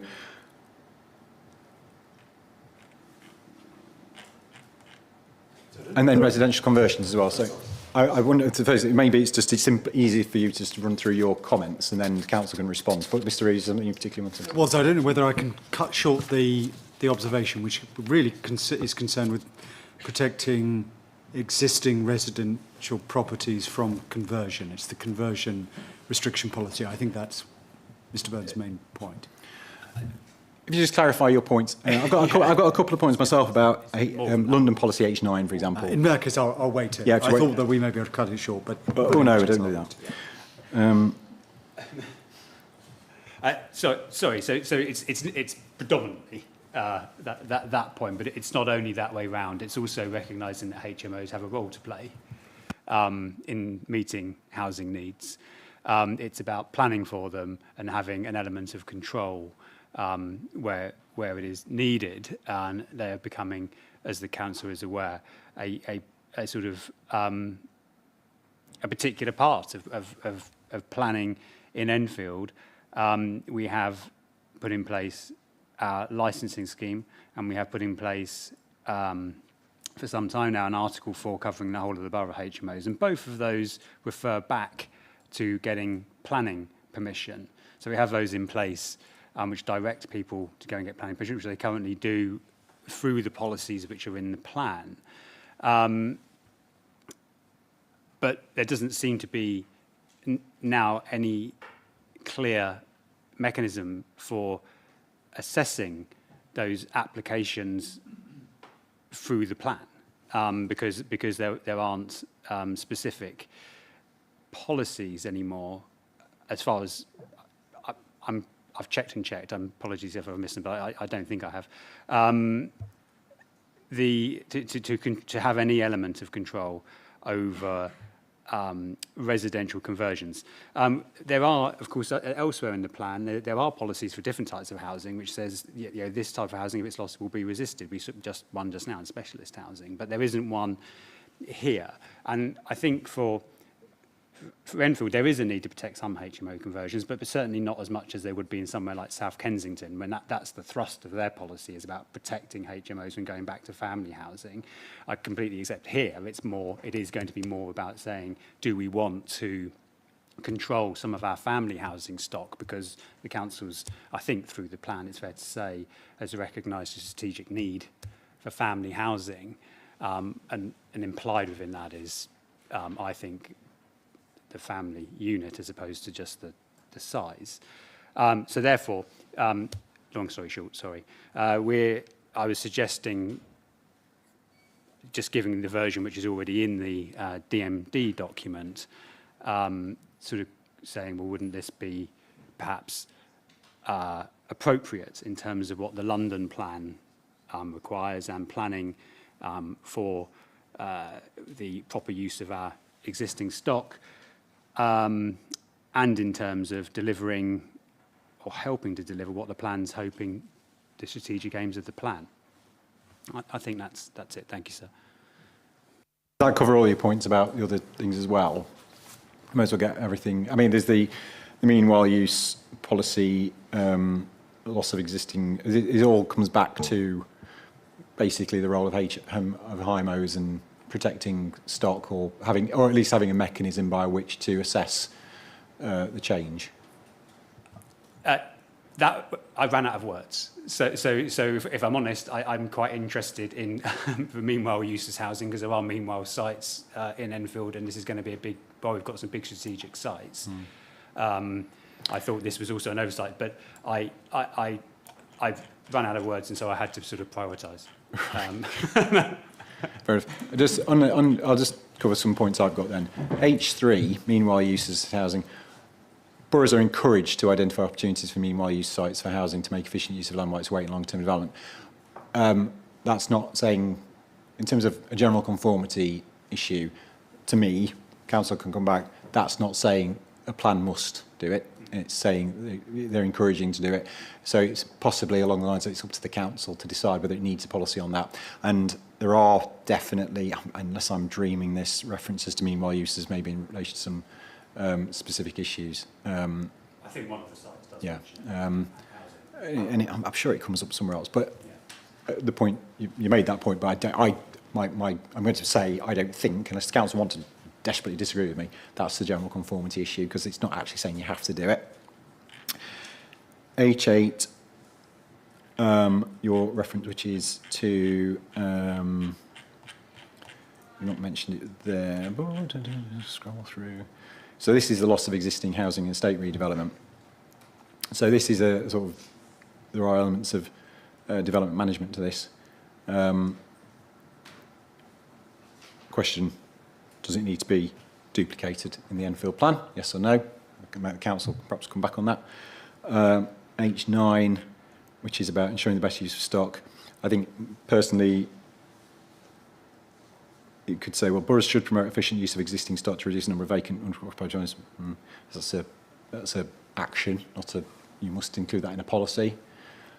The mayor will support boroughs. That's a procedural issue, a mechanism. It's not a policy issue, in my mind. Boroughs should take account of the impact of housing stock. That's a decision-making thing. Again, what are you thinking about when you're making these decisions? And similarly, then for boroughs should take account of the role of housing multiple occupation in meeting local strategic housing needs. I guess that comes back into your other point, that whether the plan actually does that and it doesn't. So that's, I think, if I'm just trying to drill down to what I'm particularly want an answer to, it probably is only H9D, and then the general point about whether or not there should be a mechanism for dealing with HMOs through the plan, and whether the extent to which it's been taken into account. Your suggestion about DMD5, so I just want to double check, that's the current Enfield current policy, is it? It just looks familiar. Correct, sir, yes. It looked familiar to me from another life. I think it's not another life, but doing appeals. I've seen that before somewhere, I thought. It's used very often in appeals. Yeah, I've done quite a few in films in my time as well. So, and looking at that policy though, just for the sake of argument, the high quality accommodation which meets internal floor space standards, that's covered. Not harm residential character of the area, resulting in excessive number of clustering of conversions, arguably covered. I mean, policies about character of an area. Then you obviously get into more specific things about numbers and things, which is obviously probably not covered anyway. So, by way of quite long preamble to that, apologies, but that's out where I'm standing on this. Perhaps I'll hand it over to Mr. Reid or Mr. Gillespie to give me their views on whether or not this is an oversight. Yes, sir. Can I just forgive me, go to the first of the points, which related to the recognition that there needs to be protection of protection of the existing stock, and so far as they may be converted into self-contained flats and HMOs. The example is given by Mr. Byrne of DMD 5 in the existing plan. What I meant by trying to cut matters short was that we acknowledge that there's a benefit to include that policy. So I suppose I'm so used to you saying, no, we don't want to do that. I just assumed you were going to say. That's what I could have offered. So just, yeah, no. So I thought about hear it all out. If you do that, you should have said that straight. Sorry, I beg your pardon. Then, yeah. So that is something that can sensibly go into a policy without very much in the way of amendment from that original DMD 5 policy. We think that that's sensible to include for obvious reasons, because it's currently in the plan in any event. The remaining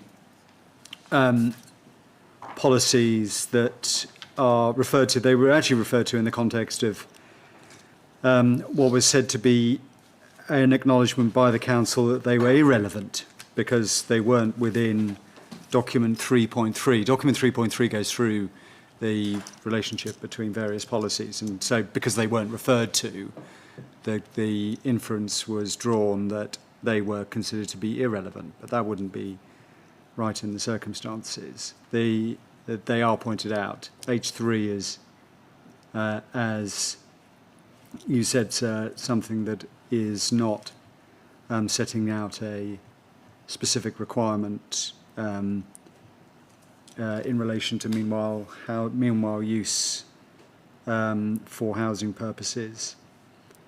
The policy says that opportunities should be encouraged. So there being no provision in the plan doesn't alter the approach towards soundness. As to the terms of policy H8, policy H8 would apply in any event because of, for obvious reasons, because it's in the London plan anyway. And if one looks at the terms of that policy, it goes into considerable detail as to what should happen with regard to the loss of existing housing, hostels, demolition, etc., in the context of affordable housing, and then also the replacement through redevelopment programs.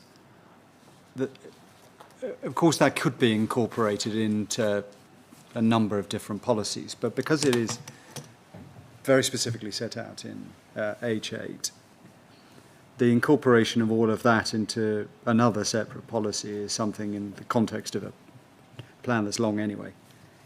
In that context, something that's unnecessary. And then with regard to policy H9, the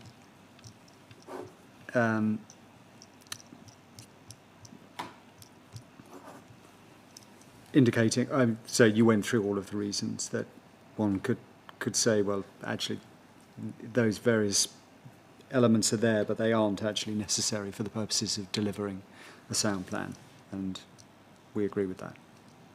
As to the last point, though, the importance of the role of HMOs in their ability to meet local and strategic housing needs. The assessment, of course, has been made of the housing needs of the borough through the HNA, and it's in terms of the people who are in need and the extent of their requirements. Those are set out in that document. I'll come back, if I may, just specifically on the HMO point, unless Mr. Gillespie doesn't have anything to say. But if he does, then I'll come back in a moment on that. Couple of brief additional points. We do have a policy in the plan, so your recollection was correct. Policy TC5, meanwhile uses. So that is a town centre policy, but paragraph 10.22 does refer to housing being incorporated into meanwhile uses. Yes. Yeah, I thought I remembered it because when I was writing my questions, I thought, how is a house a meanwhile use? But we'll come on to that, won't we? So, yeah. The only other brief point is relation to DMD5, so the policy in the existing development management document. That dates from 2014. So the policy has been used by the council for a number of years now, and I think having discussed it with the development management officers, it may be that if you were minded to incorporate those policy requirements, that there may be some tweaks that could be usefully made in terms of its effective operation. But the bones of what's in that policy is what we would like to pull forward into the local plan. Without prejudice, I think as an action, it'd be useful to see a suggested policy to help me with my deliberations, as I say, to see whether or not what that would look like. So, yeah, if you want to do that as one of the actions, then that's okay. Without prejudice, although on the face of it, there doesn't seem to be any particular reason why I would be minded to conclude that's not a sensible approach at the moment. So, yeah. In principle. So. Okay. If one were being unnecessarily argumentative, one might question why that policy wasn't in the plan in the first place. But I suppose that's shit. When you've got policies about practically everything else, one might have. But never mind. Let's not go down there. It doesn't really matter, does it? Okay. Right. Thank you. Is there anything else, Mr. Byrne? No, thank you, sir. I'm really determined to leave on such a happy note. I just want to get out of here before I hear anything that's going to change my mood. Okay. Right, well, thank you very much. As usual, thank you very much for your assistance, and I think we will see you tomorrow. Thank you. Right. If you don't mind us being rude and carrying on while you're packing up, we'll go on to H6.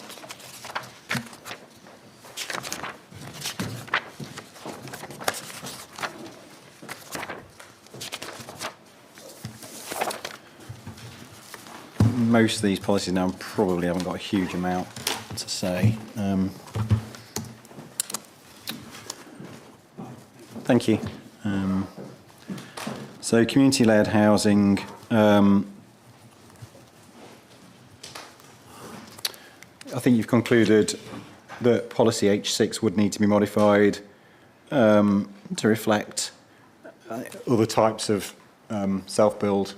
Community-leds are very specific. It's got a definition, but I think self-build and custom-build.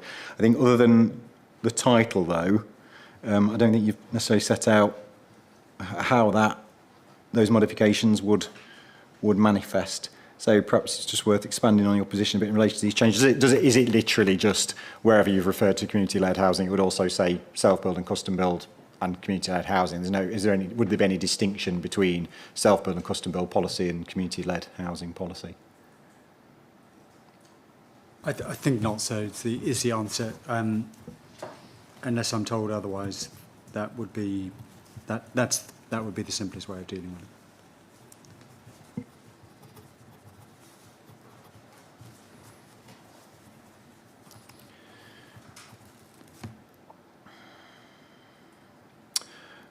If we could just turn to paragraph 73 of the framework.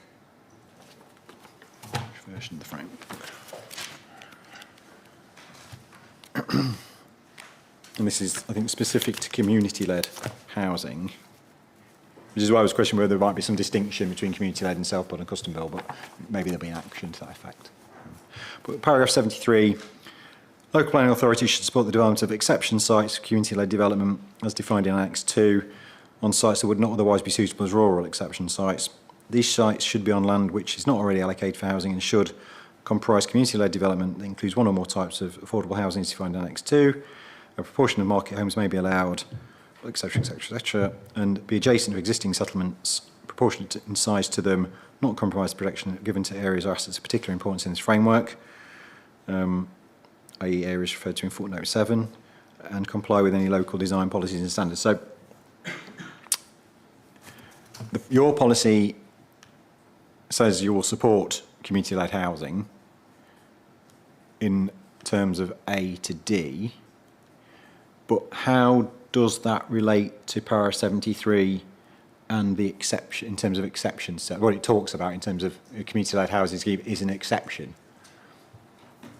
Because perhaps reading H6, it doesn't necessarily come across that this is about exception sites. This is sort of a general encouragement policy. If you're a community-led housing scheme, we're going to support you, you know. But that's not really what the framework's talking about. The framework's talking about community-led housing on sites which wouldn't normally be acceptable for housing, other than, and when you take out footnote 7, that would take out Greenbelt and probably then by definition MOL. You probably, there's not a lot left on the edge of the built-up area, which isn't Greenbelt in Enfield. So you get into a circular issue of actually where are the exception sites. And then and I think this might be my question, I think this is why my question C came up, is because if you're not talking about an exception site and it's just meeting all these criteria, then you don't need to define, if you are in the built-up area and you're not an exception site, you don't need to demonstrate, as far as I can see, why you're a community-led development. You don't need to justify that, because generally speaking, you'll be in an area where it's suitable for housing anyway. So why would anyone need to define who they are? You know what I mean? It's like housing is housing. So the only reason community-led becomes important, seems to me, is if it's on an exception site. Does that make sense? Yeah, it does, sir. I think part of the issue is that there was that conflation of custom and self-build and community-led housing, and I think our response has tried to explain why we think we need to separate those out and make it clearer in terms of what we're referring to. But I acknowledge in terms of the purpose of the policy, it's sort of falling between two stools at the moment almost.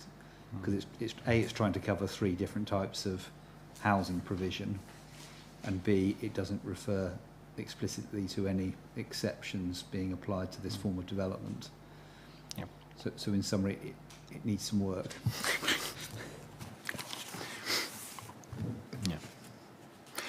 Yeah. Yeah. Sorry. So it said, I think it was 1A, a local need for this type of provision is clearly established, where you don't need to demonstrate a need if it's not an exception and it's otherwise suitable for housing. That was my point. And I think, would you agree that you don't need to demonstrate a need for self-build, custom build or community build housing if housing is in and of itself acceptable, because it's a housing. The need isn't generally a thing we get involved in, is it? So I think, the action there might be have a look at it and come back with something rather than.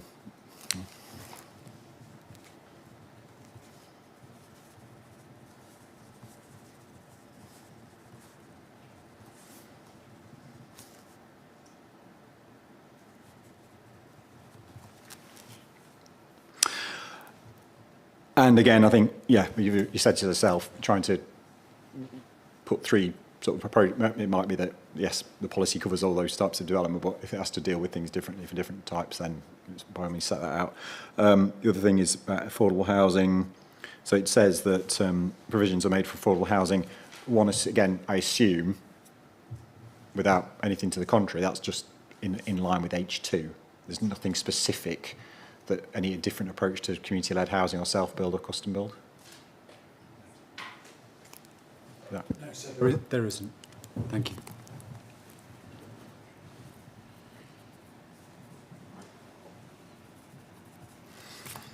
Just to add, so I think that there certainly is a role for this policy. I think particularly criterion B, where the concern is that we could end up with forms of development that make suboptimal use of sites, which is clearly something that in our current circumstances we would want to avoid.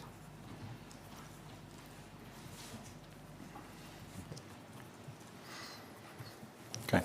I think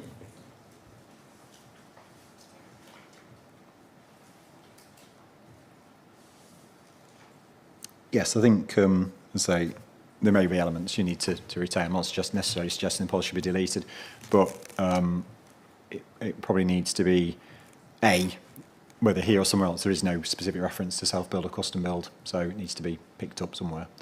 And B, just ensuring that it's in light, yeah, if it's about exceptions, then it's about exceptions. I suppose you could argue whether or not those exceptions actually exist or not in Enfield. Well, you know, you never know, do you? Somebody might come up with something. And I think a cross-reference to affordable housing, I mean, I think, you know, is there any reason why in national policy, self-build, custom-build, community-led housing shouldn't be subject to normal affordable housing policies? Not unless it falls below the threshold. Yeah. Okay. Okay, so that's I think, yeah, I'll leave it at that. That's just action for that. Thank you. Sorry. Okay, so unless there's anything else on that, we'll move on to H7, build to rent. I specifically didn't ask any questions about H7.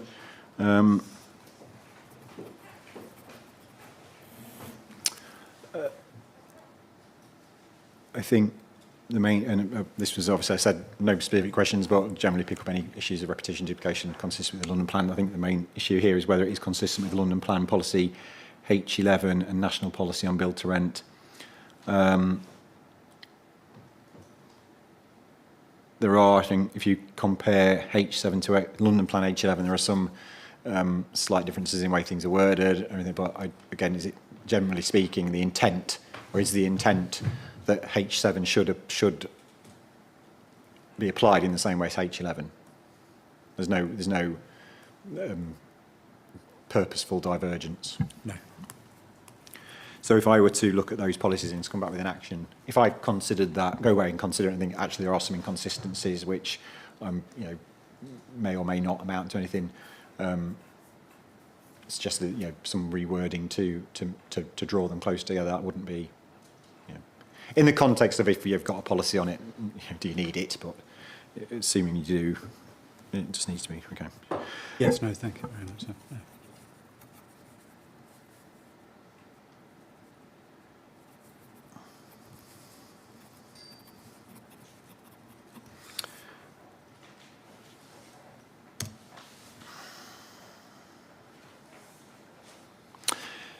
The one thing I just did want to pick up on is criterion E, establish a review mechanism to address scenarios where policy compliant levels of affordable housing may not be financially viable or provide a minimum of 35 affordable housing units. There's no modification relating to that, is there? No. Sorry. So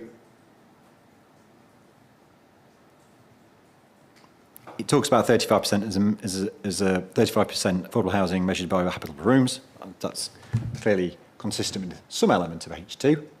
But I suppose the question would be, if build to rent were to come forward on Greenbelt or previous industrial land, where the threshold's 50% or the requirement's 50%, are you saying that, I'm assuming the answer is no, you're not saying that they are, build to rent is 35% across the board? So again, I assume it should be cross-reference to H2. Yeah. So yes, it does.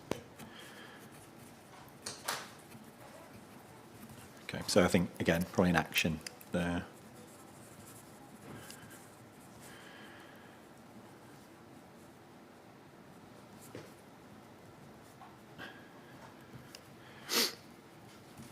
I think it's, again, it's quite a nice example, that, of trying to be helpful by having it written down about what you expect from affordable housing, but actually the don't know how many times I've said this, the unintended consequences of it's actually contrary to what your policy says. So, simply deal with affordable housing in line with H2 would probably cover a multitude of sins there, albeit establish a review mechanism to address scenarios where policy compliant levels of affordability can't when it's financially viable. Well, even that's covered by H2 really, isn't it? So, yeah. Yes, it need only say affordable housing in accordance with policy. If it needs to say it at all, that's what it needs to say, yeah. Okay, and then I think that's it on H7, unless anybody else has anything to say. Thank you. H8, student accommodation, or student housing, I should say. So that's H9. Oh, sorry, I'm jumping ahead to, large scale, H8, large scale purpose-built shared housing.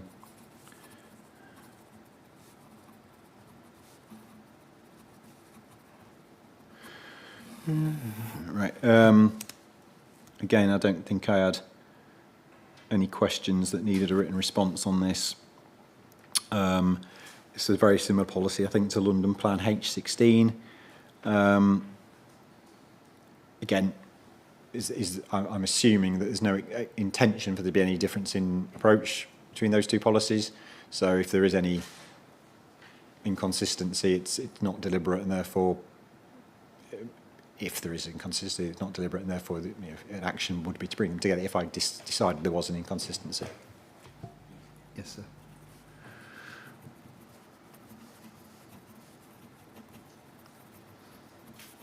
I mean, yeah, there's a general point here, but if it's not any different, did you need it? But I'm going to keep going through that.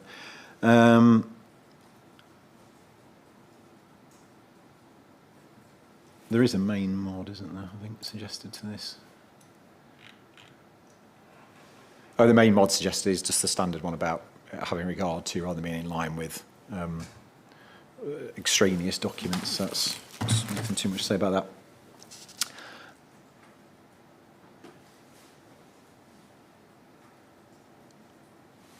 Yeah, these are very minor before I didn't think it was necessary to write a question about it. 1D, fourth bullet point under 1D. The private units provided adequate functional living space and layout, but are designed as self-contained homes or capable of being used as self-contained homes. I didn't know if there was a missing not there. But,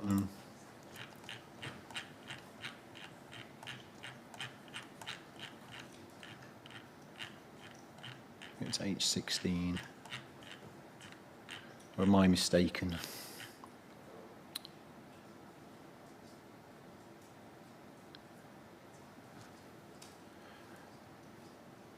Yes. H16 criterion 7 is the private units provide adequate functional living space and layout and are not self-contained homes or capable of being used as self-contained homes, and your policy is unintentionally diametrically opposed to that because you say they are. So I guess there's a missing not there. So a minor point in the great scheme of things, but obviously quite important because it's saying the policy is different to the London Plan. And then I think 1D, sixth bullet point, I think is just duplicating criterion 2 directly. So again, it's probably a tidying up issue. So the last bullet was contribution upfront cash in lieu payment towards conventional C3 affordable housing. Criterion 2, developments are expected to provide a contribution in lieu of affordable housing in line with H2. I suspect one of those two references isn't needed, unless I'm missing something. Criterion 8 of London Plan Policy H16 has reference to a management plan is provided with the application. Okay, it doesn't mention it here, but as I'm quite opposed to such procedural elements being in policy anyway, I'm not going to lose too much sleep over that, but it's a minor inconsistency. I think it is there, yeah. It is there, have I missed that? Sorry. It is, yes, it's in the penultimate bullet point. You can be forgiven, given the number of bullet points for missing. Oh, yeah, sorry, yeah. Oh, yeah, I know why that is, because I was obviously distracted by the reference to London Plan guidance rather than London... True too. Yeah. Because my next point is a lot of references to guidelines or guidance of the London Yes. Plan. I assume it means the London Plan. It's a London plan. So again, it probably means again these are AMs really, but they should be tweaked, I guess, just to make sure there's no. Yes, I think that bullet point, London Plan guidance, 8.67 London Plan guidance. So yeah, just I'm sure everybody would know what it meant, but okay, nothing else on that. So H9. Well, any action H8's for me, I think, to go away and just see if I'm content, but I think they are effectively the same policy, slightly differently worded. So someone said, oh, we need to be locally distinctive. Let's just tweak some wording here and there.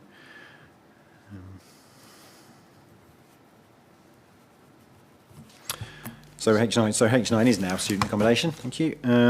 Sorry, sir, just on the large-scale purpose-built shared living, shared housing, there is actually London Plan guidance Oh, there is. on that. I've just found. I wasn't aware of it. Well, that might be what you're talking about then. Yeah.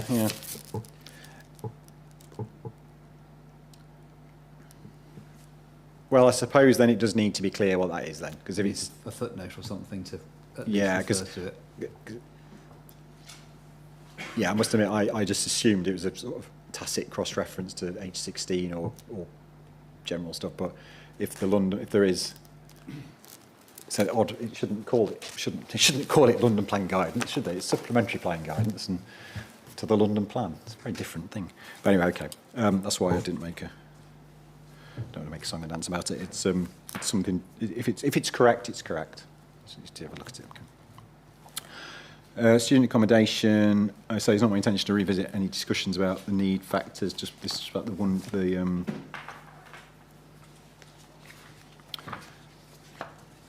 C1A, criterion 1A, you've acknowledged there's a tension between 1A and the lack of evidence about a strategic need in Enfield, which would effectively no one could ever meet the requirement of C1A, I think, because there is no strategic need in Enfield, seemingly. So you suggested a change to there being an identified need. So, fine. I suppose the question is whether it's contributing to meeting an identified strategic need or contributing to a need is why does there need to be a need at all? If the proposal meets all the other criteria and is otherwise acceptable as a land use in that particular area, then why does there have to be a need for it? Isn't the need something that if there was some kind of harm or detriment that you might use as a sort of planning balance argument, so well actually there's such a crying out for this that outweighs the issue. But from first principles, if it is need a justifiable requirement, it's like a gateway, if you like, to get through to consider all the other aspects. I think we set out in our statement for matter 12 that it was a relatively low bar for applicants to climb over because they would probably be coming forward with a higher education institution who had a need. So we didn't think it was a particularly onerous requirement, but the concern was that potentially there could be applications trying to come through for student accommodation, and then once the principle was established, there wasn't a need, and they were trying to use that as a bit of a Trojan horse for alternative uses on the site. I mean,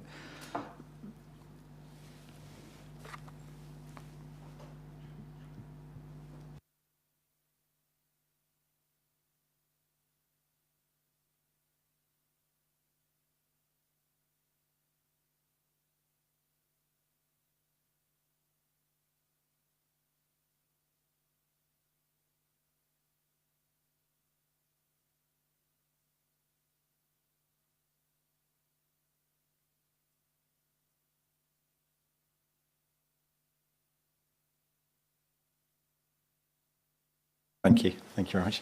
There's a test relating to it needing to be associated with a provider.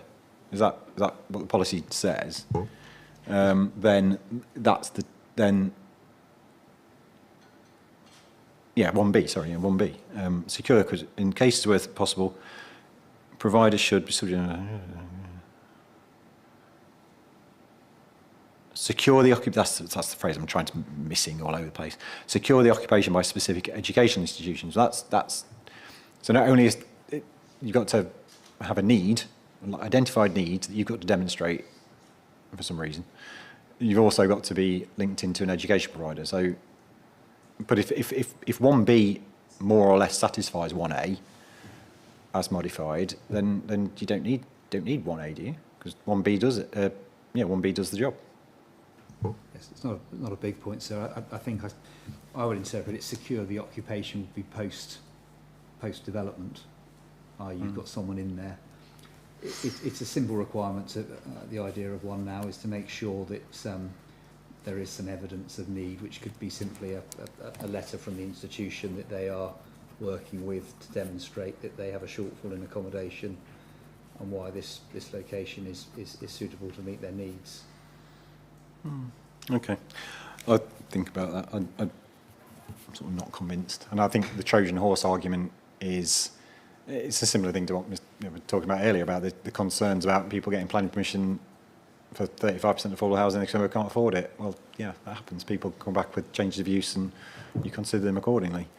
You've got policies, presumably. If somebody wants to come forward and do something which is otherwise unacceptable, then you've got policies to stop that. If they want to come forward and do something which is otherwise acceptable, then why would you want to stop it anyway? It's like, anyway, okay. I'll give that some thought. Your point is taken.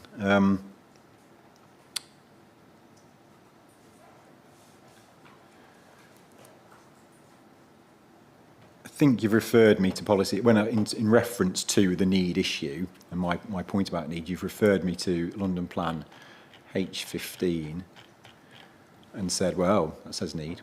But actually, it doesn't, does it? It says boroughs should seek to ensure that local and strategic need for purpose-built development is addressed. Well, so that's saying that's the way I read it is, when you're drafting your plan, you identify a strategic need and then meet it. Which effectively Enfield have said, well, we've sort of done that. There isn't a strategic need, so we've not identified any specific accommodation. So we kind of met H15 by virtue of there isn't any. Okay. But that's H15 is not, into my mind reading it, saying in order before you can allow any further student accommodation, there must be a need. So that's just, yeah. Okay. That's just me. Yes, okay. And I think you've said you recognise there might have to be a modification to, again, cross-reference the affordable housing element back to H2, I assume it's the same thing. Okay.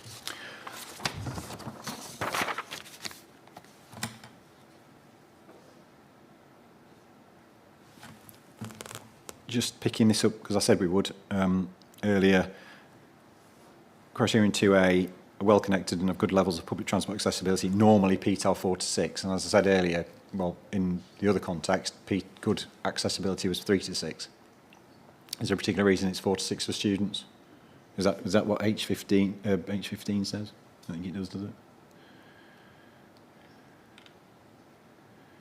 So is there a reason it's different?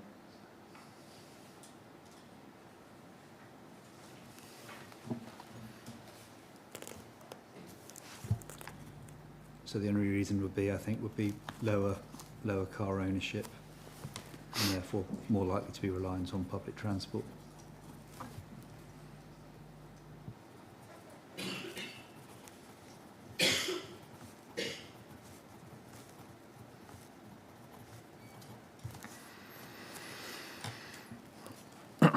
Okay. And then I think it's 3B. This is back to issues where we talk, allocate at least 10% of student rooms that are readily adaptable for occupation by wheelchair users. So I guess it's 10% M43 is what you're getting at there, isn't it? Yeah. Yes, sir. So probably just a consistency action.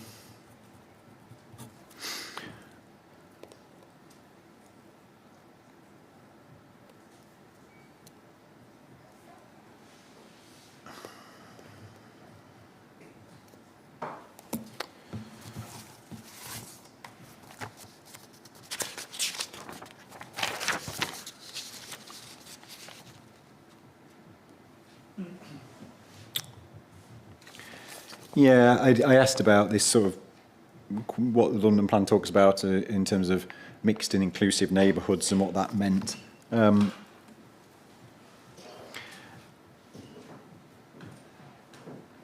you've kind of said, well, if a development was large enough to sort of have an issue in terms of this, it was significant enough to maybe influence the nature of the neighbourhood, it would be picked up by H15 anyway. Yes, it would. I think it's a fair point. Clearly, I say planners read as well, but this comes back to this idea of where there are gaps. So you've got a policy on student accommodation. It's meant to, somebody might assume that covers all aspects of student accommodation. So if there's something in the London Plan that is expected that isn't in H9, your H9, are people going to say, well, that's not a factor, so we don't have to worry about it? Or are they going to say, oh, actually, now we have to read these two policies together? So it's what we were talking about earlier, is if you're going to have a duplicate policy, is it, in terms of clear and unambiguous to decision makers and to applicants, more appropriate to ensure that the policy covers all aspects of the London Plan, so there isn't any ambiguity? And particularly where there may be occasions where that's deliberate. You deliberately want to diverge from the London Plan for reasons you'll give me. So, I take that point, sir. It's not wanting to divert from the London Plan. I think it's simply that in Enfield, given the lack of student accommodation provision and the lack of demand, the likelihood of that becoming an issue is far lower than it would be in other London boroughs. So it didn't feel like a very important point to pull forward from the London Plan. Okay. Point taken. All right, nothing else to that, so we'll move on to traveller accommodation. As I say, this is not really, the purpose of this is not really to go into issues I've talked about before in relation to need or the production of a separate plan, but to look at the wording of this policy, albeit the Council has drawn my attention to the fact you've consulted or consulting on the plan at the moment, before I've come to any conclusions about need. Okay. But my main point in this respect is the whether or not there's anything to add about consistency with the planning. With the planning policy on traveller sites. I think you said you're content it's consistent. My question was a broad one. I think to say you content it meets the requirements. The answer is yes. I've got nothing particularly to say. Okay. Yes. I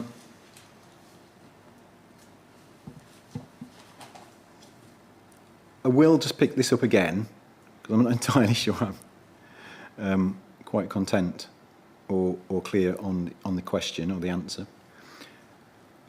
And this is the role of this policy in identifying, so the policy identifies the requirement over the plan period for traveller pitches.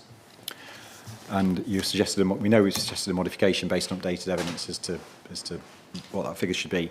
One assume that your traveller local plan is not before me. It's not nothing to do. I've not purposely not looked at it because it would be.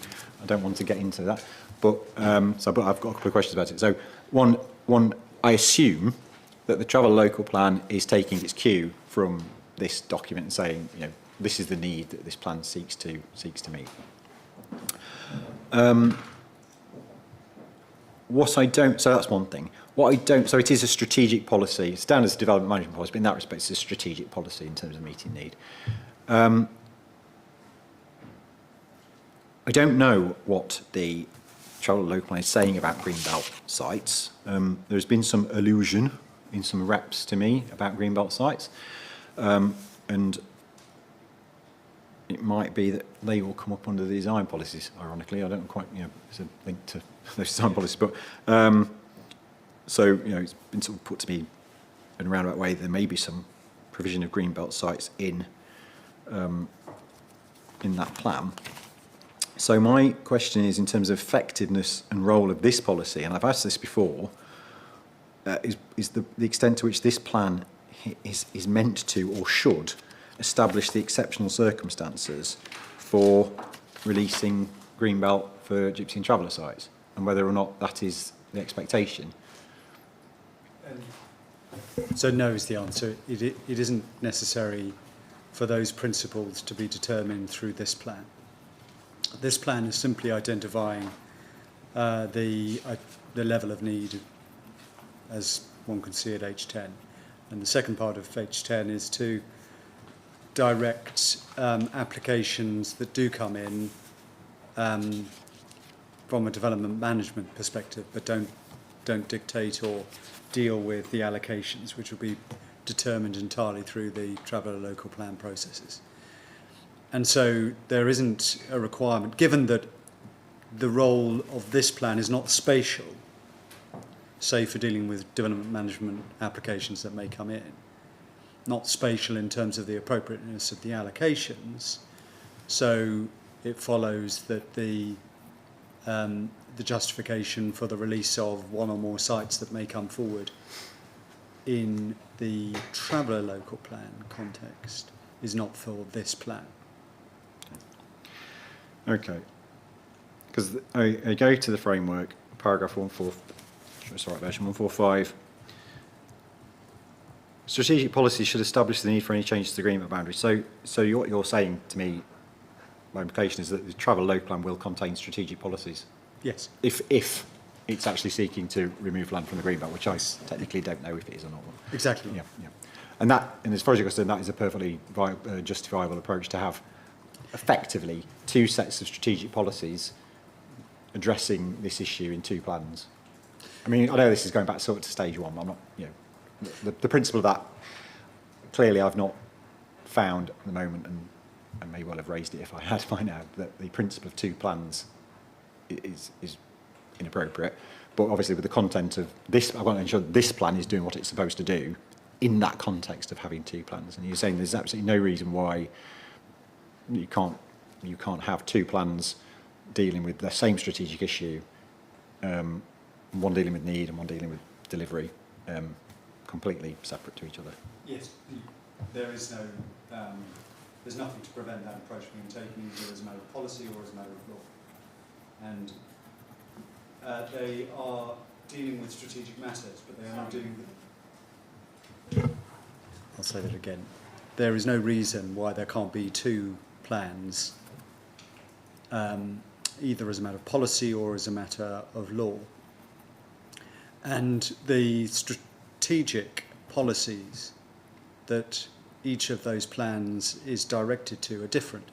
One is identifying the need in the borough as a whole, and that is strategic in the sense, potentially strategic I should say, depending on how far that would extend beyond the boundaries of this borough, because strategic is to be looked at in their context, particularly the DTC, and strategic in the sense of the spatial allocation or identification of appropriate sites. And there isn't any, in principle, crossover between those two matters. In short, you don't need to determine any spatial issues when you're assessing whether there is a need for a particular level of accommodation.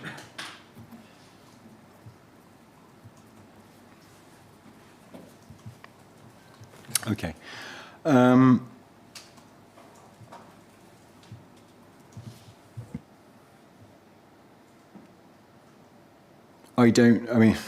raise this merely as you will recall, as a statement, I suppose, really, rather than a question.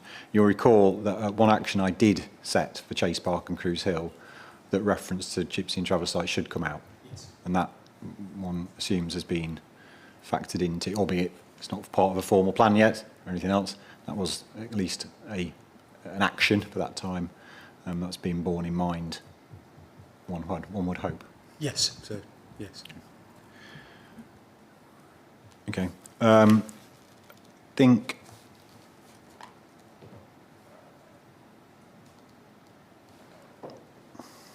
I asked what the purpose was of criterion 3, and you've said it doesn't serve one, it should be removed. And I think, what does it say? Just double check. Yes, that's just a procedural issue. So from a development management point of view, it has no purpose. No reason why you can't say that, I guess, in the plan somewhere, but serves no particular purpose from this policy. Okay. And then just the modifications to criterion 1 we know about, we talked about before. Criterion 2, I think we've probably talked about most of these.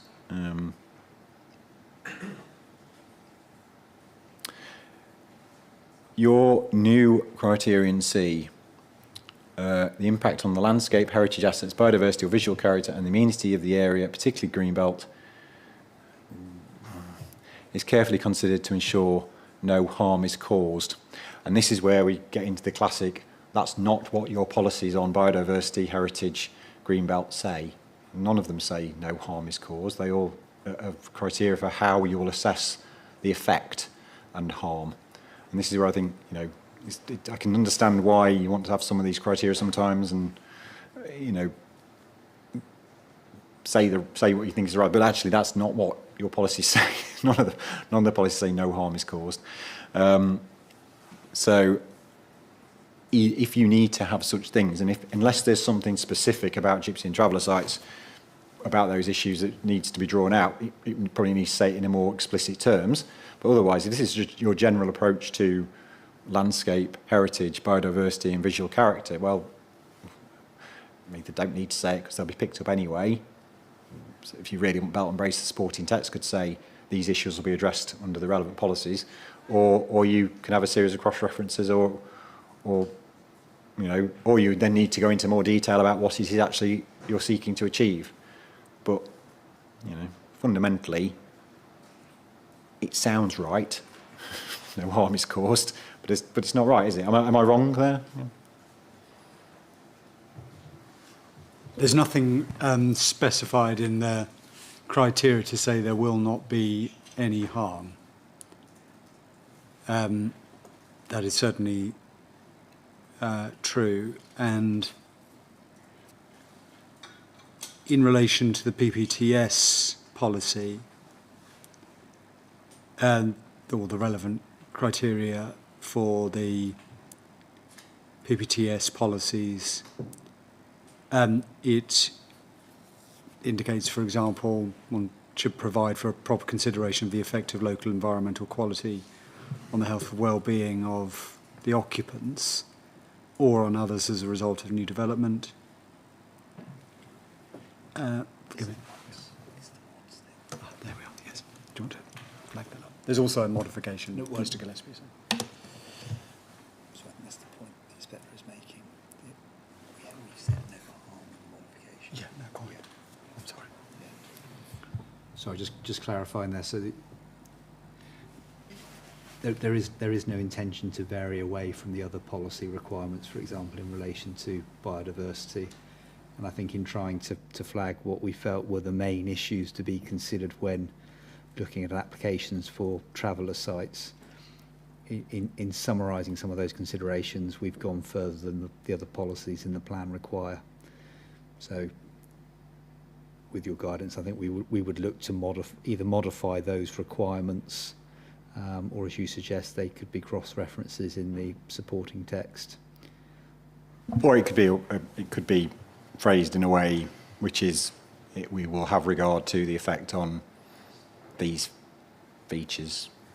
I think that'll be our preference to keep that's in the policy. how you're. Yeah, it's not ignoring the fact that there might be heritage issues, but it's not misleading anyone about what your outcome should be and so on. So okay, I think there's an action there. Yeah, I mean, I think the action is obviously again referring back to PPTS and just making sure the wording is consistent and/or that there's a read through of the plan without repeating large chunks. So tidying up basically.